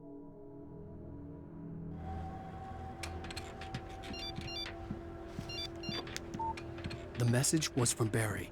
He was getting worried at the station. He wanted us to hurry.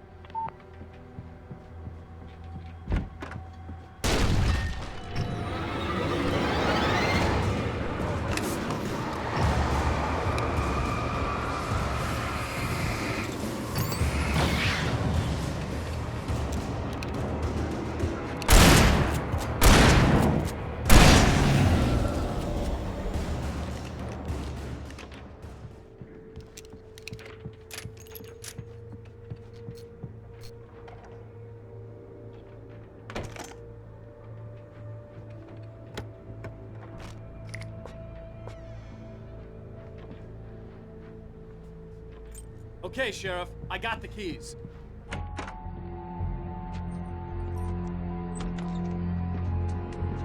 Barry? Why isn't he inside? Oh, God! Oh, God!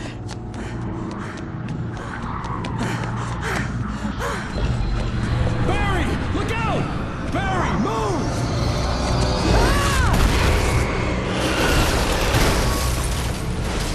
Barry! He made it inside, Wake. He's okay. The storefront's blocked. Come on, Wake. Let's go around. We can meet him in the back.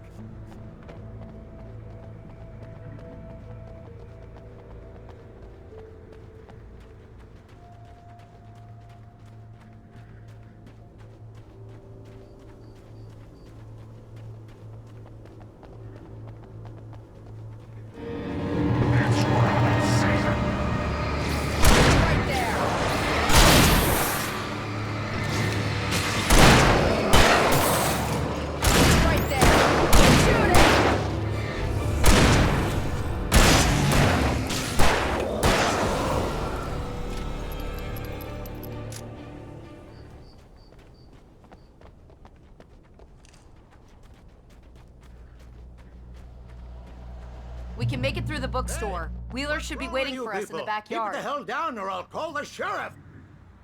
Oh, hi, Doc. I've got it. Don't worry about it.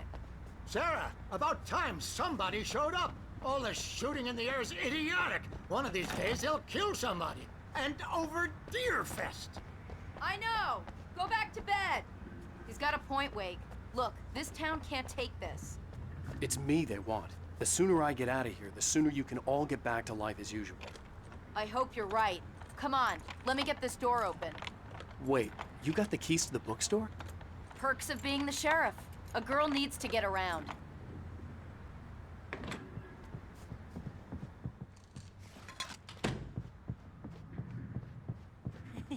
They're really taking advantage of your presence here, Wake.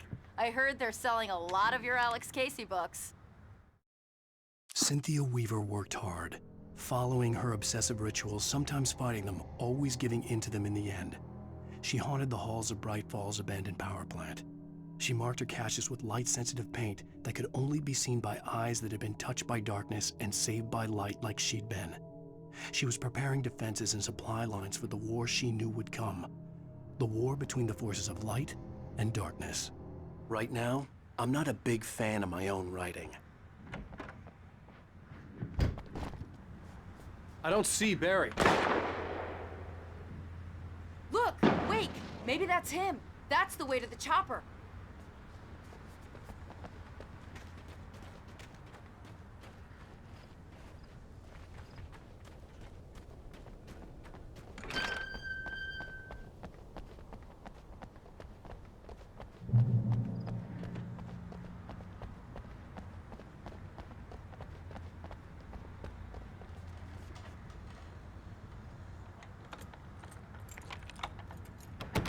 I'm gonna give Pastor Howard a piece of my mind about this lock. Ugh! I told him to get it fixed.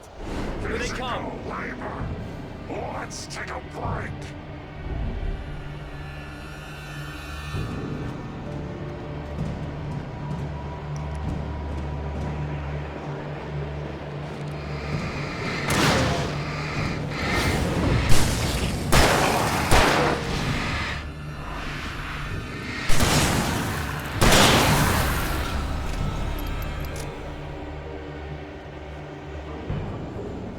Omega-3 fatty acids are good for your heart.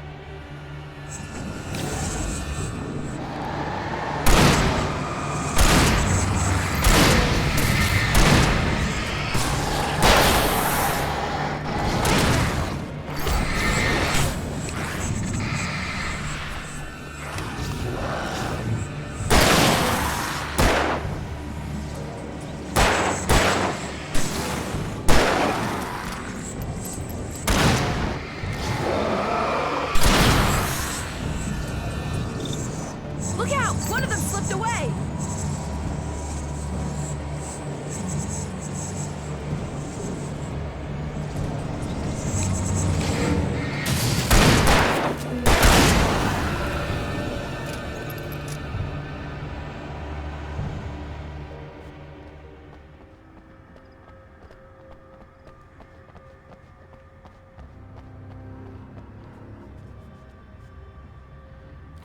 Okay, it's open. Let's go, Wake.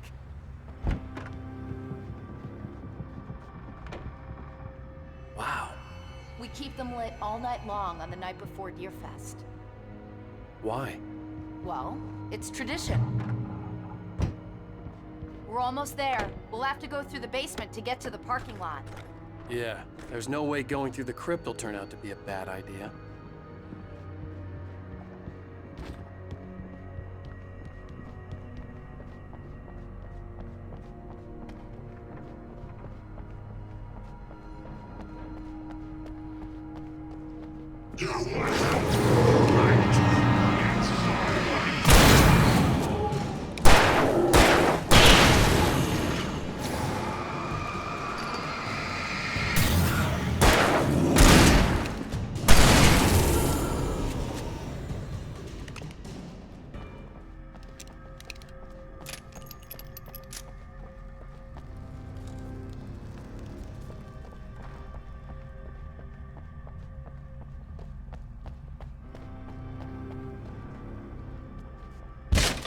Did you call 911?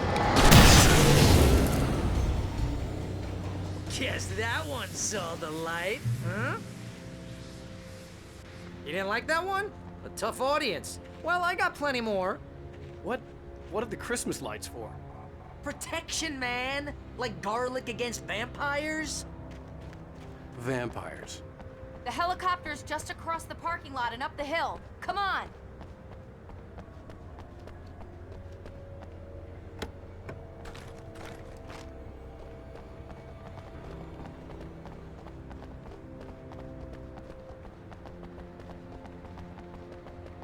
The Bright Falls General Store is now my favorite place in the entire world. See this headlamp? It's like a superpower.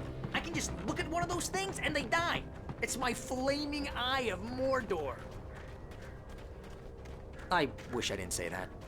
Yeah. Hey, I want a headlamp. Alice had screamed until she had no voice left to scream. Around her, the darkness was alive. It was cold and wet and malevolent and without end. She was a prisoner, trapped in the dark place. The terror would have burned her mind out, but one thing made her hang on. She could sense Alan in the dark. She could hear him. She could see the words he was writing as flickering shadows. He sensed her too. He was trying to work his way to her.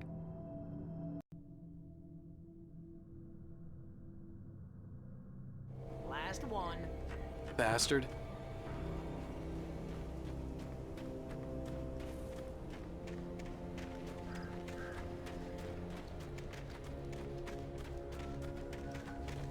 When someone throws a damn school bus at your head and you're about to take a helicopter ride with someone who may or may not have a pilot's license or cleared for departure to Night Springs. No offense, Sheriff.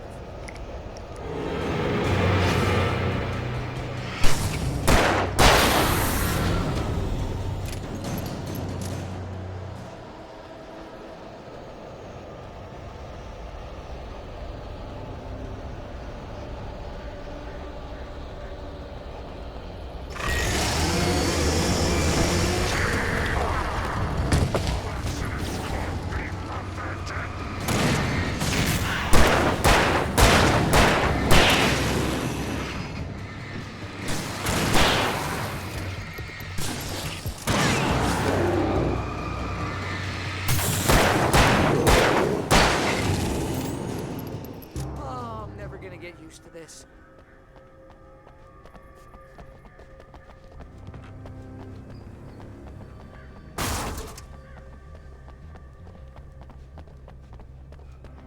The helicopter's just up ahead. I'll need a while to prep for takeoff. Don't take too long. I want to get out of here.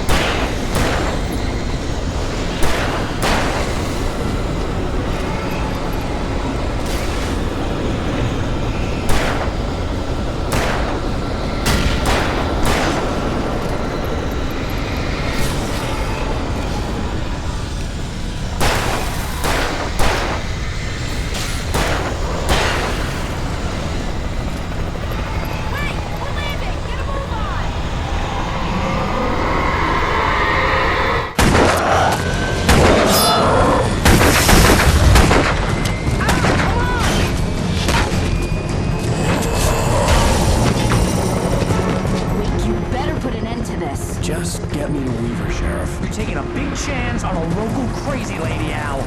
I hope you're right about her, or we can kiss this town goodbye.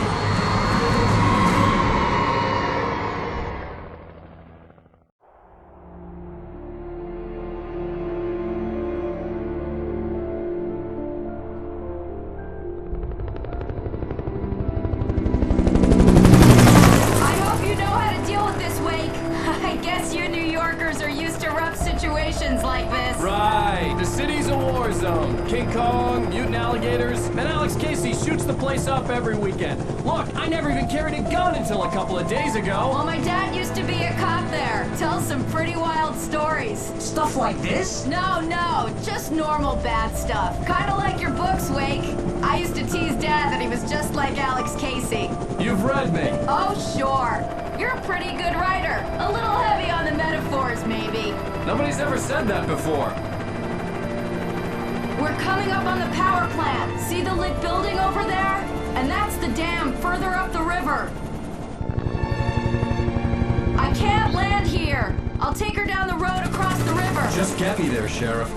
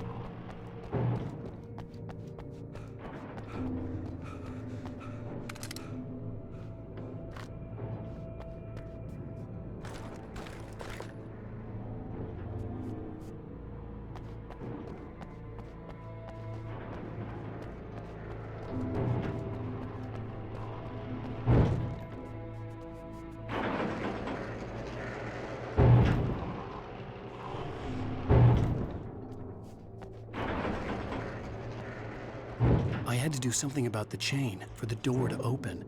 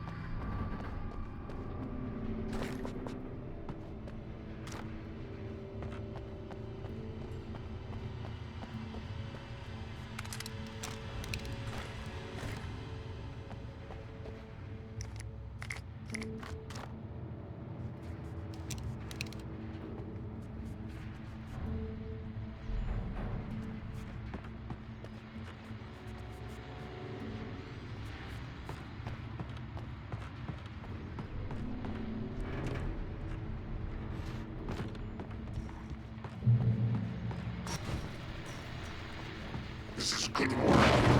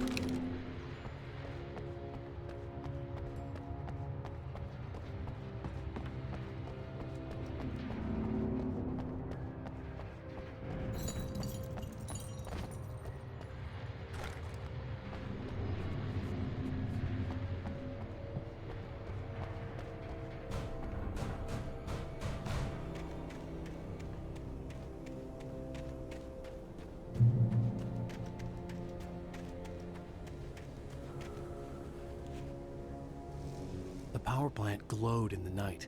It was close, but I had to find a way across.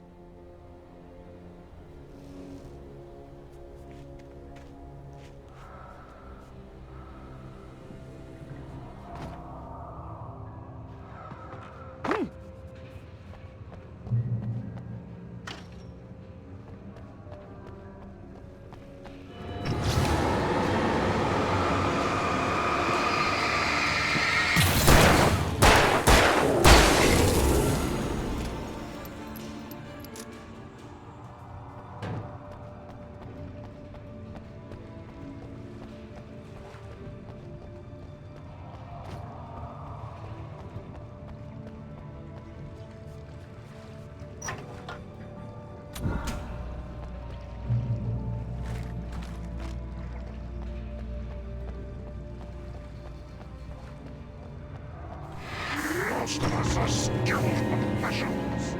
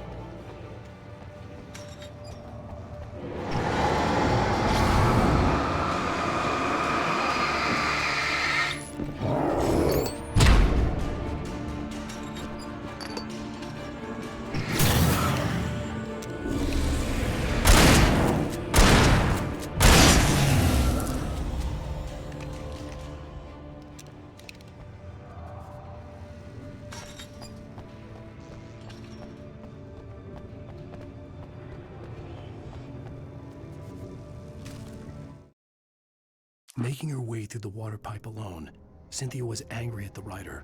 Foolish young man, taking unnecessary risks. And the way he broke the rules. Didn't he understand what was at stake? Since the terrible days in the 70s, she hadn't wavered once, as hard as it had been. She was tired of protecting the town all these long years, and now only wanted to rest.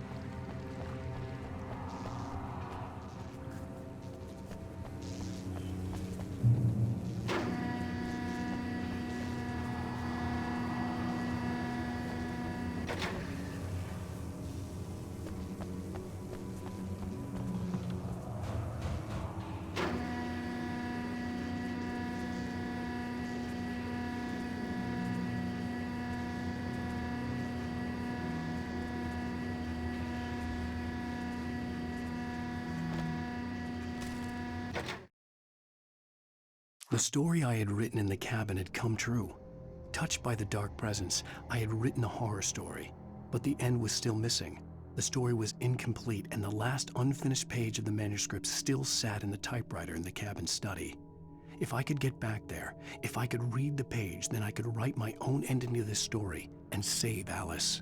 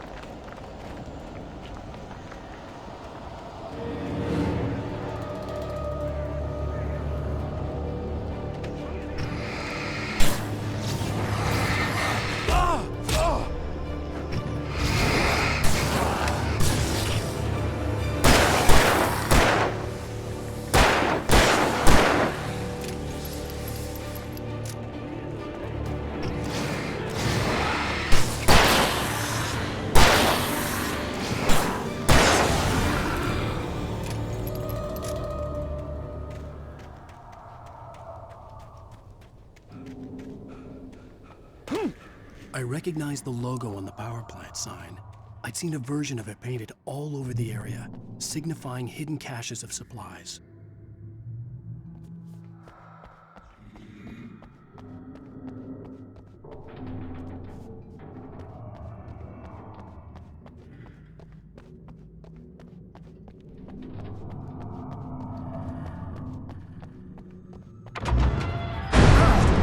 Right there! Miss Weaver! Cynthia! I'm a friend! Prove it!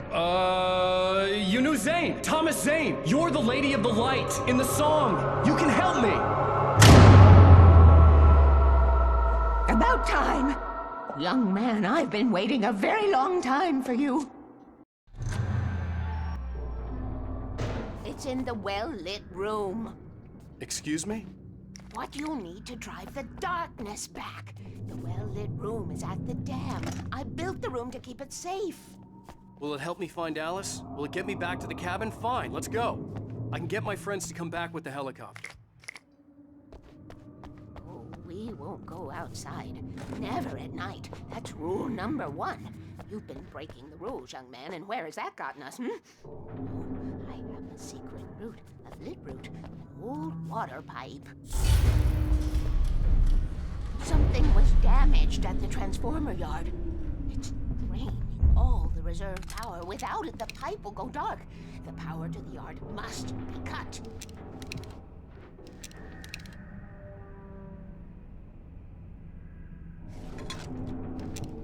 Let me guess. You want me to do it? Young man, you're the one who likes to break the rules. I can't be outside in the dark. The kill switch is outside.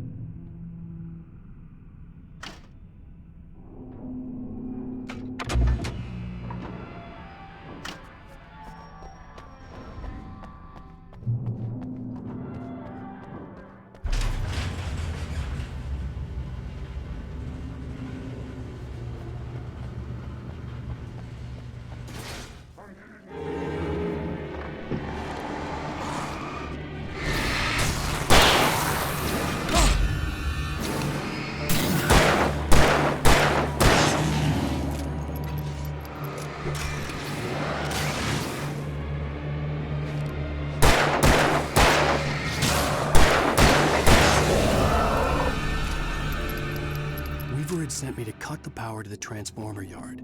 I was willing to do grunt work for her to get her to help me. I hoped Weaver was dependable. I'd stumbled into this crazy world a little over a week ago. She had been living this insanity for decades.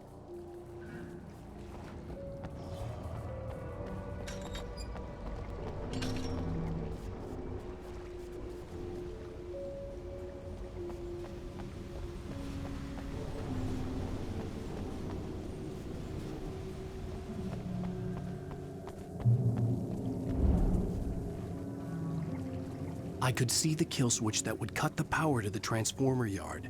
Now I had to find a way to reach it.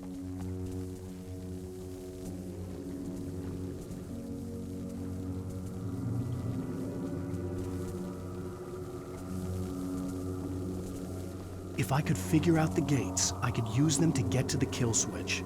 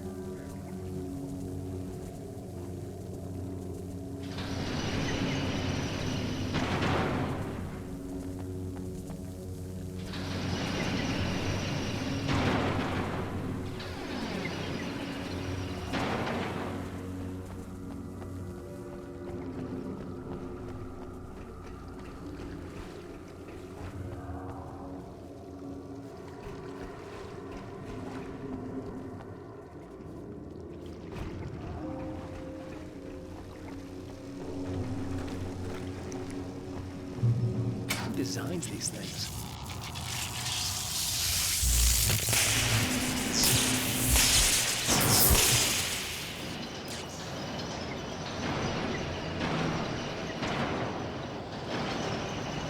The Transformer yard went dark and dead. Weaver's water pipe passage should now be good to go.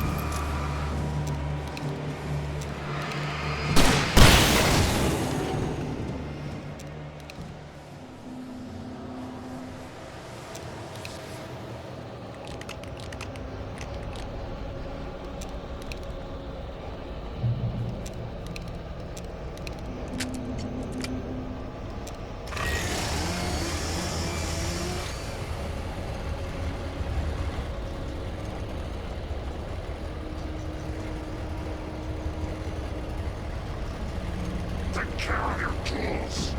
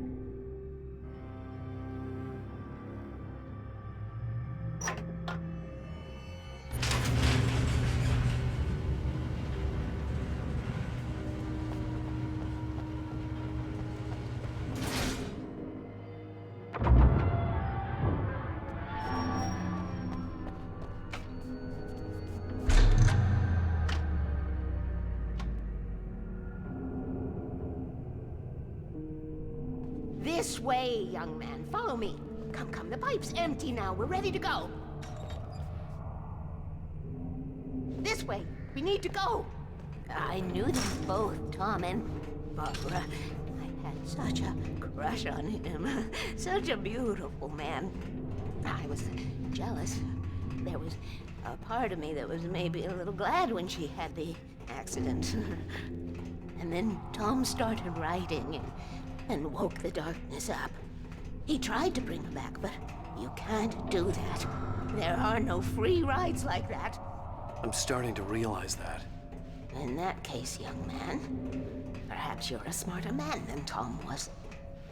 The witch looked like her, but it wasn't. Barbara was sweet. He didn't understand until it was too late. He tried to undo it, wrote himself, her, everything he'd ever written out of the world. Oh, he was so famous. And afterward, no one knew. Oh, Tom. He left only one thing behind in my care, in case it happened again. Insurance. He trusted me. Or perhaps used me a little. Tom knew how I felt. Knew I wouldn't refuse him. I built the well-lit room and put it there. It's been waiting for you. We are characters trapped in a story you have written, and none of us will survive to see the end of it if the darkness isn't stopped. She'll twist the story to her own dark ends. How do you know all this? Tom, that's the way he wrote it. He still talks to me, you know, in television, from beyond, from below. We have both been touched by the darkness, young man. He saved us both with light, but the darkness stays with you. Leaves a stain. This pipe will take us directly to the well-lit room. Okay, I need to call my friends, tell them where we're going. Hello? Al! We're headed to the dam in one of the pipes. Meet us there. Okay, I'll tell Sarah. It's Sarah now? Whoa! No! For the sweet love of... Barry! Barry! We gotta go see if they're okay. They're probably dead. You must reach the well-lit room. This is no time to be a selfish idiot. That's my best friend!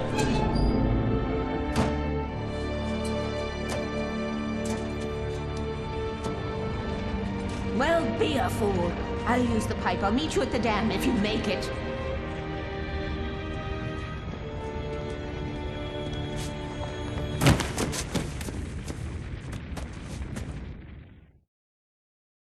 At least worry about her. She knew how to stay safe.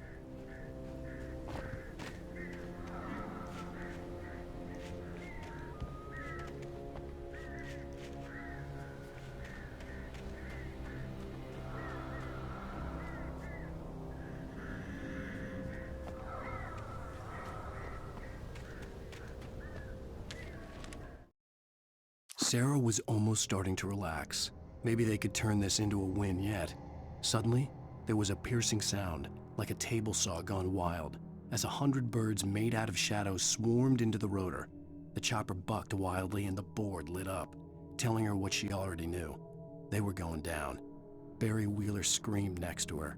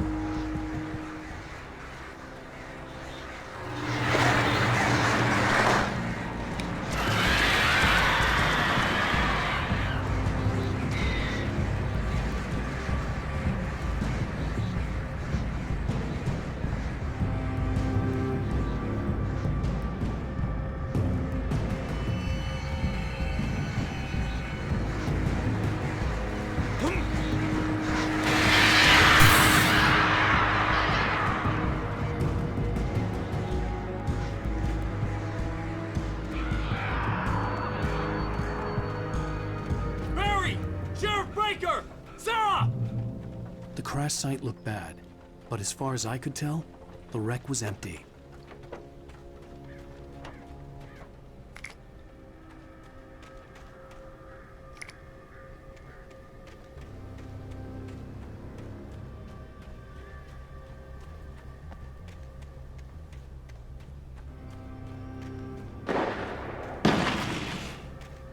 Barry! Barry!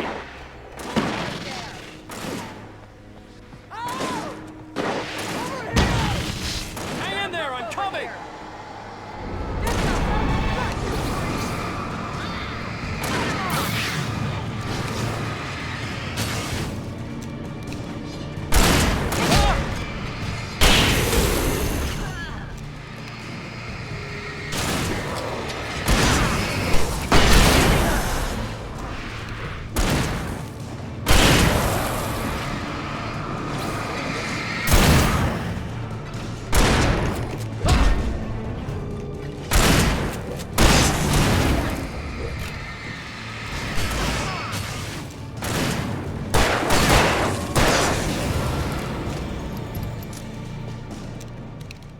when to make an entrance, Wake. We were ready to make like Butch Cassidy and the Sundance Kid. I have a different ending in mind. Yeah, I'm fine. Thanks for asking. I knew you'd be all right. How's that? The flaming eye of Mordor? Laugh it up, funny man. Didn't we have somewhere to go? Weaver will meet us at the dam.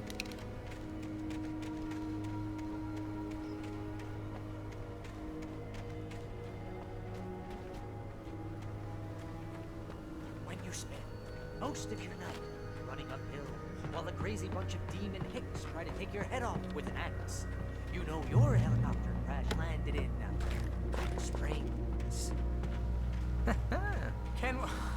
Can we just stay here until morning, Al? Please? You see those lights? That's the elevator we need to take. I thought I saw something. What the hell is that thing?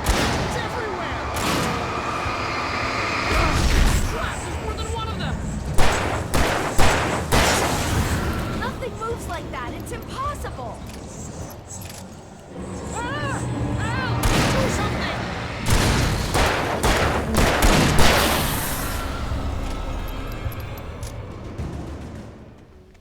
Was that it?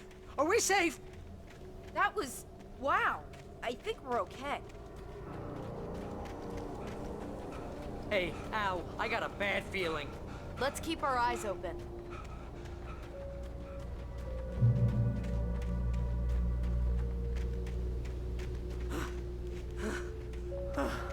Oh, man. Wake, call the elevator. I'm keeping watch. I think I hear something moving around.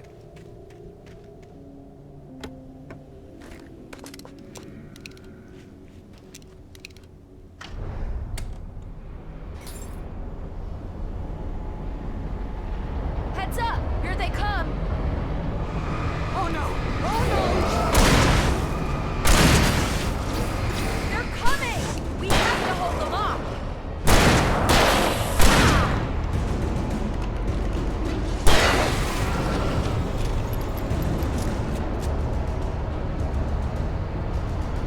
Oh no! Oh no!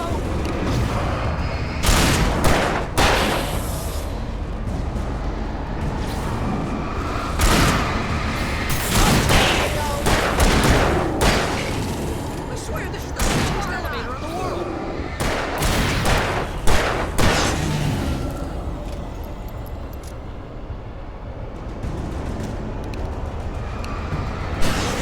It's almost here, Wake. Just hold on.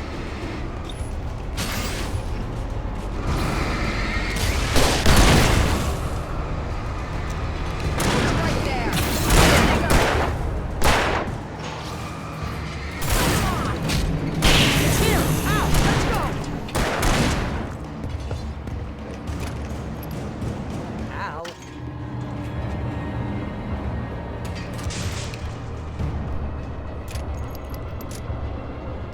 We're almost there.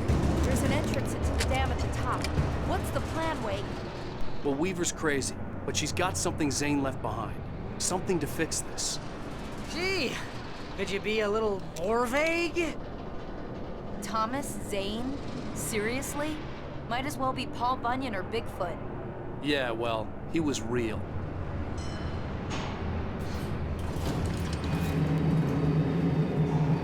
Let's be careful, okay? Oh, jeez, I hate this.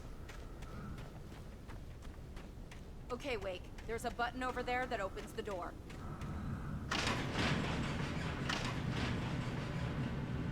I think something's broken. Hold the button down so we can get in.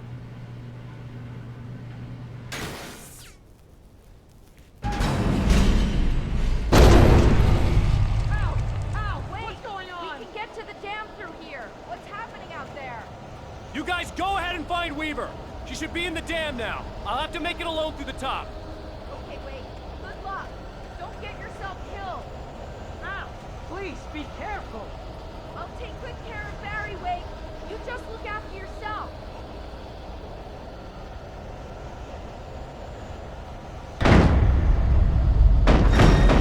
You gotta be kidding me.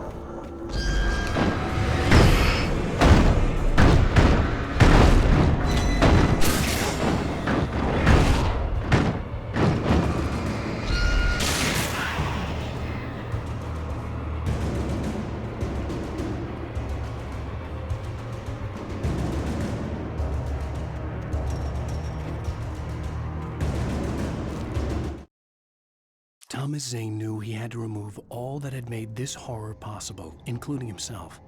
That was the only way to banish the dark presence he had unleashed and now looked at him through the eyes of his dead love. But he also knew that despite his best efforts, it might someday return. So even as he wrote himself and his work out of existence, he added a loophole as insurance, an exception to the rule.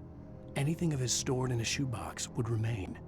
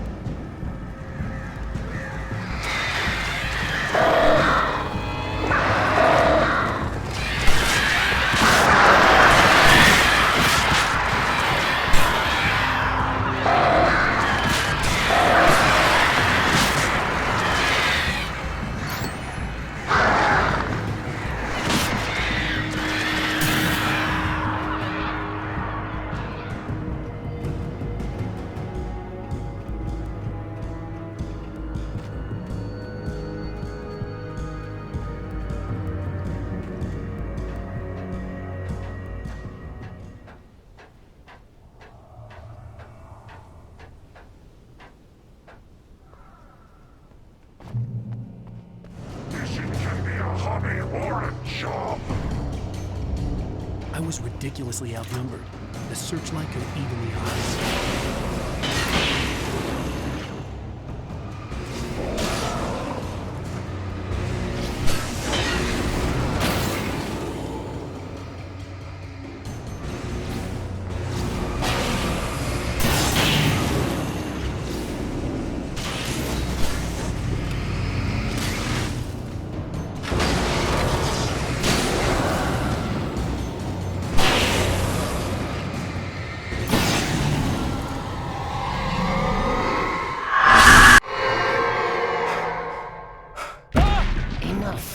You will go no further.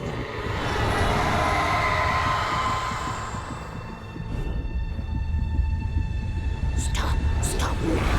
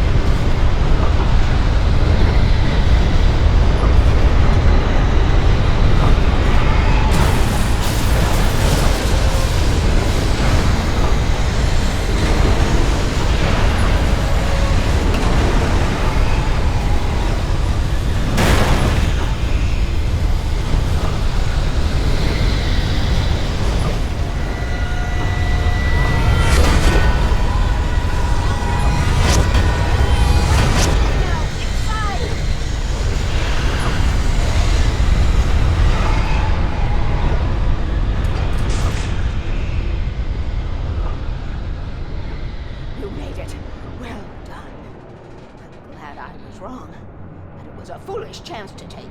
Don't worry about the noise. We're safe here. I have looked after the well-lit room for many, many years now. There is no shadow in the well-lit room.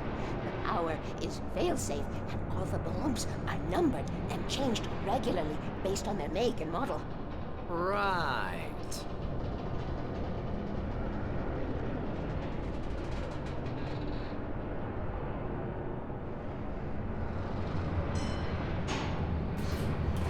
There's an old army base at Raid Cove Point, north of here. It was active during the Second World War. They operated here back then.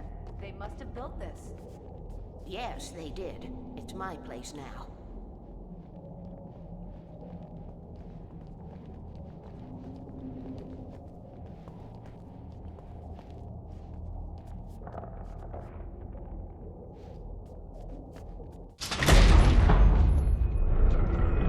Take it, and I won't need to worry about the room anymore, because 6 and 33 and 118 need changing soon, and I don't want to climb up the ladder to change them because it's very late, and I'm tired. And if you take it, I won't have to do that anymore. The page was autobiographical, a memory from my childhood. But I didn't write this. It was a page written by Thomas Zane. None of them were supposed to exist anymore.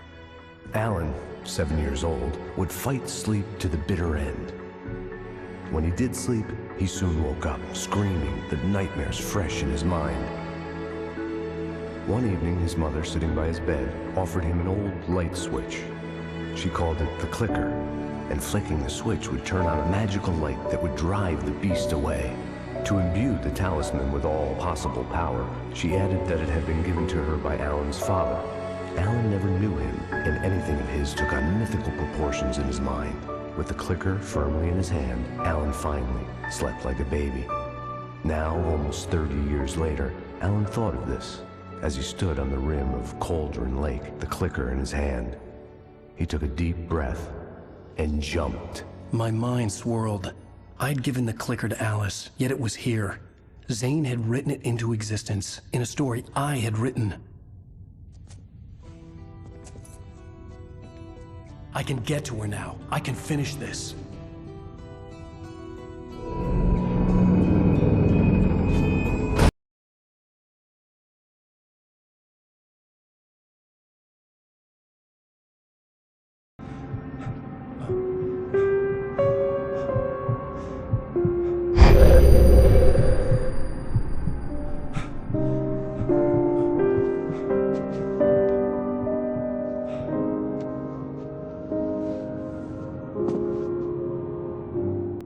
I had a hangover. My head was about to explode and the light hurt my eyes. I needed my sunglasses and painkillers to dull the pain. In one of my finer moments of self-deception, I swore to quit drinking.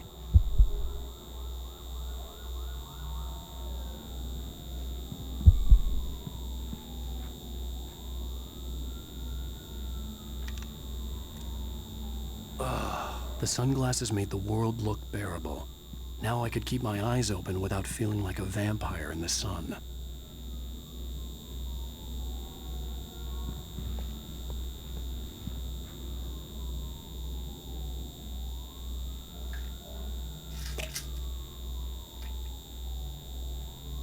The pills worked fast. The prospect of being awake started to seem bearable again. There was a message waiting for me on the machine. You have one new message. Al! Are you still asleep? Wakey, wakey! You should have your show on your TiVo. If Alice wasn't too mad to record it. She called me earlier and really chewed me out. Yeah, we went a little overboard last night. But parties are a part of this business. Al, look, I'm saying this as your friend. She's not doing your career any favors by trying to run your life like that, okay? I'll talk to you later, Al. Watch the show!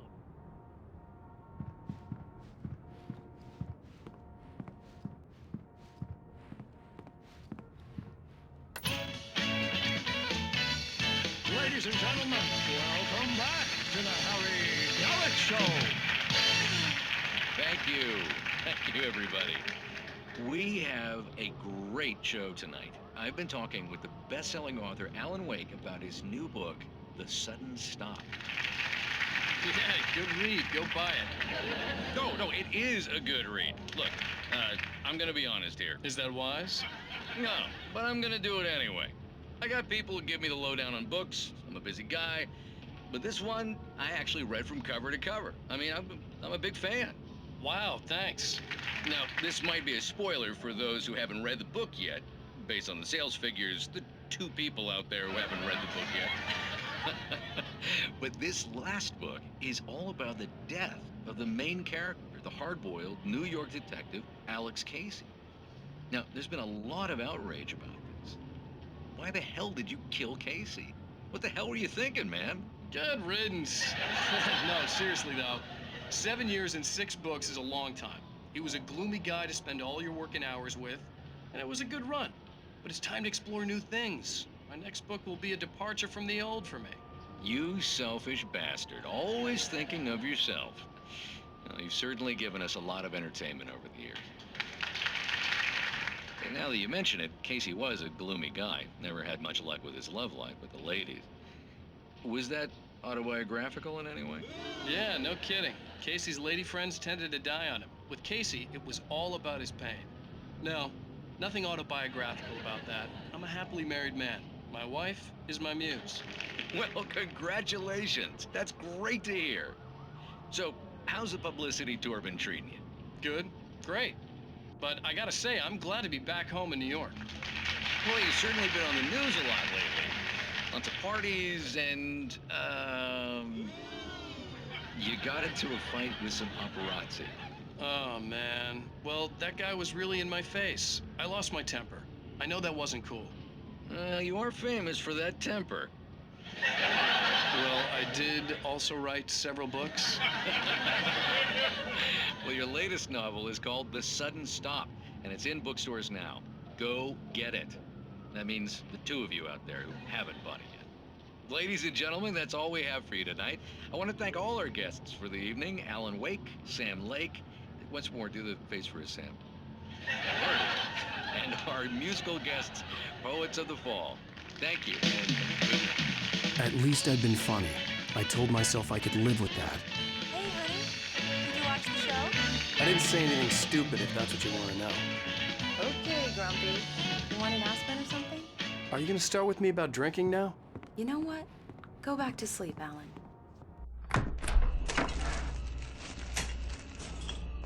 What? Now you can't even talk to me? Well, this morning I was angry because you said you'd be home at midnight and you showed up at 7 a.m. and passed out in mid-sentence.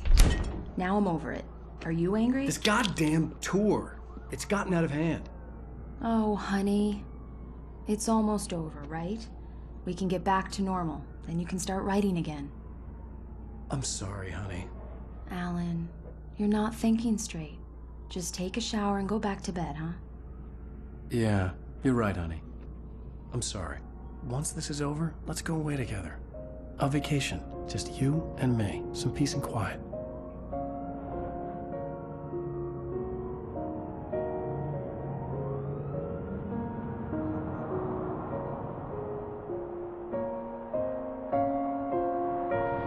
Somehow, the clicker was the key to the cabin. I had to return to Cauldron Lake to save Alice.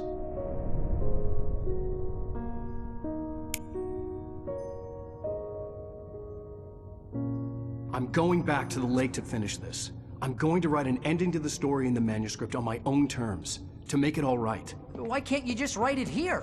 The last page is still in the typewriter. I need to read it first. Everything needs to be just right. Zane tried to cut some corners, and it didn't end well. Okay, ready when you are. I'm sorry, Sarah, but I need to do this alone. Barry, take her gun. Miss Weaver, close the door when I leave.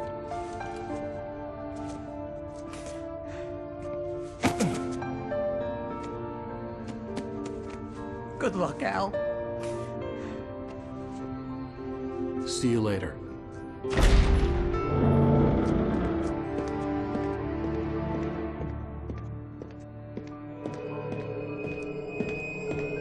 When I got out, it was warm and sunny.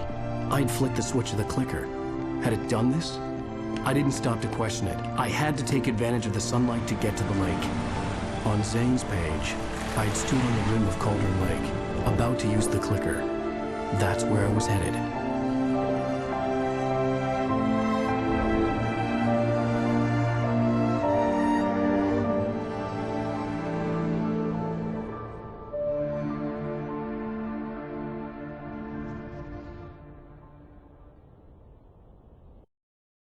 Alone, in daylight, surrounded by the beauty of the Pacific Northwest landscape.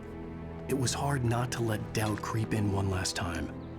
I could still chalk everything up to a dream, a delusion. I had enough imagination to make up something like this, having been in the cabin all this time, trapped in a story inside my head, gone mad from grief over Alice's death like Hartman had claimed. There would be no way of knowing. I told myself it didn't really matter. My course was set.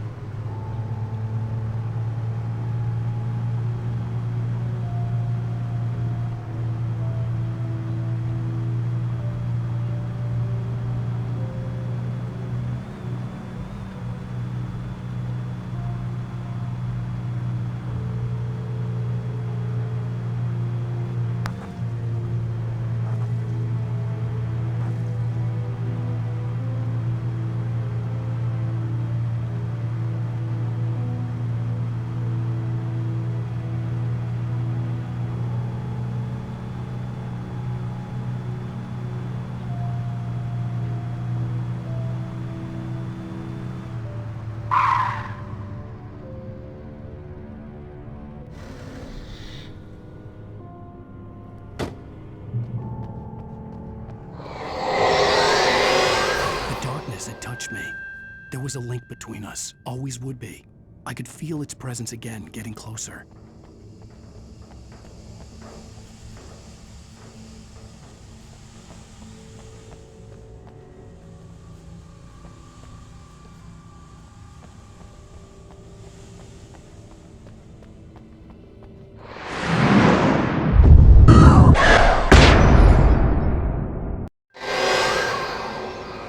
Kill your wife.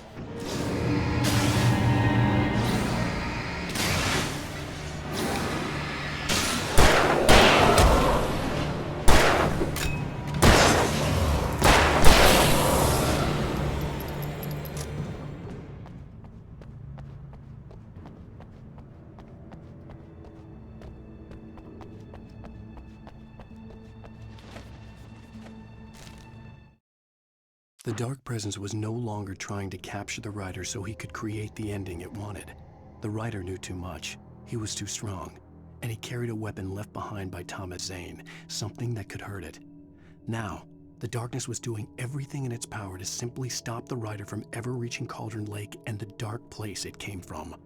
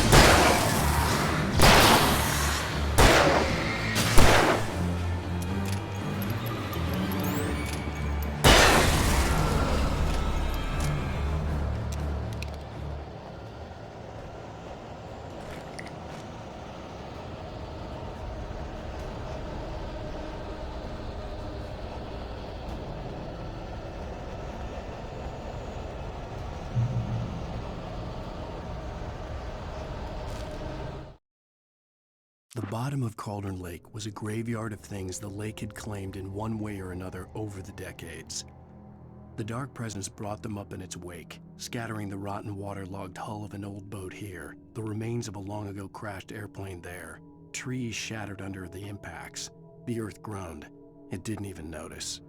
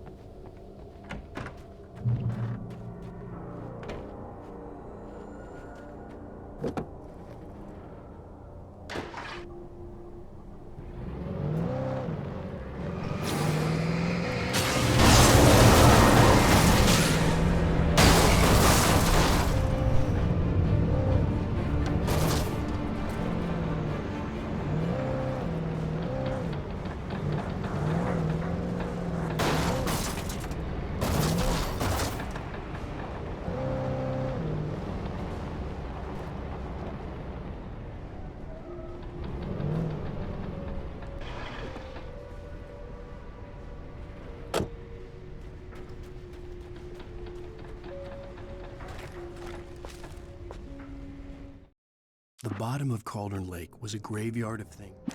Zane cut its heart out, but it didn't die. The thing that wore Barbara's face kept crooning sweet nothings sugar-laced with poison. He put on the suit, untied the monster from the chair. The thing in his arms thrashed weakly, but he held fast. He stepped outside, off the pier, and into the dark water, a sinking pinprick of light descending toward a bottom that never came.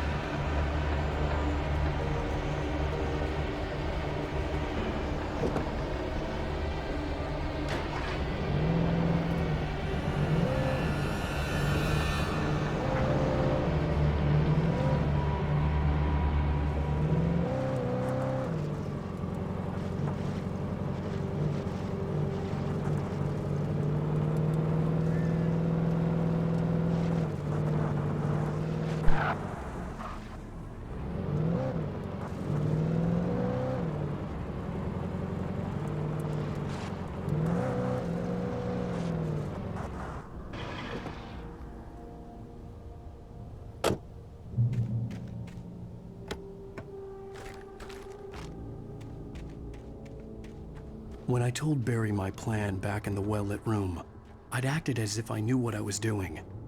I didn't. I was operating on the shifting logic of a dream. I had to fight my way to the lake through the horrors of the night. I had to flick an old battered light switch imbued with childhood magic. I had to write a happy ending to a horror story. I had to save my wife from the dark prison she was being held in.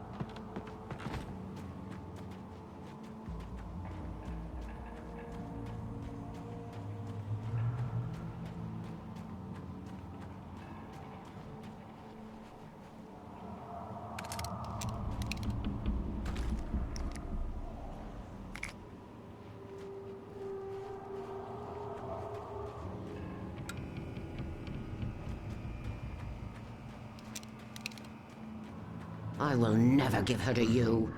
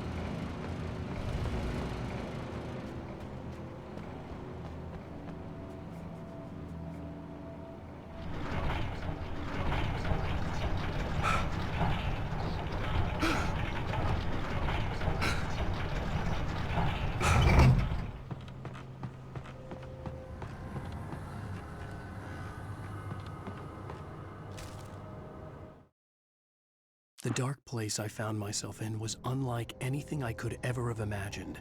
It wasn't solid. It flowed. It was conceptual and subjective. For someone else, an artist in another field, it would have been very different. I could sense the story of the manuscript all around me, the words and ideas floating in the air, poised to become real.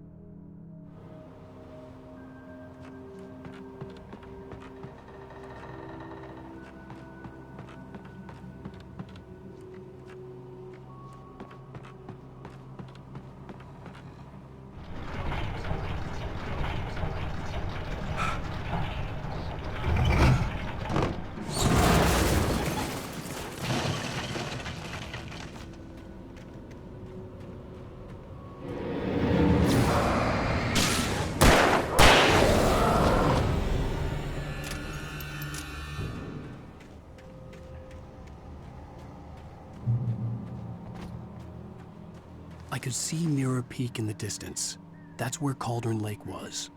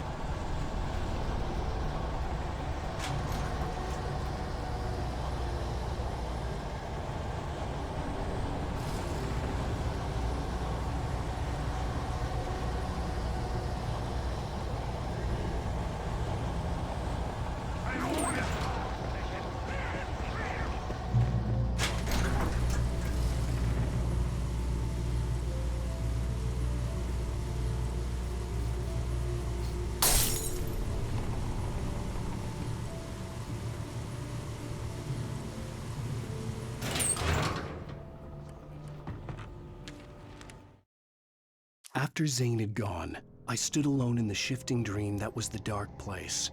I had to find a way to the cabin. I'd written myself a way through this place in the manuscript. I followed the idea of a path.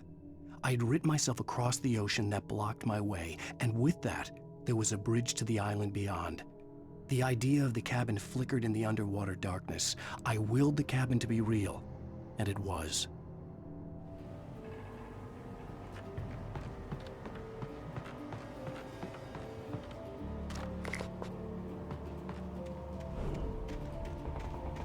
Turn back now.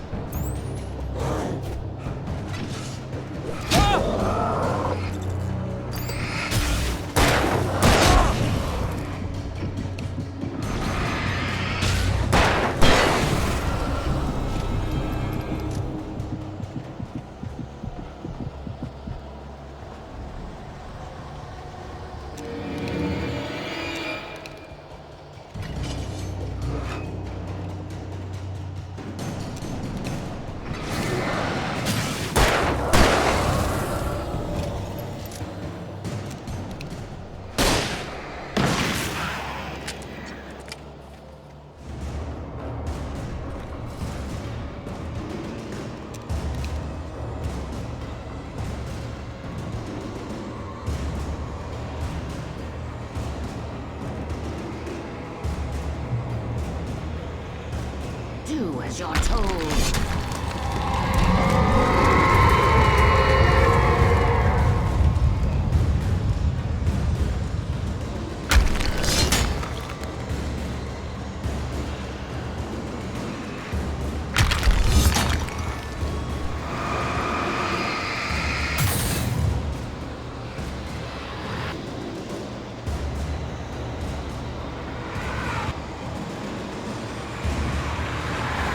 Never loved you.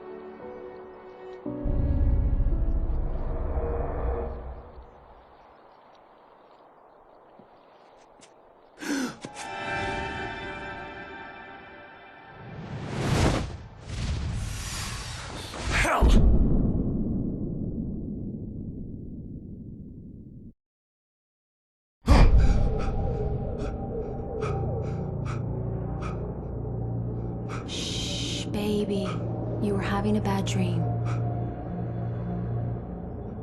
It was just another nightmare. No. Everything's fine. You're home. It wasn't a dream. Everything's fine. Turn the lights on. Turn the lights on! Shh, baby. The power's out. There's no light. Come back to bed and I'll make you forget all about your fear of the dark. My fear? It's your fear. Why aren't you afraid? You're not Alice. Turn the lights on now. Where's the clicker? What did you do with it? Alan, honey, you're still 1 foot in a dream. You're not making any sense. Come back to bed.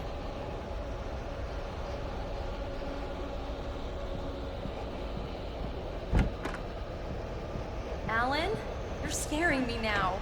Come back to bed. Have you taken your pills? Do you want me to call Dr. Hartman? I read your manuscript. It's brilliant. Departure is your best work yet. You're a genius. I'm so proud of you. Come back to bed. We'll talk more about it in the morning. Come back to bed, Alan. Come back to bed, Tom.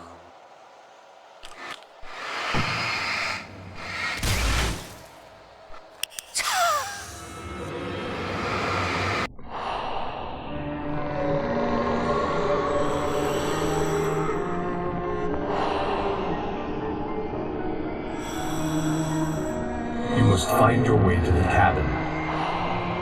It stands in your way. It won't let you pass. It has no heart. It's filled with darkness. You must fill its heart with light.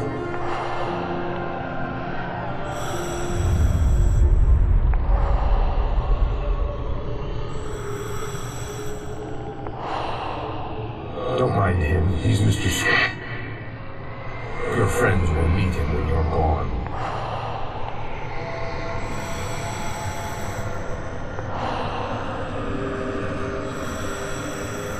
Use the clicker.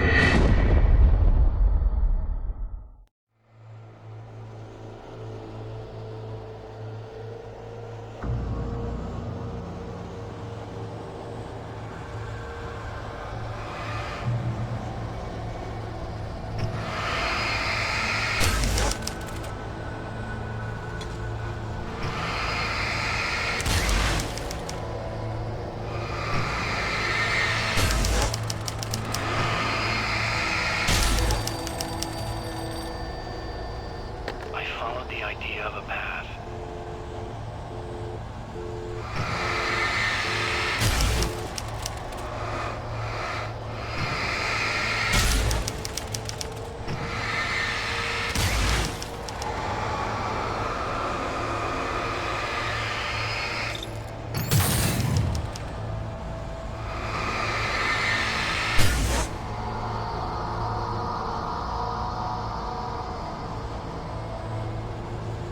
I'm leaving you. What? I'm leaving you, Alan. I met someone. I'm in love with someone else. Alice? No, what are you saying? You can't... You don't love me. How could you when you don't even love yourself? All you do is torture yourself with work you can't do anymore. No, I love you more than anything in the world. You're my muse. I'm not. Who are you? What have you done with my Alice? Alan? What are you doing? Put the light back on! What are you doing, Alan? Stop! Put the light back on! It wasn't true. Nothing like that had ever happened. I had written myself across the ocean.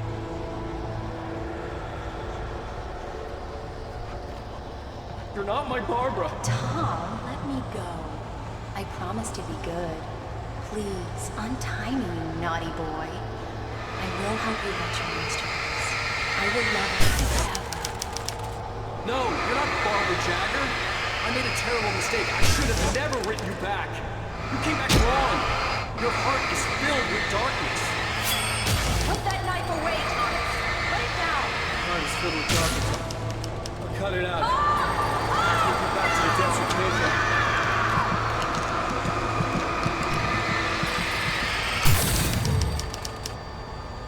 Filled with darkness. To be real.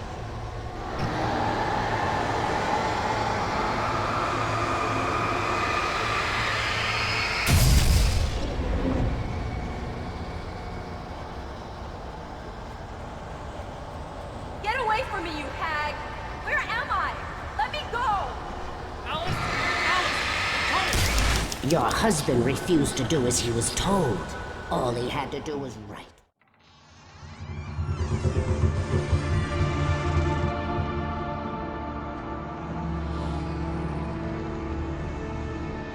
Now you will never get her back.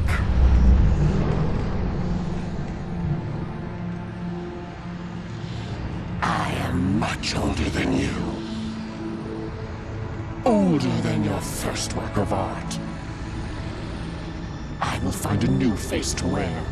Someone else to dream me free.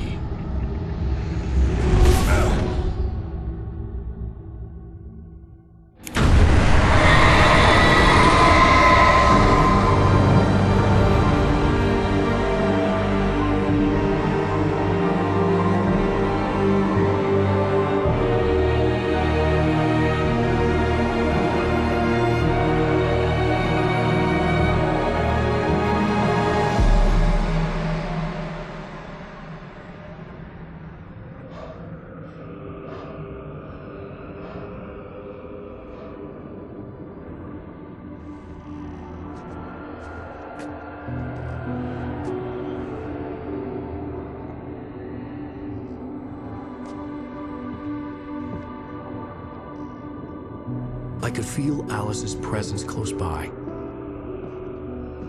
I understood what I had to do now. I knew how to write the ending to Departure.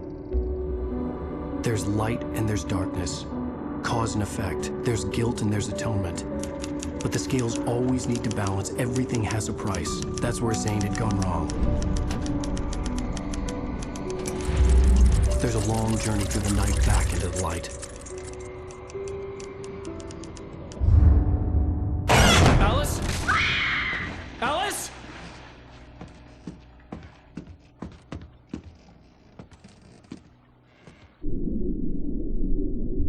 Oh no!